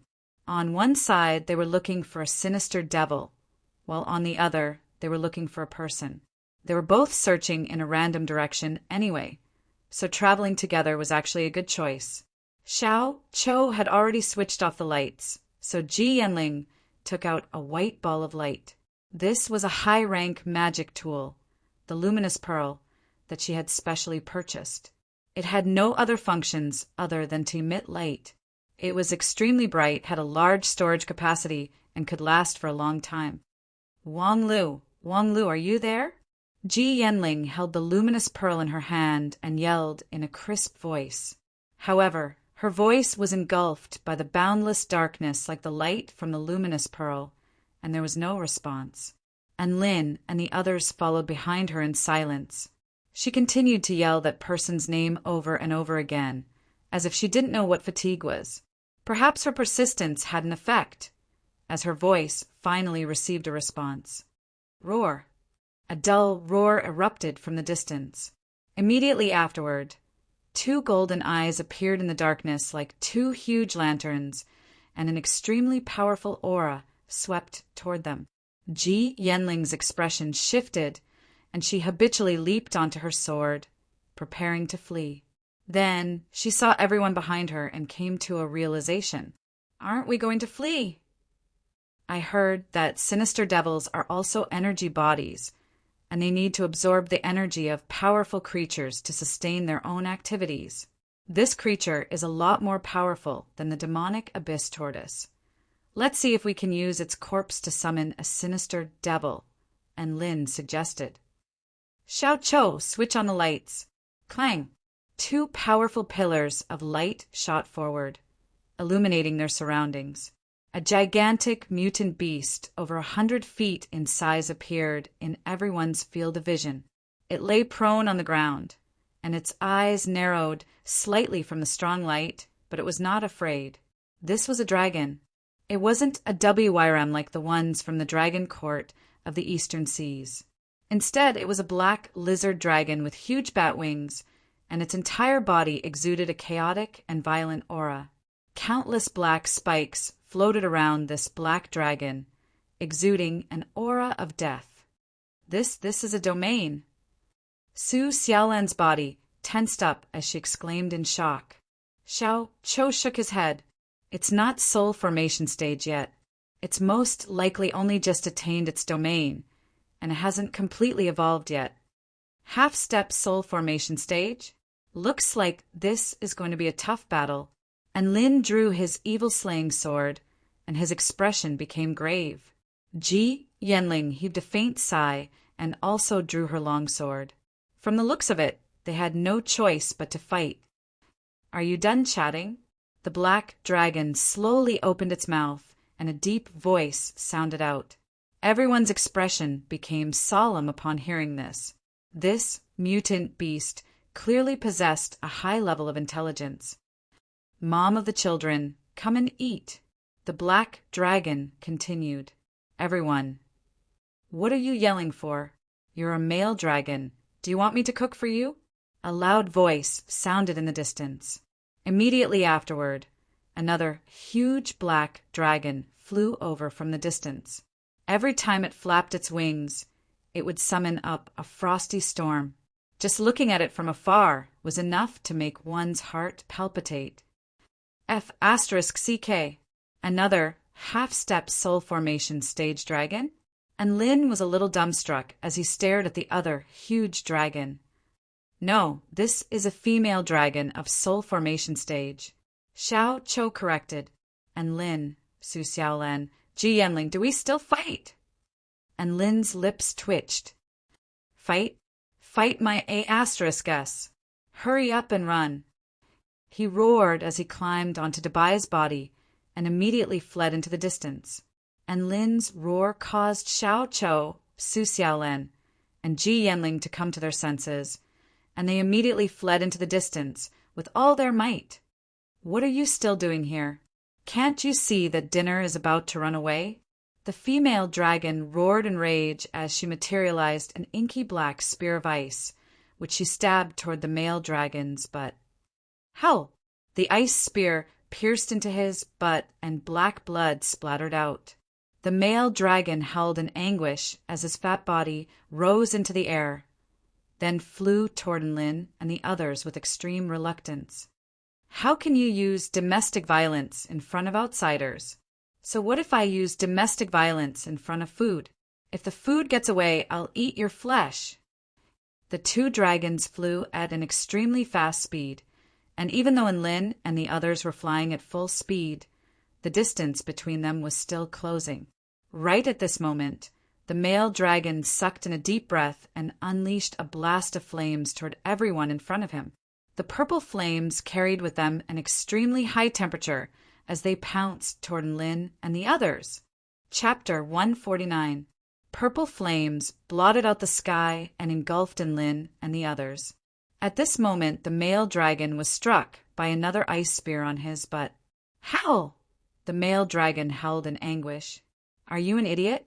How am I supposed to eat if you burn my food when you spit fire like that? The female dragon's enraged roar sounded in the distance. The male dragon's lantern-like eyes were filled with tears. This wouldn't do. That wouldn't do. What was he supposed to do? Mountain quaking fist, gale cannon, frost slash, and Lin, Dabai, and Ji Yenling attacked together, creating an opening in the purple flames. The purple flames whizzed past them, bringing with them an indescribable heat and ruthlessness. The male dragon heaved a sigh of relief upon seeing this. Thankfully, these human cultivators were quite powerful and didn't get roasted. Otherwise, they would be in for a beating again. Xiao Chou, turn on your lights and look at the ground. And Lin yelled in a panicked voice. The clown used his searchlight god art. The intense light shone on the ground and revealed the terrain in the distance. At this moment, the male dragon and the female dragon were less than 1,000 feet away. Follow me. And Lin swooped down on dog kinesis flight. Ha ha ha, human cultivators, you won't be able to escape. Surrender now, and I'll give you a quick death. Seeing that the crowd was getting closer and closer, Male Dragon revealed a victorious expression as he spouted some trash talk. His domain had already expanded, and his black spikes glowed with a bloodthirsty light. Once he closed in, he would instantly pierce through the bodies of the human cultivators. This is the place. And Lin, who was flying at a low altitude, spotted a pitch-black fissure in the distance and abruptly dove into it. Su Xiaolan and the others' eyes lit up as they understood Lin's intentions, and they all followed closely behind. Don't even think about escaping. The male dragon's expression shifted as he flapped his wings in pursuit, his huge body crashing into the fissure. Boom! The ground quaked violently from the impact. His head was stuffed into the fissure, but his fat body was unable to squeeze through. That's right, this pitch-black fissure was only 30 to 40 feet wide, but his body was over 100 feet long. Piss off! The female dragon, who had been whipping the male dragon from behind, flew into a rage and kicked the male dragon away. Another loud sound came from the ground. The dragon head that was stuck in the crack was almost fractured by this kick, and a long gully was formed on the ground. The mother dragon looked at Lin and the others who were fleeing into the depths of the forest and spat out a chilling breath of destruction. Even if he couldn't get his dinner, he would ruin it here.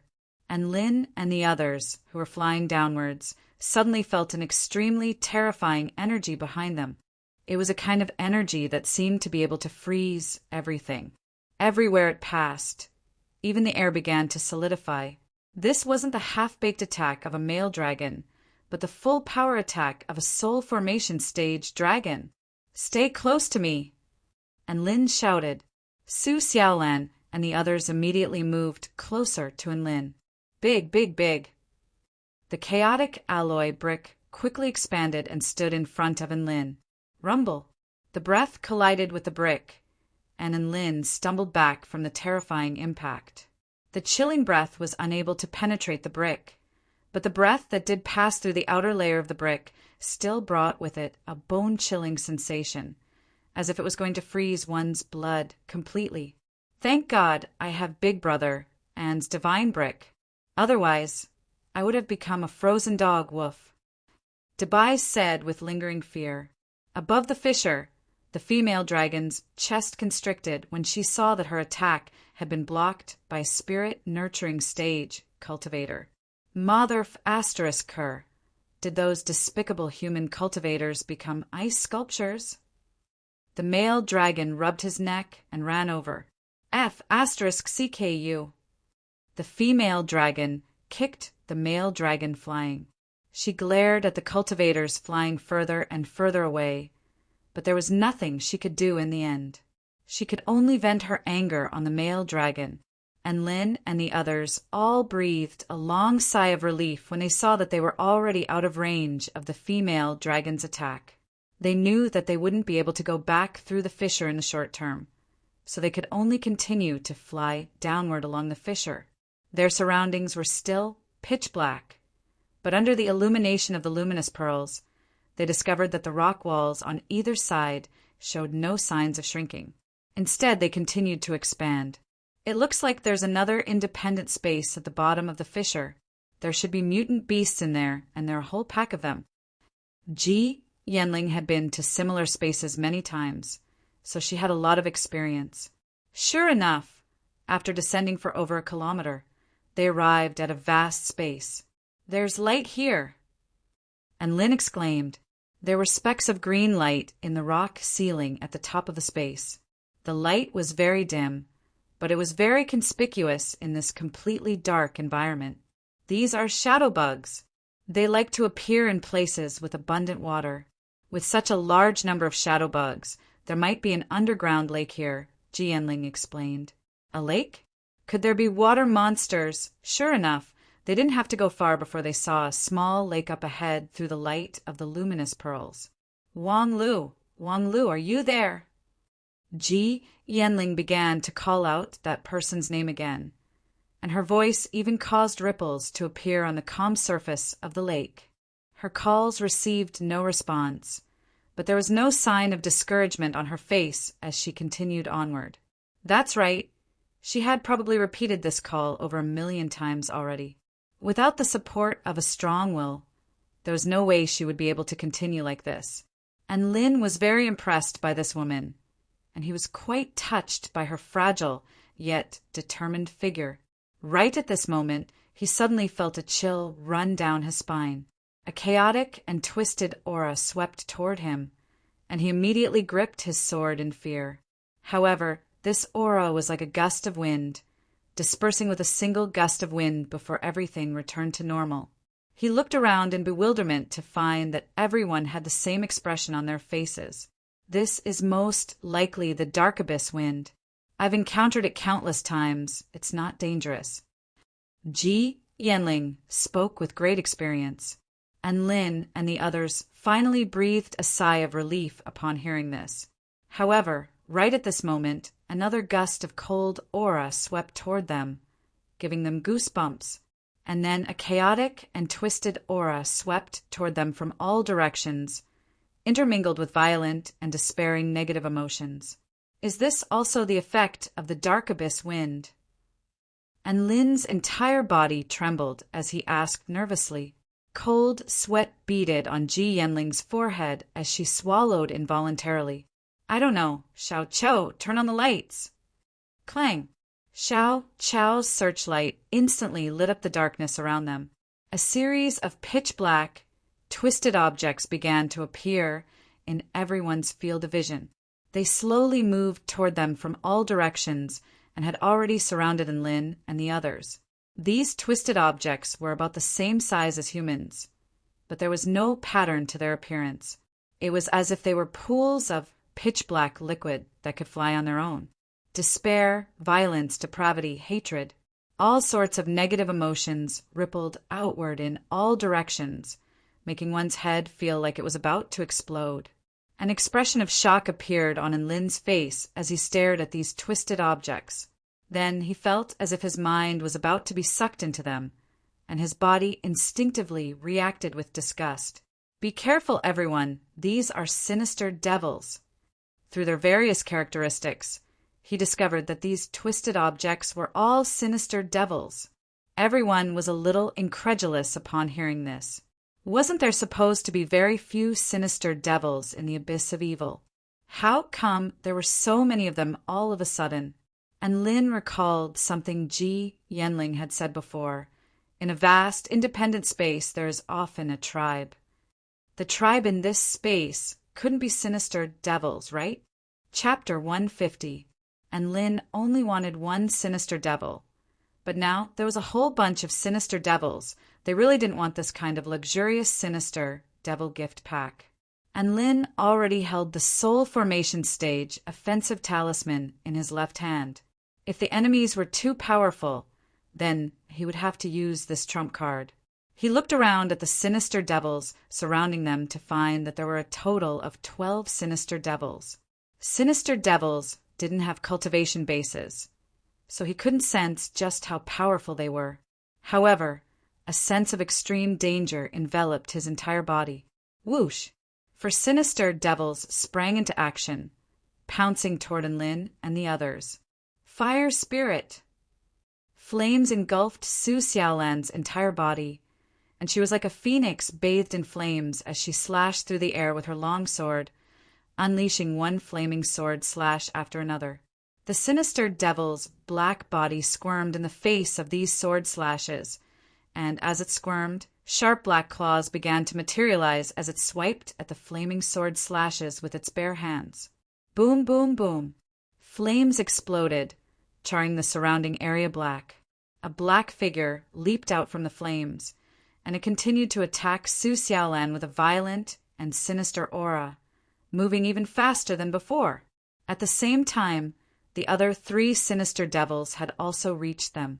Ji Yanling materialized white lightning from her sword as she battled against one of the sinister devils. Xiao Chou wielded a silver staff as he battled against another sinister devil.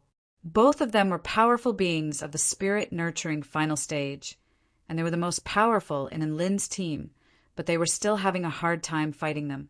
Not only were the sinister devils vicious and unpredictable attacks, but they also had the effect of disrupting one's mental state.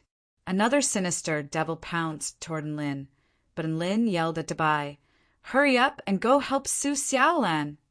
Countless spikes suddenly erupted from the sinister devil battling Su Xiaolan, making it look like a porcupine. Then, the spikes abruptly elongated, and they stabbed towards Su Xiaolan with powerful, penetrative force. Su Xiaolan's expression shifted, and she flapped her flaming wings as she retreated quickly. However, the spikes were like countless sharp swords, and their speed was much faster than her full speed. Just at this critical moment, a fierce air cannon flashed past, blasting the evil spirit back. "Dabai, why are you here? Quickly go and help Lin." Su Xiaolan's expression changed when she saw Dabai. "Big brother, and was the one who asked me to help you, woof." Dabai said honestly. Su Xiaolan, at this moment, Lin was fighting a nefarious devil alone. Only now did he realize how terrifying this nefarious devil was. It had the ability to change its appearance continuously, its strange movement technique, and its unstoppable mental attack. If one was distracted for even a moment, the fatal attack would suddenly arrive, just as everyone was firmly suppressed. Another 4 nefarious devils pounced over. If these 4 demons really joined the battle, they would definitely not be able to hold on. Proud frost sword slash. And Lin had no other choice but to use a soul formation talisman. In an instant, a blue sword slash appeared from the talisman, and with an extremely terrifying power it flashed past.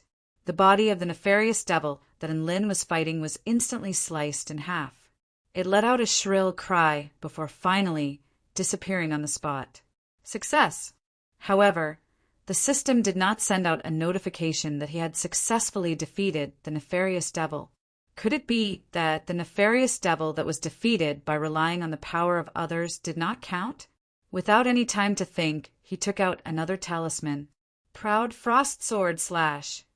This time he targeted 2 nefarious devils that were relatively close to him. This way, he could eliminate 2 of them with 1 talisman. Another sword slash that contained an extremely strong frost intent was released from the talisman. When the sword slashed toward the nefarious devil, even the movement of the nefarious devil was frozen by the frost intent. The bodies of the 2 nefarious devils were sliced in half again. The violent and twisted energy suffered a devastating blow and completely dissipated between heaven and earth.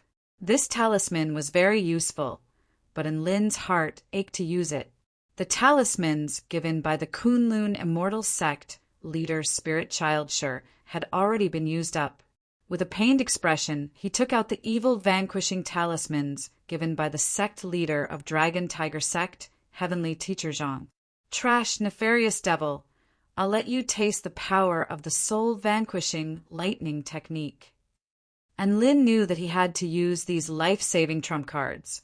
So he started flexing to his heart's content. An evil vanquishing talisman was activated and blue lightning shot out. This terrifying power of pure yang struck the nefarious devil and tore through the darkness like a flash of light. With a loud boom, the nefarious devil disappeared without even a wail. So powerful. The power of this evil vanquishing talisman seems to be much stronger than the sword talismans from before. And Lin's mind raced, and he used another evil vanquishing talisman to eliminate the last nefarious devil that had just entered the battlefield. There were only 3 nefarious devils left in the battle, and Lin held the last evil vanquishing talisman in his hand and entered the battlefield with the evil slaying sword in his hand. Boom! A pillar of flames soared into the sky, and the nefarious devil within the pillar of flames was scorched by the terrifying heat. The nefarious devil rushed out of the pillar of flames toward Su Xiaolan with thick smoke billowing from its body. At this moment, a powerful wind pressure descended from the sky, acting directly on the nefarious devil's body, causing the rocky ground within a radius of 30 feet to cave in and crack open. The nefarious devil's movements were restricted. At this moment, a ring of wind appeared beneath Enlin's feet, and a pure white stream of wind enveloped his sword. He charged into the region of wind pressure, but the terrifying wind pressure didn't affect him in the slightest. Like flowing water, his sword slashed toward the nefarious devil at the speed of lightning. Whoosh! The nefarious devil was sliced in half, and it slowly collapsed to the ground. The twisted body of the nefarious devil that had collapsed to the ground began to shrink and dissipate. Ding dong! A system notification appeared. You have successfully defeated the nefarious devil. And Lin was elated. The next step was to absorb the aura of the nefarious devil. He looked toward the direction of the nefarious devil. However, that place was completely empty. There was no aura apart from air, let alone the aura of the nefarious devil. Then he realized a very serious problem. What was the aura of the nefarious devil? How was he supposed to absorb it? With this question in mind, he and Su Xiaolan and the others worked together with Ji Yanling to kill the other sinister devil. Before the sinister devil dissipated, they grabbed onto its body. It was a jelly-like texture. At the same time, a large amount of negative emotions, despair, resentment, depravity, violence. These emotions poured into his mind like crazy, scaring him so much that his face turned pale and he retreated. The physical contact didn't make him feel like he was absorbing the devil chi at all. All he felt was that his spirit had suffered a serious attack. If touching wasn't the way to absorb the demon, then what was the way to absorb it? And Lin looked at the last nefarious spirit. Could it be the way to absorb it was to eat it? Looking at the twisted and wriggling appearance of the demon, as well as the heart-palpitating aura it emitted, it must not be delicious. For example, if you were given 100 million and asked to eat a caddy of feixiang, would you eat it? Of course, it was a refusal. Just like that, and Lin and the others mercilessly killed the last sinister devil on the battlefield. And Lin had not used his last exorcism talisman yet. This was specially prepared for the sinister devils that hadn't joined the battle yet, but he didn't use it. Everyone else also turned their eyes forward with confusion on their faces. There, for sinister devils, stood silently on the spot. There were a total of 12 sinister devils attacking them, but only 8 of them had actually attacked. But the 4 sinister devils in front of them were neither attacking nor running away. Instead, they were silently standing as beautiful, sinister devils. This was far too strange. Right at this moment, a shadow slowly moved toward them. This was a humanoid, sinister devil with a single dark red eye on its head. The twisted and violent energy around it was extremely condensed, and its aura was as vast as the ocean. Its appearance was suffocating and suffocating. It was also holding a humanoid, sinister devil in its hand. But this sinister devil's aura was extremely weak, and its energy was extremely unstable. Immediately afterward, it tossed the sinister devil onto the ground with a mocking expression in its red eye. And Lin was shocked upon seeing this. This sinister devil was clearly different from the previous sinister devils. It had already broken free from the chaotic distortion of its body, and Lin had seen the relevant information before. This type of sinister devil was at least at the soul formation stage, and the sinister devil lying on the ground looked like it was about to die. Could it be that it was a traitor among them?